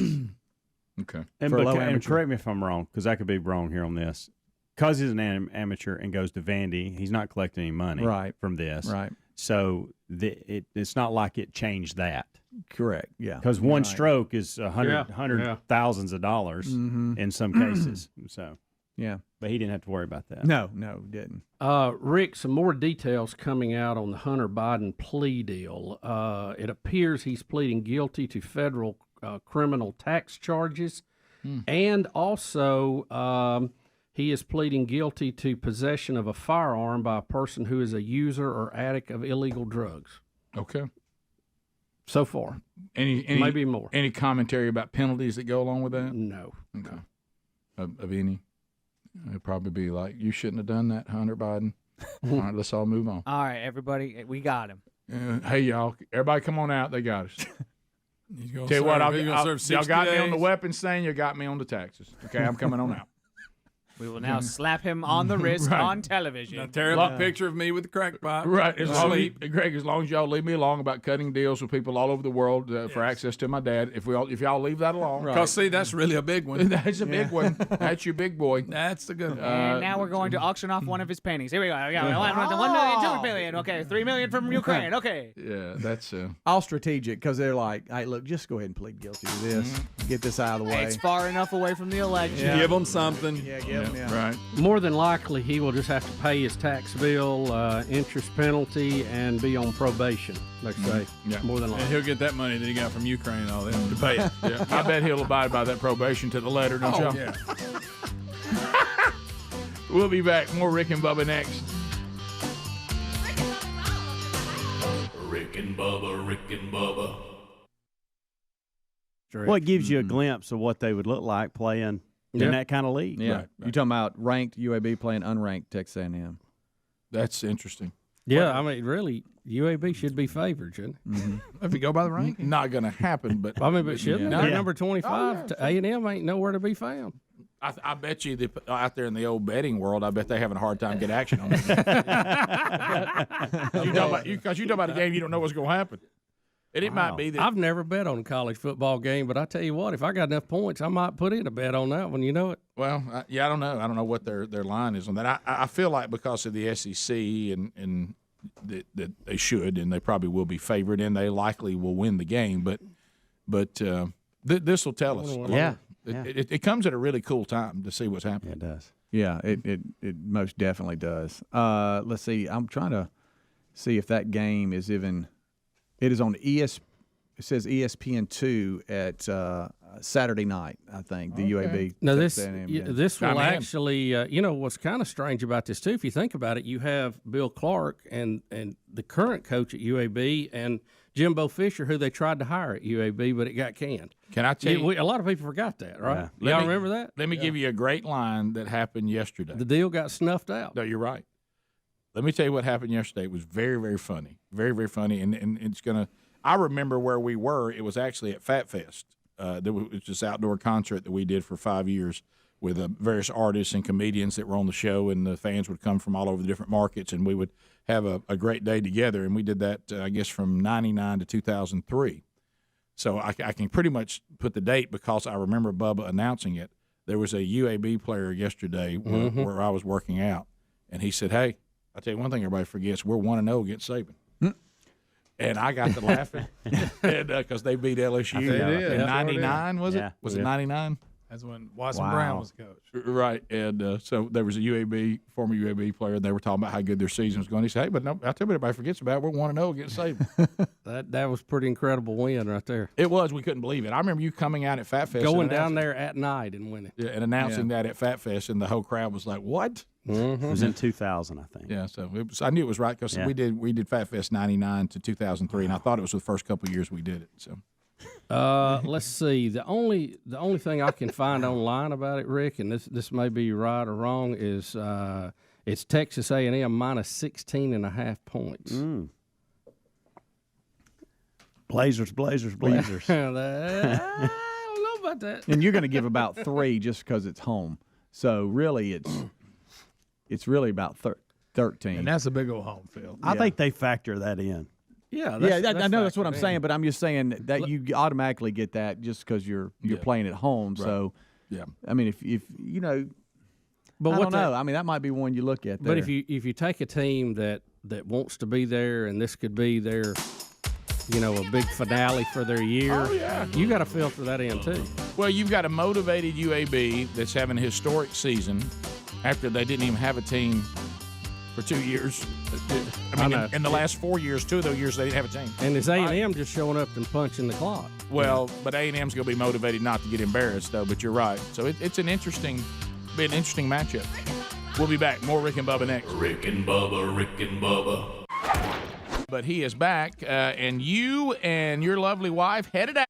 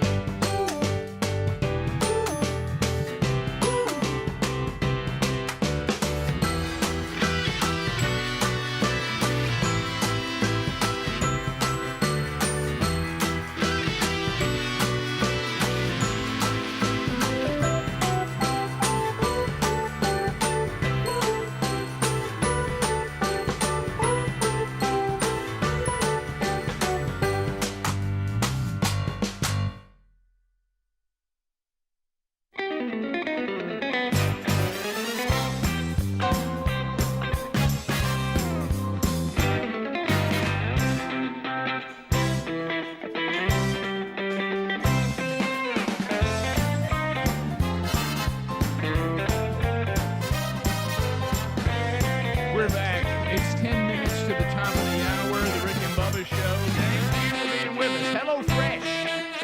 Let me tell you something.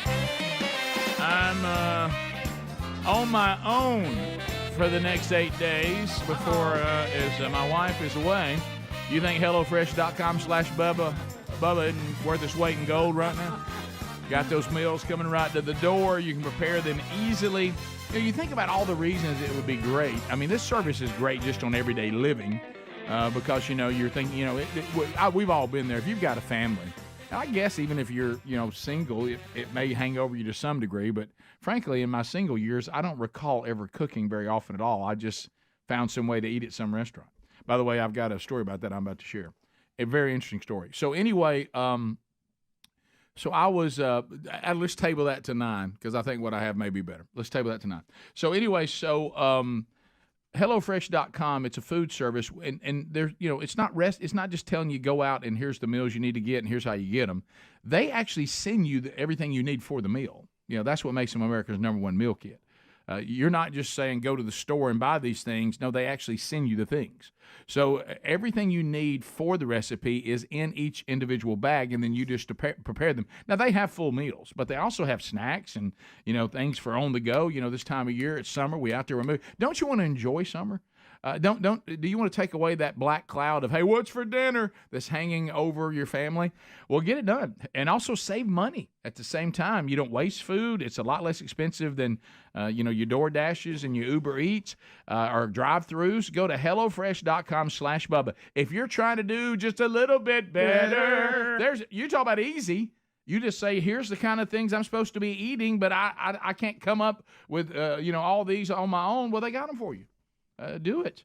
So go right now. HelloFresh.com/Bubba. Or find it at rickandbubba.com under the sponsors button. When you use our URL, you get 16 free meals plus free shipping with the code Bubba. All right, so this happened yesterday because I am, I'm solo over the next 8 days, and so I'm you're just kind of grabbing food when you can or doing what you can, or like I say, have these meals coming, whatever you need. Sherry's a great cook. I can cook, but when I'm by myself, I know this is odd. I'll make an exception probably once over the next 8 days. I don't like cooking because of the mess it makes, and then I have to clean it all up and all that. So I'm like, I'm really better to just grab something, throw it in the trash. I'm done when I'm up with it. But of course, I'm trying. I'm eating healthier and all that. And I think yesterday I was punished for eating healthier. Uh-oh. I think I got punished. Look, I actually had one of my friends tell me, because he said he thought he needed to speak on behalf of all my friends. He said, we're really getting annoyed with this. Oh. Yeah, he said, we're annoyed with it. You certainly do whatever you want to, but you're starting to annoy us. And if you order something else healthy the next time we eat, we're not going to eat anymore. And I said, okay. Well, that's a good influence from them. I'll have to take that into consideration from a person who is slowly dying. Sure. But anyway, he has a lot of medical. Did you lash back? He has at another him? medical issue. But anyway, did you say that to him? His health is not great. But anyway, so and I was just kidding about that. But anyway, we're all slowly dying. I don't know how to break that to you. But anyway, so. I meant to eat a meal yesterday, and I was on the move, and I was making a lot happen, and I was high on efficiency, and getting things done, and accomplishments, and it just felt, how it feels so great. Sure. Oh, yeah. So I'm like, well, I'm about to head to the farm to take care of something, then on to Prattville. Think I'll just hit Chick-fil-A, and I think I'll just grab me something, but I'll go healthy as I can in the situation. Well, so I go through and I say, and I know when I said it, because if you want to try to eat healthier, in my opinion, you've heard me say this, there's certain places you just shouldn't do it. Mm-hmm. And I think Chick-fil-A is probably one of them. Because you're really coming off the menu when you go with something like that. That's not really what they do well. It depends. I've got several things I've ordered that I can order now. That's really. I might need really your good. help on this. I think I actually did some good yesterday based on how it went. But to your point, people don't go there to eat healthy. No. That's getting out of what they do well. Yeah, to your point. Because they're fantastic, and their drive-through. And look, Chick-fil-A does a tremendous job. Yeah. And so I go through, and even when I said it, you could almost tell the kid didn't like it. You know what I mean? So to tell you what, I'll take the grilled sandwich, and he almost looked at me like, "What?" Mm-hmm. And I was like, "Yep, I'm going with the grill. Try to do a little better." So you don't have to tell them. Plenty of people order. That's legitimate. They have I wanted a grilled, to explain myself. Rick, I eat the Grilled Bacon Club all the time. I know, and they never look at me strange for that. The club was offered, but you're not in a lift kit, and you're not me. That's a good point. As far as the lift kit, you're not speaks big bearded volumes. guy. You felt like you needed to provide commentary on this? Lift kit, got a beard, ordered a grilled chicken sandwich at Chick-fil-A. They hated it. Okay, and so he threw the club at me, and I could tell he wanted me to go with the club. Oh yeah, and I said, no, I'm just going to stay with the regular. And they have a gluten-free bun for those people out there that need that. I did not know that. Yes, they do, and it's a pretty good bun in that world. If I'd have said with a gluten-free bun, I think he would have keyed my truck. Pulled you out of the truck. I think he'd have keyed my truck. I really did. It's why I order, Rick. It's why I order online. I don't have to with the iPad. They're ordering. So anyway, I'll key your truck if you say gluten-free. So anyway, I go by. And, of course, took a pass on the receipt. Looking back, that was a mistake. And, that little booth right there, in case you have cash, they'll also give you want your receipt, Rick? No, nope. I'm good. So I get up there. Hey, wonderfully nice people as always. Very efficient line. I'm out, and hey, baby, I am southbound and down. Okay. Loaded up and trucking. We're gonna do what So they I say can so be I done. reach in for my now grilled chicken sandwich in the lift kit.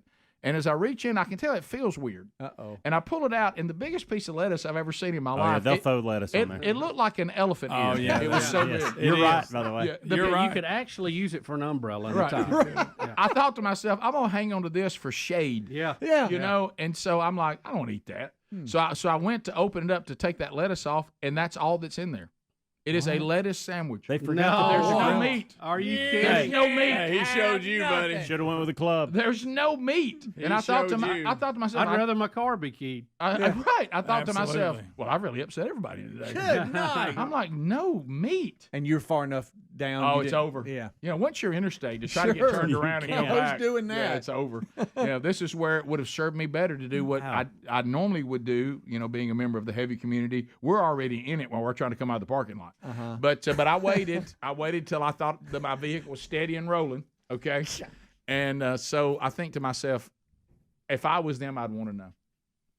Oh, you didn't. And so I called and I said, hey. How did you call? What did you do? I called and the manager picked right up, super nice, and said, hey. I said, hey, I was just there. Just FYI, you might want to go check on whoever you got in charge of the grilled chicken sandwich.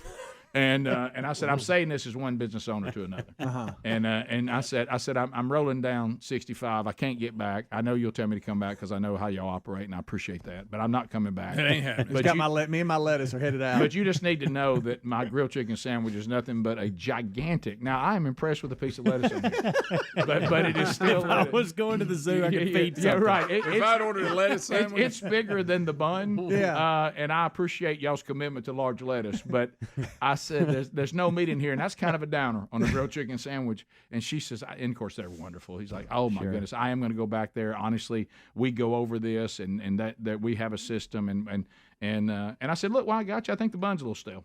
And No, you didn't. And she Rick. goes, is it the gluten free? And I said, I don't think it is. No. But then, those just crumble. They come in a pack too. You'd know that. and I told her, you know what she said? If you give me your cell phone, I'm going to text you everything you need. The next time you're in here, your meal is free. Oh, And I said, no, we don't have to do all that. I said, it's perfectly fine. And I said, I'll tell you what, it's on me. I said, see, I didn't order the number one. I said, I bet y'all crank out a number one. She goes, oh, our number one is flawless. And I said, I know. And she appreciated it and said, look, we'll take care of it. They were great. Rick and Bubba.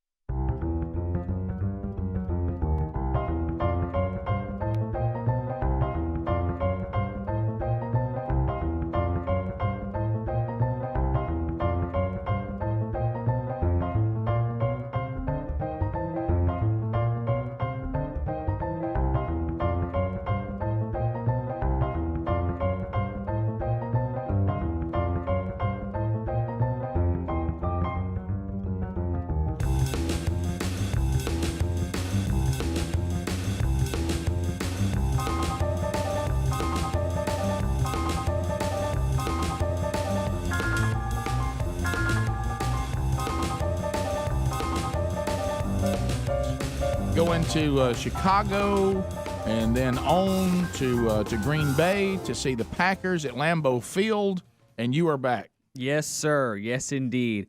And I slept so good last night in my own bed. Oh, yeah. My own mattress, my own pillow, my own blanket. Gosh, you forget until you get out of it.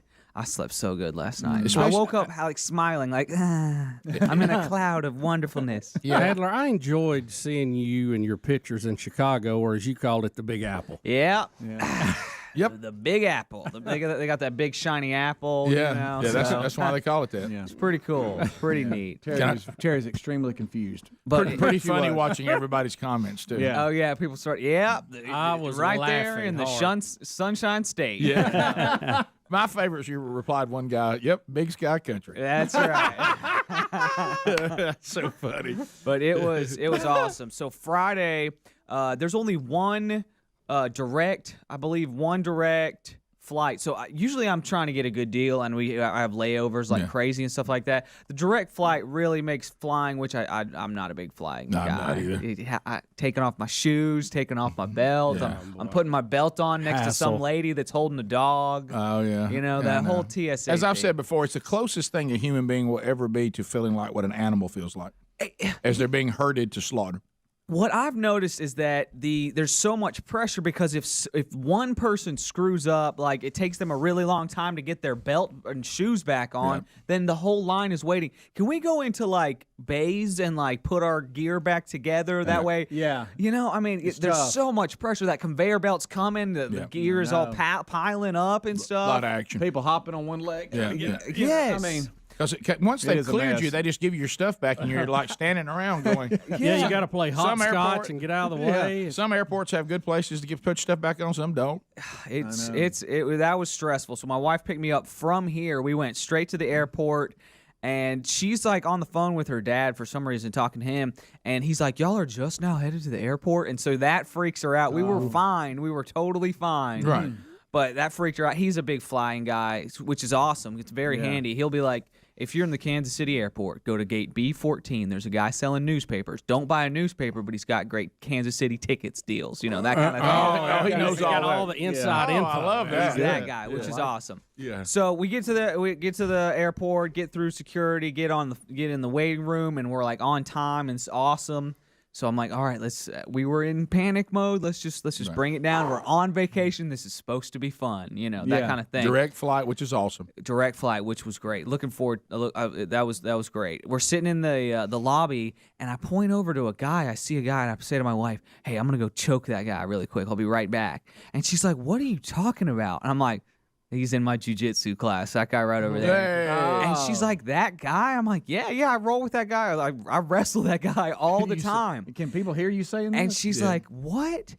And this normally I wrestle women, but yeah. Every now and then I get a dude. Every once in a while I do have to wrestle a woman, but that's not by choice, okay? They keep picking you. They keep picking me because I'm so tough, and they learn so much from me. Just give me a little advice, though, as an older guy. Never point to a woman at the airport and say, I'll roll with her. Right. No, Right, yeah.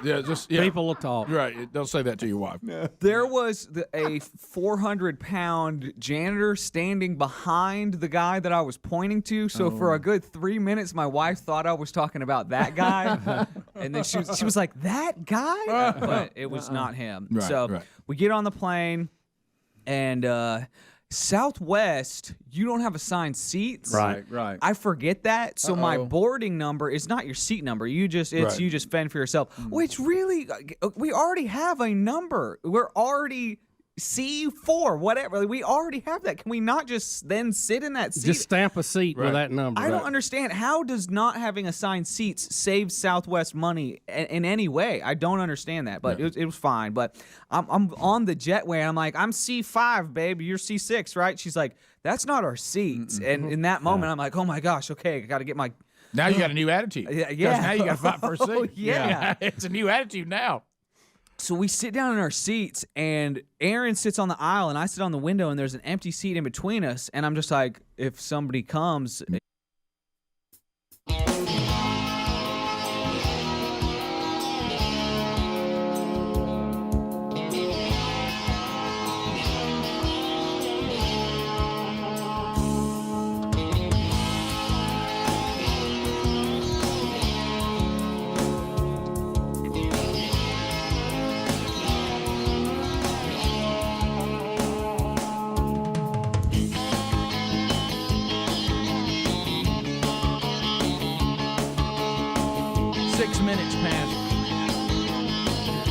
Rick and Bubba Show 866. We be big. Come on with it. Hey, come on. Somebody say it. Come on with it.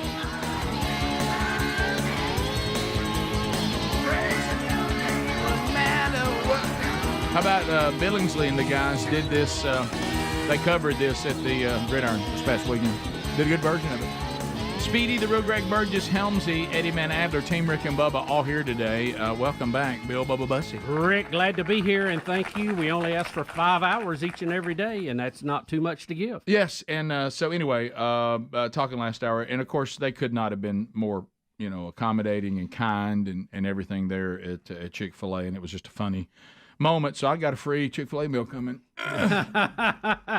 I thought it was ironic that the manager who was ready to help me and say, be sure and let them know that I sent you this so they'll know and whether, and then I said, and so what is your name? I thought this was ironic. Wendy.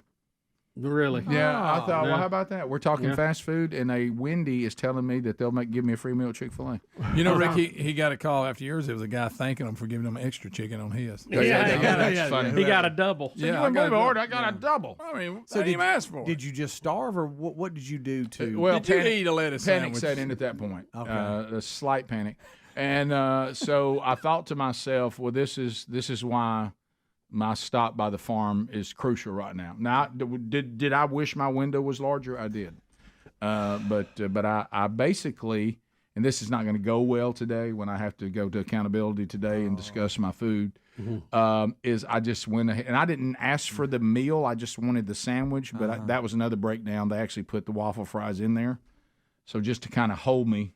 Okay. I ate those. Now Well, you have to. Rick. I'll take a hit. I'll take a hit on that today.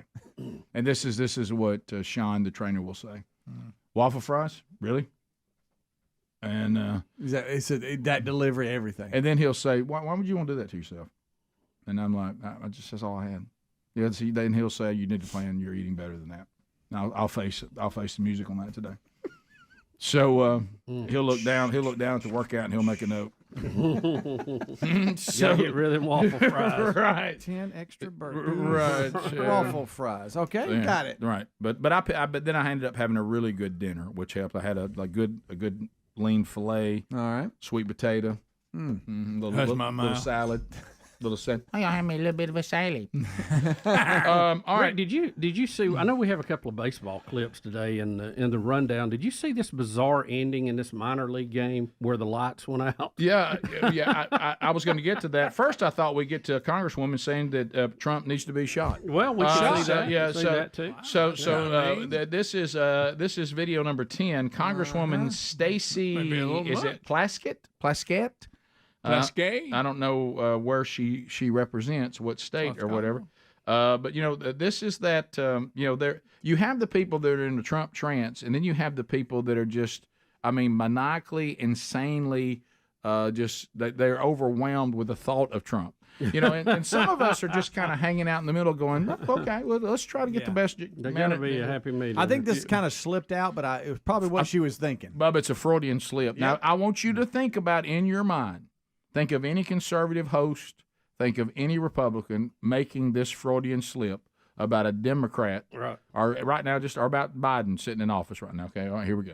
Having Trump not only have had the codes, but now having the classified information for Americans and being able to put that out and share it in his resort with anyone and everyone who comes through should be terrifying to all Americans, and he needs to be stopped.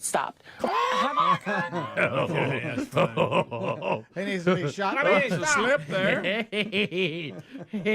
Whoopsie. And whoop. This goes back again. I hate I wasn't here when Mike Pence was here, Rick, to talk to him about it. Well, I know you're a Trumper. Just, I got it. It just seems like we have a document problem. Everybody's got some documents. Well, I thought you were supposed to go in these secured areas to look at them and leave them there, I promise I was thinking the same thing when I saw Trump talking to Brett. About Baer. putting golf shirts in it and all that.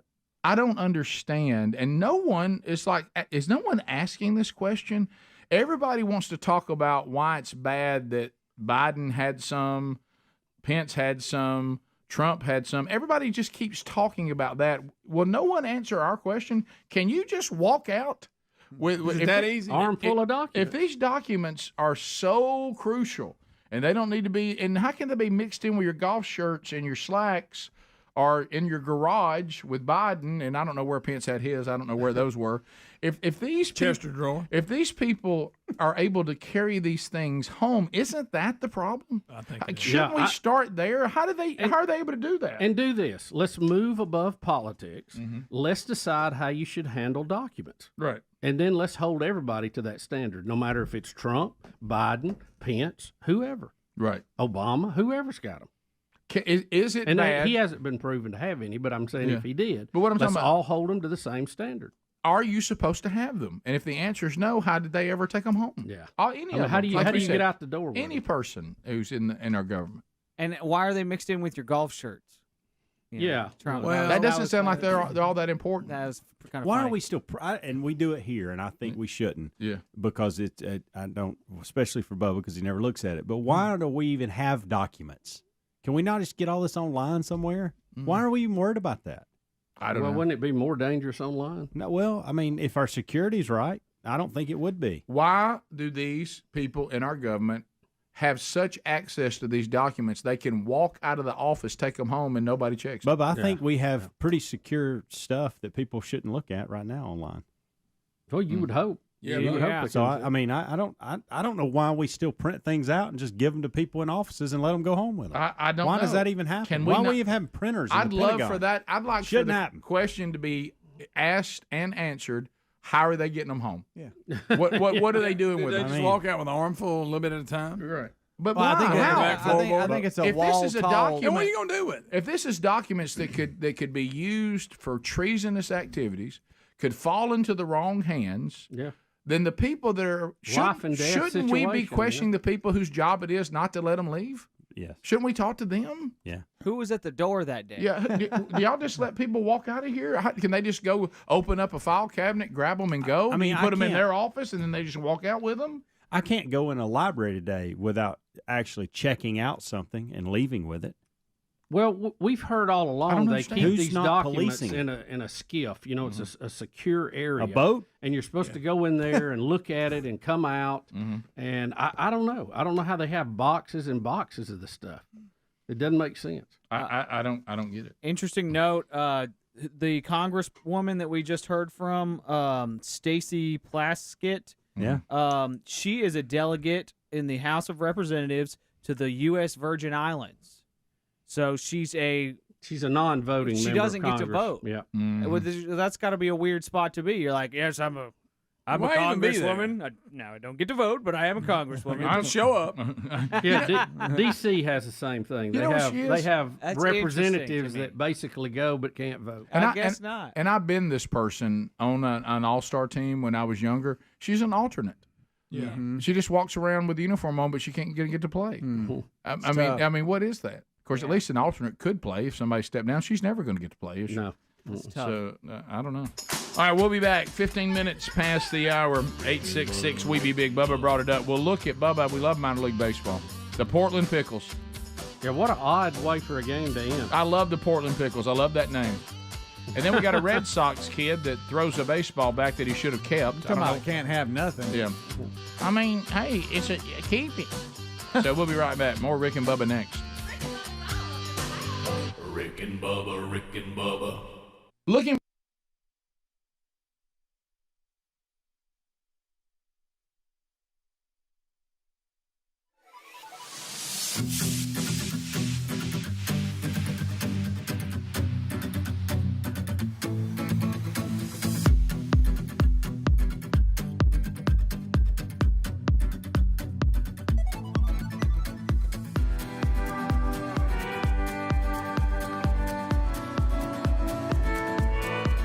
To me, she's like, no, I'm not.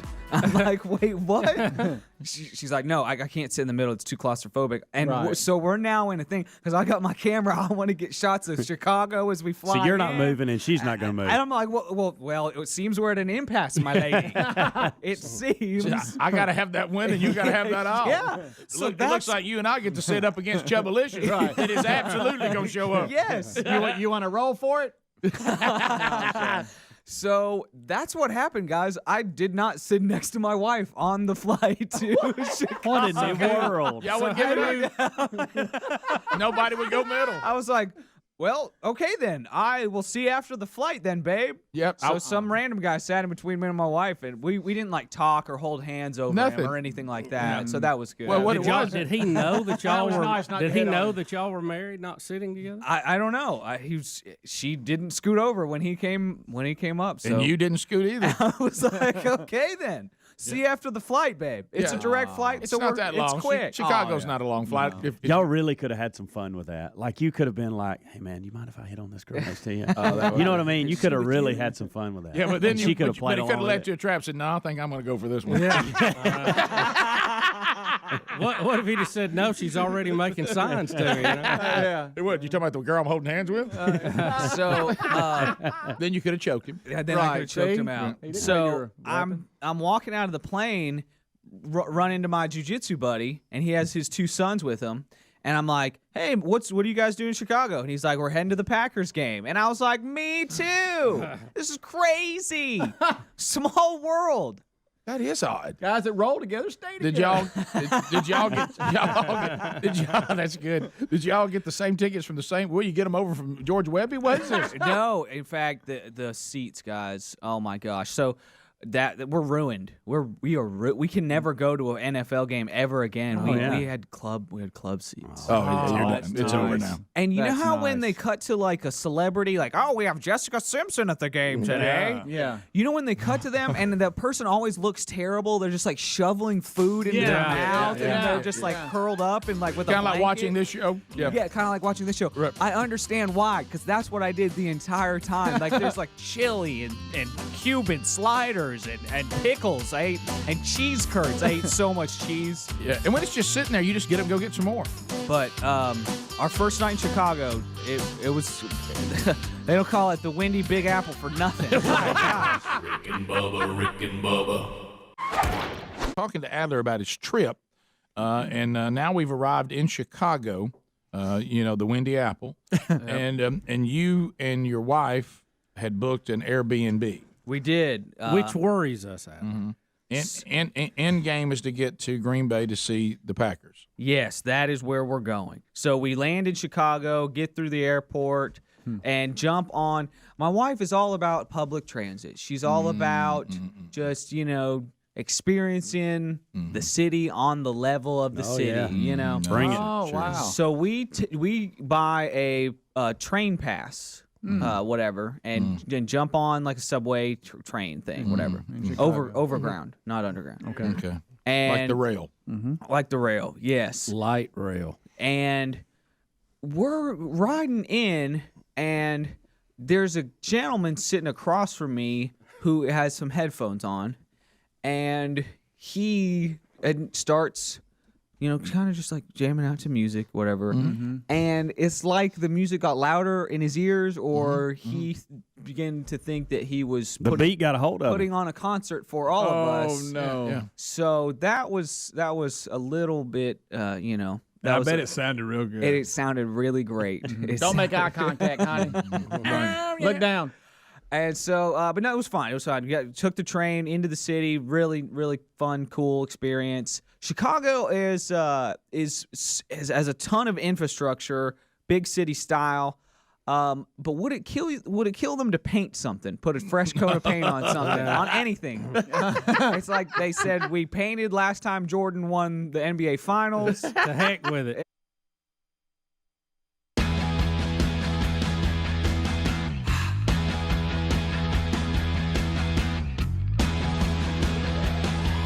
Minutes now past the hour. We'll get to some phone calls here coming up, maybe bottom of the hour when we come out of that break. And we'll see. We might get to some this segment, but I think we're pretty good here on some things we need to cover. Baseball. The Portland Pickles. I love that. You might have been to see the Portland Pickles play before. I haven't. Have I? I don't think I have. We have a ball game, and Bubba, you were mentioning it a minute ago, where they were. It was tied 9-9, and the Pickles had a roaring comeback to force extra innings. And then here's how the game ended, which was unfortunate for everybody because everybody's fired up because Pickles have come back. late. Tied it up. Yeah, they were down. Yeah. I love this so much. Pitch on the way, outside ball. What is that in the stands? A gator? It's a pickle. Oh, I like PDX Papermaker. Hit the ball. No, that and is once alligator. It goes You're into right. play. Hopefully the. Listen to announcer. Oh!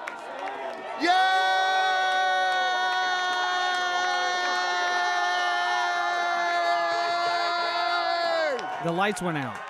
What? Why was that? Why would that be Ask- his reaction? That's a little much. As the guy is delivering the pitch, the ballpark goes totally dark. You got balls in the air. I mean, if you're the catcher, the umpire, or the We batter, have aren't you really officially worried? reached the hour of stupidity I heard here scoot. at Walker Stadium, friends. I like how you have just a started sneaking screaming. suspicion that we are ridiculous done with this ball game. Why would he holler like that? I think it catches That, you that off was guard. me on 65 when I reached in and grabbed the lettuce. Yeah, you said, where's the chicken? Papermaker hit the ball, and once it goes into play, hopefully the. I wonder if I bet he stopped. I bet he didn't throw. I wonder Because he was winding up. Yeah, but he it didn't wasn't- take it all the way back, so he Yeah. probably stopped. Boy, if you didn't like the batter, though, you got opportunity. You'll never get Sorry, again. that hit the hump. Wow. Sorry about that. That is a weird reaction. It though. is. I guess it no, just caught him so off But I want guard, y'all to- they I just want y'all had to think make about it. They're delirious because it's so late. Yeah. But I want y'all to think about something that we have experienced right here on the show. We saw the Yankees announcer doing play-by-play get hit in the face with a foul ball, and he did not have that reaction. Yeah, you're right. They had this He reaction kept over going. over the lights going out. It's almost like the two reactions should be swapped. Matter of fact, Yeah. if we weren't watching the video and you just heard the audio, I would have thought the guy hit a home run. Right. Yes. Me Yeah. too. Me too. I wouldn't have thought the lights went out. No, man, you're right. That's the night the lights went out in Portland. There's a new song coming out. All right, so y'all help me with Red Sox kid. What's Yeah. happening here? We got a foul ball. Right. Looks like somebody in the stands grabbed the him a foul drink. ball and then was going to toss it up to a dad and two kids. And one of the kids threw it back. And the other brother can't believe it. So look at this. Oh, sick. See ya. Oh my goodness. Did you see Big Look Brother? at brother. Brother's mad. Oh, look, his Dad's handling brother. it well. His, He's crying. His He's crying. brother Oh, he's is really crying. his Brother's brother. crying. His brother is furious. You see, I'm picturing you two. That's Yeah, that'd have been us. that's Rick and Greg at that age, but the roles are reversed. The roles are reversed. I would have thrown the ball back and made Greg cry. Look at him. Y'all, the other brother is so mad. I mean, he is furious. The little brother threw it back. Crushed. All he wanted was a Other foul brother. ball. I love how even the guy that handed it to him, like, really? You just did that? What? Oh, come on. No. It looks like, of course, you were letting the kid play with the phone during a baseball game. I mean, let's get him engaged in the game. Oh, wow. No wonder he Rick, threw Let's that's get him true. engaged in the Clearly, he game. doesn't know a lot about the game. He I threw the guess ball not. back. He's Right. like, Dad, I thought I was doing That wasn't a the right home run from the other team. I think the little. This guy thinks he's doing something by giving him the ball. thing. That's Yeah. being nice. I think I the, know, but for nothing. I think the little brother, again, and this is where this is a little bit of a dad fail. I think the little brother thinks that man is saying, "Here, you throw it back in." Yeah. And he Probably thinks that's so. what you're supposed to Yeah, do. Probably so. And the older brother's like, "Have you lost your mind, stupid little brother?" It was a real MLB ball. Or Rick, it is possible that the little brother's going, I'll show you. You had my peeps. You swapped them out for That's some a good peeps this point. morning. That's a legitimate And point. so I'm going to show you by throwing the ball back that you dearly wanted. Because I don't care anything about baseball. I've got the phone. I'm here because I'm it's Father's here. Day. You don't even have a Red That's a Sox good hat point. on. No. Who's a good mouth reader? Like, hear the dad. Like, he's Oh, gonna. say, He's no, trying. no, no, no, no. He's trying to talk to the kids. Like, he Oh, goes, shoot. "Oh no." Oh, shoot. Okay. And then Oh, look it's at all little right. Rick It's all over right. there It's all right. It's screaming. okay. It's all right. He said it's all right. Okay. Okay. Then he goes, "Hey, you dumb little idiot." All right. It'll be all right. You know what really aggravates him about the little brother? He goes right back to his phone. Yeah. Yeah. He's so very- it's What I good would have instinct. done if I was a dad, now the next thing going on the field is that phone. Yeah. Throw it back. All right, the next concert we go to. Right. We'll Yeah. throw it up on at the the singer. Or he cares. Well, never mind. I'm not gonna BB go that Max. far with Okay. it. There you go. Moms will get mad. Sorry, buddy. 866 We Be Big, Jeff in Huntsville, 100.3 The River. Jeff, how you doing, buddy? Couldn't. Good. How are you? We're good. Thanks for listening. Yeah, I just wanted to call in and give a little information about the classified document. Well, I know a thing or two. discussion you guys were Okay. having. All right. Yeah, I was in the Air Force, combat aviator. Spent 24 years in the Air Force. Thank you for your service. Yep. So the documents, thank you, I appreciate that. So the documents exist at various classification levels. both digitally and in a hard copy. And everyone that has a security clearance at whatever level is trained to handle the documents at those levels. The digital copies are kept on a separate network system that is both electronically and physically separated from the unclassified side. The documents themselves are stored, again, based on their classification level, in different types of containers or facilities. You are able to carry documents out, but there's prescribed methods for doing so. And depending on what job or position you're in within the military or DOD or the White House or any other agency that has access to classified documents, there are methodologies for establishing off-site storage in even personal residences, for example.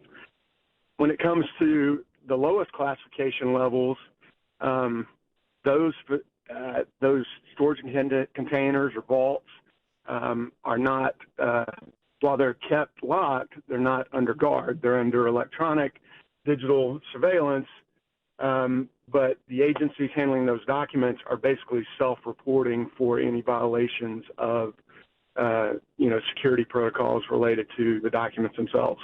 You said there's several levels. What are the levels? So at the lowest classification level, there's secret, top secret, SCI, which is secret compartmented information, and then above that you get into areas where you have to have special, go through special clearance protocols relative to whatever that specific classification level is. All right, I'm C student, Calhoun County, Rick. Is it a big deal? Should I even care that these presidential, served as the president, VPs, that they have these at home in their garage and in their stuff? Is it a big deal? Not necessarily that they're at home, because they probably are, in the case of the president, clear to have those at various places outside the White House or the Pentagon or wherever those are normally stored. So that part shouldn't be concerning. The handling of them and them being in a garage, or I think you guys mentioned reckless, mixed in among trousers and shirts, that should be concerning. Yeah, a little reckless. Yeah, with that responsibility. Yeah, okay. A little bit. Yeah, I got you. Yeah. Thanks, Jeff. Thanks for that insight. That's great information. Can I ask you a personal question? Just be honest. Did you listen all the way through? I did not. You got. Here, I wanted to ask that question until I was waiting on a pause to ask it. Okay, that's wondering. I'll simplify. You got double dog secret and then triple dog secret, which is way super secret. We'll take your phone calls next. Rick and Bubba.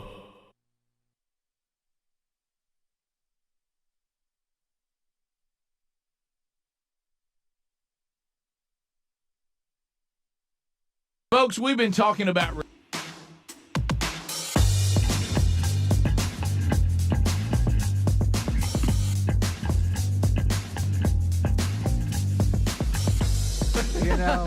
that'll do it. But I love the city. It is an awesome city. Really pretty, really pretty city, even with the chip paint everywhere. Right. But, so we get to our Airbnb, and it's awesome. And in fact, I said that it was like $150 on the air. It was $70. Oh, wow.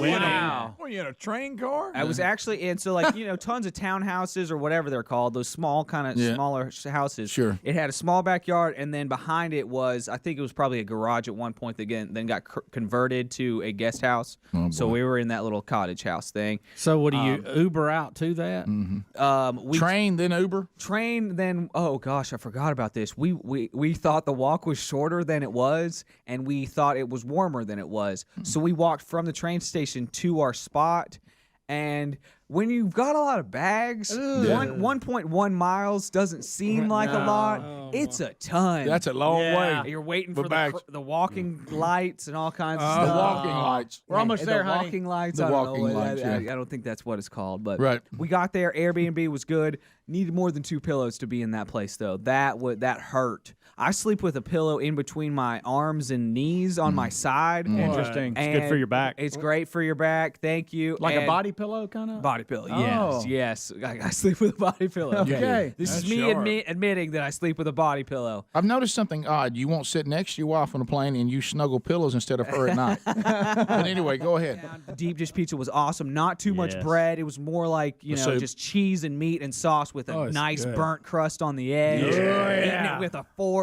Oh, man, it was awesome. Greg and I were talking about that earlier. A lot of good people stuff. hear deep dish and they think too much bread, and it's actually not. Because when we It's- get deep dish here, it's just like deep bread. Right. Yeah. This was, it was Cheese so and good. sauce. So Yeah. much Cheese. cheese. Piled up. I love it. So good for you. Chicago slopes. Cheat day. It's so good for you. So that was awesome. Then we have 15, 20 minutes before sunset. All right, we got to get to the bean. We got to get to the big silver egg thing, whatever. So we run, heading across the city. We get there right at sunset, and that was really cool. I was surprised. I thought I was going to be like, oh, that's cool, and then want to just leave, not really be that impressed with it. that's Like, cool. oh, check that off the list. It was really neat. Like, you can look at this thing and get lost in it. It messes up your reality in a lot of ways. It's really cool. The buildings are reflecting off of it. And that was a really neat experience to get to do with my wife. So that was something I was really thankful for. So my wife and I are walking around the city of Chicago, freezing our butts off, having a really fun time. Checked out Navy Pier, Chicago Theater, and then Wrigley Field. So just to get a picture by the sign, check Real it out. cold at Navy Pier. Real cold everywhere. They Yep. seriously, Wendy's city is correct. Like A lot of wind. it cuts into you. It cuts Off you. that lake, man. Very windy. Goodness Very gracious. So we're walking past Wrigley Field, and it just starts snowing, and we're like, oh my gosh, how beautiful. It's snowing at Wrigley Field. And then I look up, and I'm like, it's kind of coming out of Wrigley Field. That's weird, like just a snowstorm coming out of Wrigley Field. And I'm like, wow, it's snowing right on us. And then I realized that there's some grit to the and then we hear like that. And so we were just in the wash of power field. Little postseason cleanup. Postseason cleanup. So I was like, oh my gosh, okay, we got to get out of this then. This is not This beautiful. could actually be dangerous to our health. Right. All right, This take is a not picture. beautiful snow. This is not beautiful snow. No snowman. Give up on it. But it was really cool. Wrigley Field right in just a neighborhood is kind of a cool fact about it. So that was great. Chicago, really cool city, really fun. I woke up super early Monday morning I took an Uber out to Struggling. Sunrise. Caught the sunrise at Adler Planetarium out on the pier there, right on the bay. Took some time-lapse shots, did some dronage. It was awesome. So we'll see that maybe on the YouTube channel when you get it all together. Got it. I'll put that all together. Dronage. That was awesome. If it goes anything like you and Coco's recent video, it'll be 2020 before we see it. That's Right. right. That's exactly Now, right. So you did that solo? Uh-huh. Okay. Yeah. Oh, yeah. That's kind of how vacation goes. Aaron sleeps in, and then I wake up at You that sunrise. guy? I wake up at sunrise to go get cool shots of whatever city or whatever like we're it. in. Yeah. Right. She's like, it is the perfect hobby for you because it gives you something to do. While you're waiting on me to wake up. You little Yeah. antsy, squirrely man. Right, That's what right, she then right, says right. to me. Yeah. Little high strung. There you go. And then I come back and I'll usually get another 45 minutes worth of sleep while she gets ready. It is 35 minutes past the hour at the Rick and Bubba Show. Have you been thinking about maybe coming to beautiful North Alabama? If you haven't, I'd say give us a thought. It's a beautiful, beautiful area. A lot of great things to do. And one of the ways to help plan your trip to Sweet Home Alabama is to go and check out the new podcast from our friends at Alabama Mountain Lakes Tourist Association. It is called Unexpected Adventures in North Alabama. It's cool and something we encourage you to check out. You can get it wherever you get podcasts.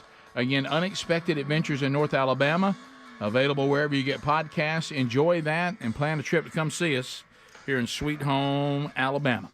All right, so we have a couple of phone calls coming in at 866-WE-BE-BIG. We will start with Bill in New Hampshire. Bill, welcome to Rick and Bubba. How are you? Hey, guys, I'm doing great. Yourself? Yes, not bad at all. Going great. So you guys did a story on the fans at the Boston Red Sox game the other day with the little boy throwing the ball back. Yeah, we just had that a moment ago. Sure did, yeah. Yeah, so the other half of that story was that the little boy got 3 signed autographed baseballs and a signed jersey. What the crying, the older brother, or both of them? The young one didn't deserve it. The young one didn't deserve a thing. I mean, we could console the older brother. Yeah, I mean, yeah. And I mean, the little boy throws it back.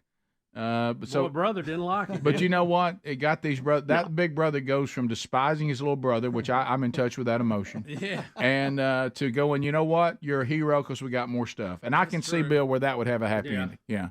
Thank you. It did have a happy ending. How do you get the show in New Hampshire? I'm watching you guys on YouTube. Okay, we're waving at you right now, Bill. There we go. Yeah, thanks a lot, buddy. Appreciate you watching. All right, you're welcome. Yep. Let's go to. I wish I had his accent. Diana. I wish you did too. You're calling from New Hampshire. Diana, go ahead. Hey, good morning, gentlemen. How are y'all? Good. Fired up and ready. All right. Quick comment about Chick-fil-A. I went through Chick-fil-A, and I was not as good as you, Rick, but I ordered my waffle fries extra crispy. I heard that's a way to go, yeah. Because it took just a little bit longer when I got through the line, they gave me a $5 credit for an entire meal. Did you act up a little bit, Diana? I was like, I said, oh my goodness, I thought it was, I don't know, I thought it was a gift card. And I said, oh, I didn't ask for that. And then she explained because I had to wait. It was their privilege and pleasure. Do you feel guilty now for having a bad attitude about it? Yeah. Well, no, I was delighted. Are you kidding me? A free meal? Come on. Well, that's true. You're saying, hey, that worked. Hey, that's a great strategy. No, their customer service, their customer service is fantastic. And like she said, look, we try to be perfect.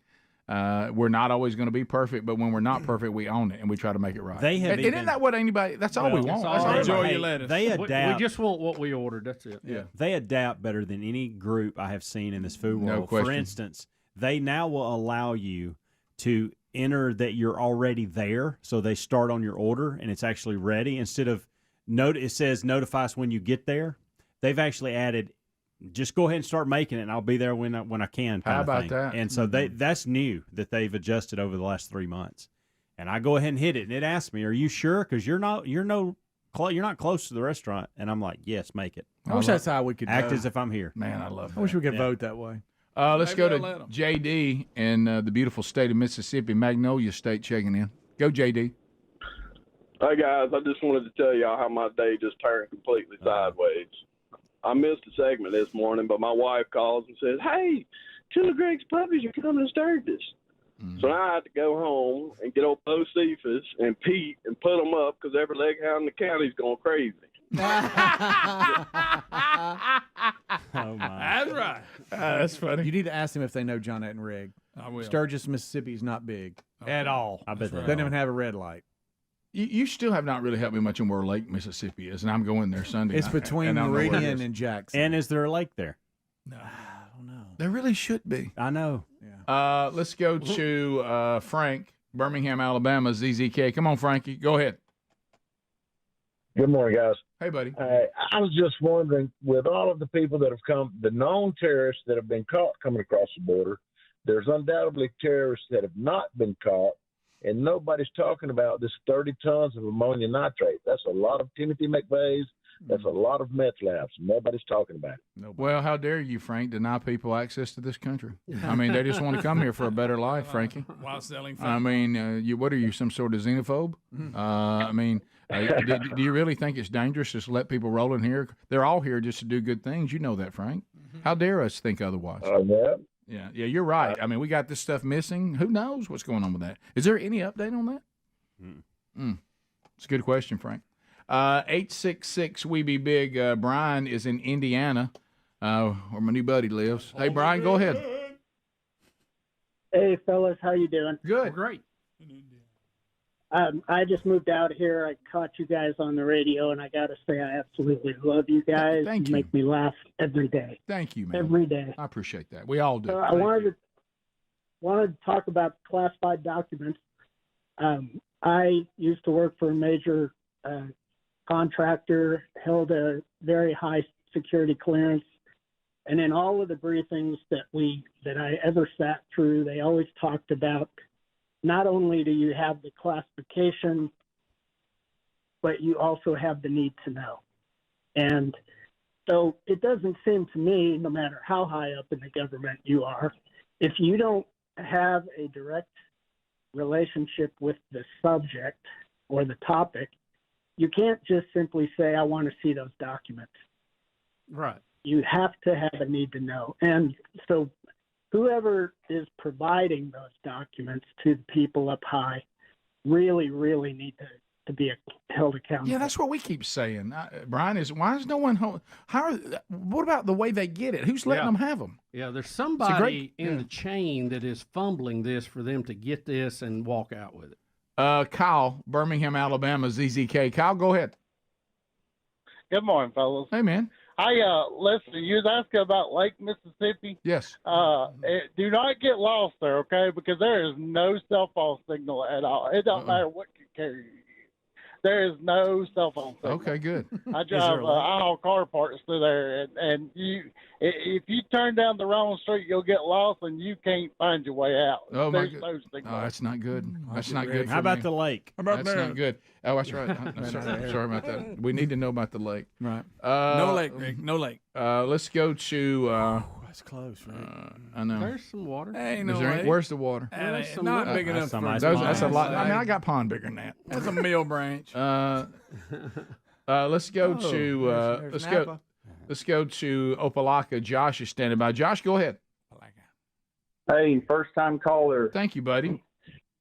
I was listening earlier when y'all were talking about the guy that missed the putt. Yes. I was thinking, in his mind, he thought he could have something. Yeah, I know. Right. He really did. I mean, He now, went to hey, US and let me Open. tell you something, Josh, Monkey Grass. Hey, that's his first mistake, thinking he could have something. I mean, that's right. From now on, though, before if he has a short putt, he's always going to look in that hole and be sure that cup's all the way down. You know, you better believe he is. That's one of those things that you can hear about, but Yeah. after it gets you once, you'll do it from then on. Springville, Alabama, and we got Alan standing by. Alan, go ahead. Shame on me. Guys, Father's Day weekend, I watched good old Sling Blade, and it got me thinking, Speedy has never done Carl from Sling Blade. He hasn't. I'd like to hear him do his best impersonation of Carl. Yeah, man of 1,000 voices. Make- I don't know if I can do it. Everybody does. Yep, Carl. trying to sell or give away Greg's last puppies. Come on. Can you? What is that? Can you play it, Adler? Is there any way you can find it real quick? Play it so you can hear it. Yeah, so we hear it to work off of. Greg, you do a good part. I tell you what. No, gosh, no. You need to hear it. Some people call it Kaiser Blade. I tell you what. There it I tell is. ya, go down, There it is. And don't you stop. If you do, you stop and then nap on a pod. You hear me? It was in the ballpark, but it wasn't quite there. I love when I start doing that. I can see Rick. He gets so uncomfortable. If you have secondhand of my voices, Rick. I know. Is that what it feels like? It is. Okay. I tell you what now. We'll be right back. Don't you go nowhere. It's kind of fun to talk like that. All right, we'll be back. We're gonna look at I this. call it a guy We're gonna look blade. at this weird pigeon. We come back. Anything else we missed? Hang in there. Rick and Bubba, Rick and Bubba. One evening, not doing too much of nothing, just kind of staring at the wall and waiting on my mother to come out and give me my Bible lesson, you know.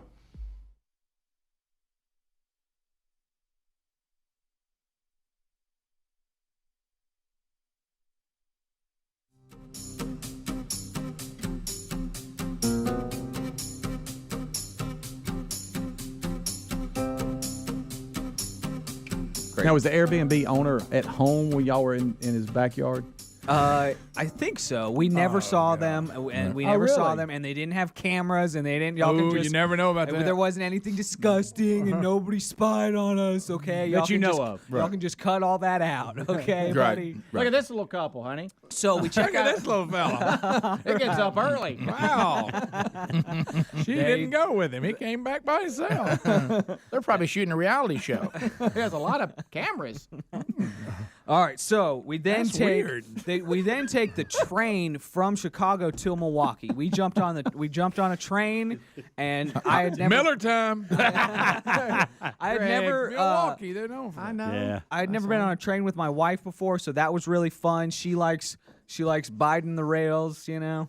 Do what? Do you guys know about that? No. Joe Biden has a book called Biden the Rails, where he reads Big Hearted Joe. Big Hearted Joe. I get on trains with the working folks. So we always make fun of that. So we were Biden the rails, and they really do say, like the conductor really does say, "All aboard," which was cool, and he really does walk down once you're going. They don't the take tickets. Yeah, you don't. They don't take your ticket until you're going. Which Well, what if you don't have one? That seems kind of you got to pay right then, I guess. But he does say tickets, please, which is cool. Oh, really? You were like, oh, you sound like Tom Hanks. It was cool. Hot chocolate? Anybody? Y'all gonna do that hot chocolate dance for us? The Chicago train station was really neat too. Really big, great hall, Yeah. and they were decorating it for Christmas, so that was getting going. Wasn't quite all the way good, but it was neat to see.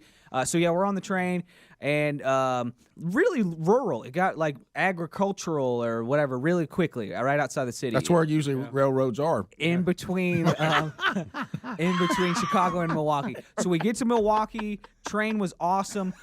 Trains are awesome. You can walk. I was able to walk around They're and fun. stretch. As long as you and- don't have to go a long way. Yeah, so it was only about an hour and a half. That was great.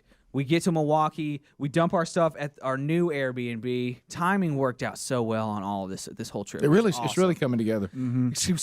Love it when a plan comes together. Yeah. And so we then go to, this was my kind of big thing. We went to the Harley Museum, the Harley Davidson Museum, because Right. I worked at a Harley shop. Yeah, you're a Harley for a little guy. while. I there. drive a Harley. All right, you know, all right. I got a women's Harley. When a few rough-looking people come through the golden ticket seats, we got a lot to talk about. Yeah, right. Yes. We really do. I love it when I see a guy. I know like, jujitsu and I ride a Harley. A lot of surprising things about me. So that was really cool to see, like the original shed where the Harley Davidson started, and I honestly had forgotten about how much police, military, fire, the World War I and II footage they have of these motorcycles. They had sidecars. It was really, really neat to see all that history and where it started, where it came from. It started just basically as a bike with, it had pedals and a motor on it, and they had the original Harley serial number 1 Harley in the Harley Museum, which was really cool to see. My wife was loving watching me love it. Yeah. So she enjoyed it through me. Right. Yeah. That sounds weird. This is you. This There's is a lot of things it. that you love on this trip. Yeah, this is you at the botanical gardens. Yeah. So I mean, that's what She how wishes felt. you there were you asleep. go. Right. That's exactly right. Right. Yeah. So that was fun Milwaukee day, and then Sunday we rode with her uncle, my wife's uncle, from Milwaukee to Green Bay. What's his Is he the connection to the Packer ticket? He was the connection to the Packer tickets. He said, if you guys can get here, I'll get you into the game. That's awesome. So we show up, and I mean, it's mania. It's mania. Everybody's wearing their Green Bay gear. Yeah, Dogs are wearing cheese heads. Yeah. I mean, it was crazy. The air smelled like cheese and alcohol. Yeah, absolutely. Awesome, Greg. Yeah, the Packers. Yeah, That's right. the Pack. That's right. And this was a everybody knows this but me. I didn't know this, but the Packers were grandfathered in to be allowed to be a publicly owned team. That's so right. it changes the atmosphere. The people seem so much more into it, more appreciative. Felt like a gigantic college game.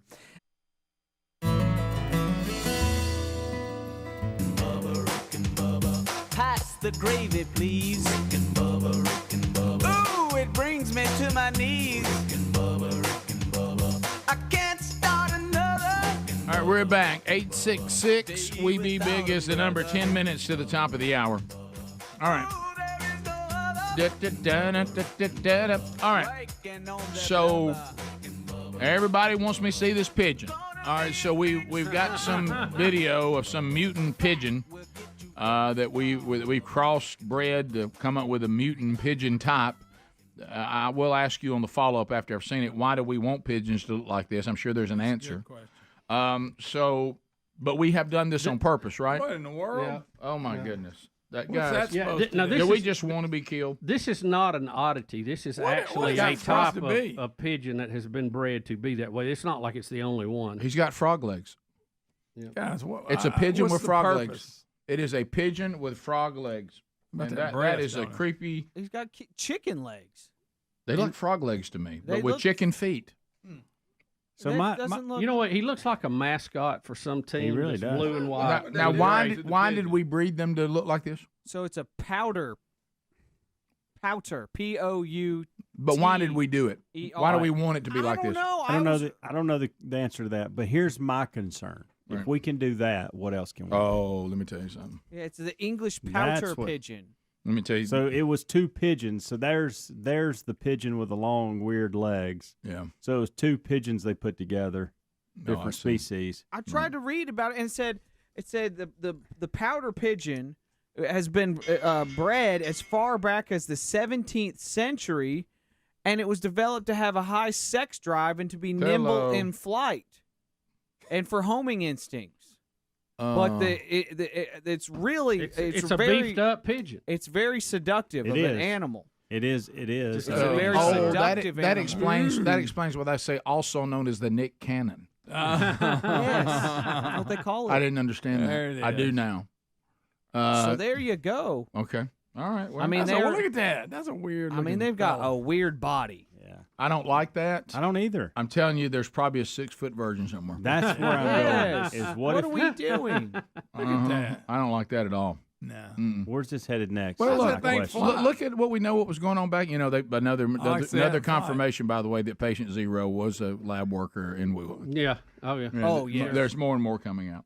All right, so then we have the bear video. Is that right? A Colorado woman films a bear hanging Pay on. attention. Yeah. Yeah, Speedy's been My on brown fired bear, up about my this brown one, too. bear story, Rick. Yeah. Oh, yeah. Look, I've been hearing about it all morning. It so was a let's sure get enough good house. Right. So I mean, it was really Wow. trying to Look look. at Look, it. you don't think a bear crawling a? Look at that. How did it get Hanging up there? I from the guess window. it went from the. I know, don't it looks like. like Greg trying to sneak back in. I don't like them them being that agile. That's pretty Yeah. agile. What if you open the window and a bear's hanging on? I mean, for real. You see that Well, big you- old you- nose. You shoot. Oh no, he can Look get in. at He's that. going in. No, he's in. He's Oh, in. He's in. He Go is. there and lay a pile. It's like Spider-Man. Well, you'll instantly go to Yeah, that. will. Greg's going to put down some plate for it, so it'll stay at his house.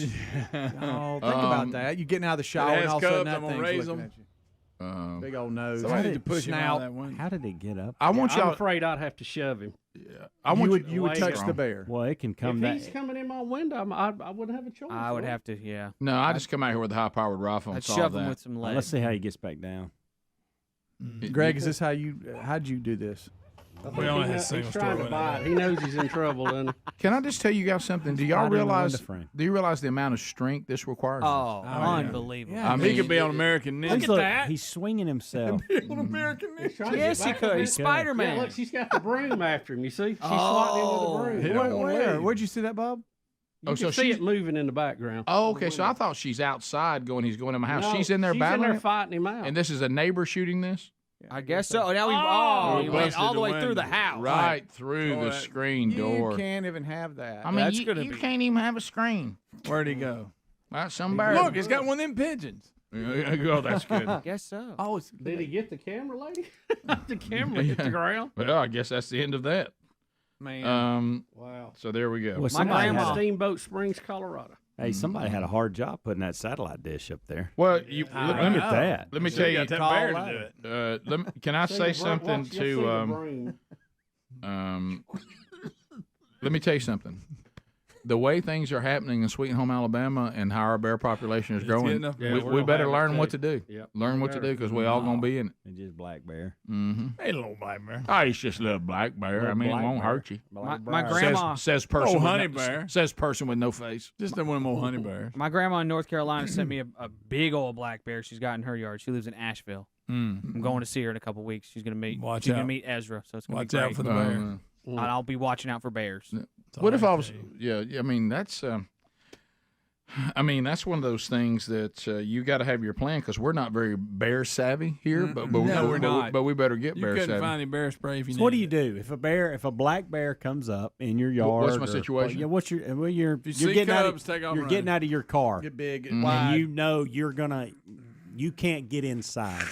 You can't get back to your Play car, dead. and you can't get inside. I make before the bear myself comes. very large. Yeah, And, we you know, assume I'm the start giving, I'm giving position. this, and I'm like that, and I'm like, get, and hopefully he'll go right back You up have that to- path right there. You have to look and see what is available close by. I can grab a stick, a can, a rock, anything. I get it like that. I go.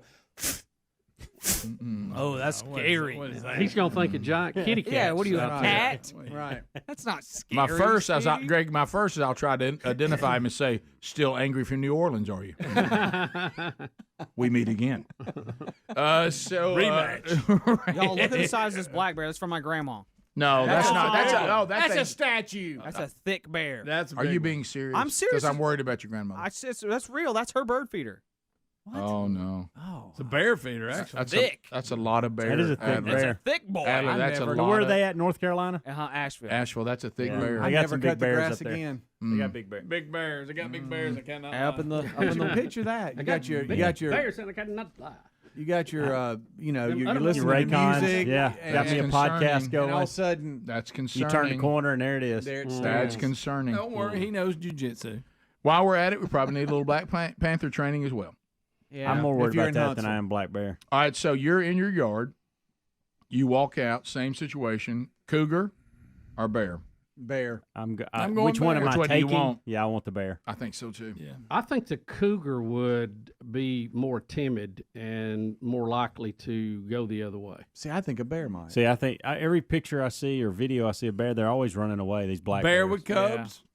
Oh, Now it's a different. Now game. it's different. different Now I got to ball go game. with the cougar. Yeah. Yeah. I still go bear because I have not fared well with cougars in the past. So. That's right. We all know that. Well, Everybody knows that. I do not do well. yeah. And Everybody God knows love you. that. You were young then, and you thought it was all You were true a little love. boy toy. Who are we to judge? What did you know then? Right, what did right, you know right. then? Yeah.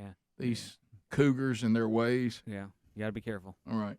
Sure. And you're humming Maggie May and as you ride away. Yeah.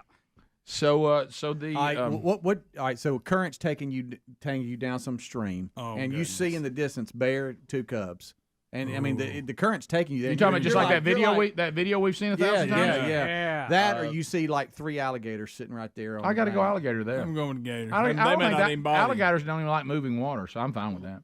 Oh, you got them What? not like a moving water. They don't like moving water. They They're like still water. alligator. They can They want the water to swim. be still. They'll be over in the But they edge. don't like taking it on.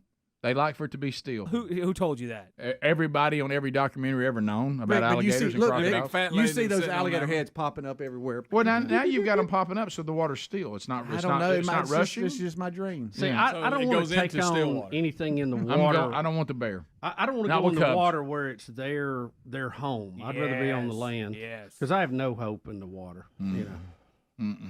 No. That's it. No hope in the water. Well, I don't think. I think the advantage to the gator is huge in the water. Even in the boat. Or a shark. Even in the boat. No, I'll be in the boat all day long. Well, if you're in the boat, that's different. Yeah. Are we talking about a boat or I'm in the water? And I'm in the boat, but it's a little Okay. canoe. Oh, I'm staying in the canoe. That's Yeah. I would rather I don't think the alligators can get me, but that bear I've seen them hit the water. You know? Oh, it starts splashing the Oh, water. I didn't realize somebody had a camera. All right, top of the hour. Rick and Bubba, Rick and Bubba.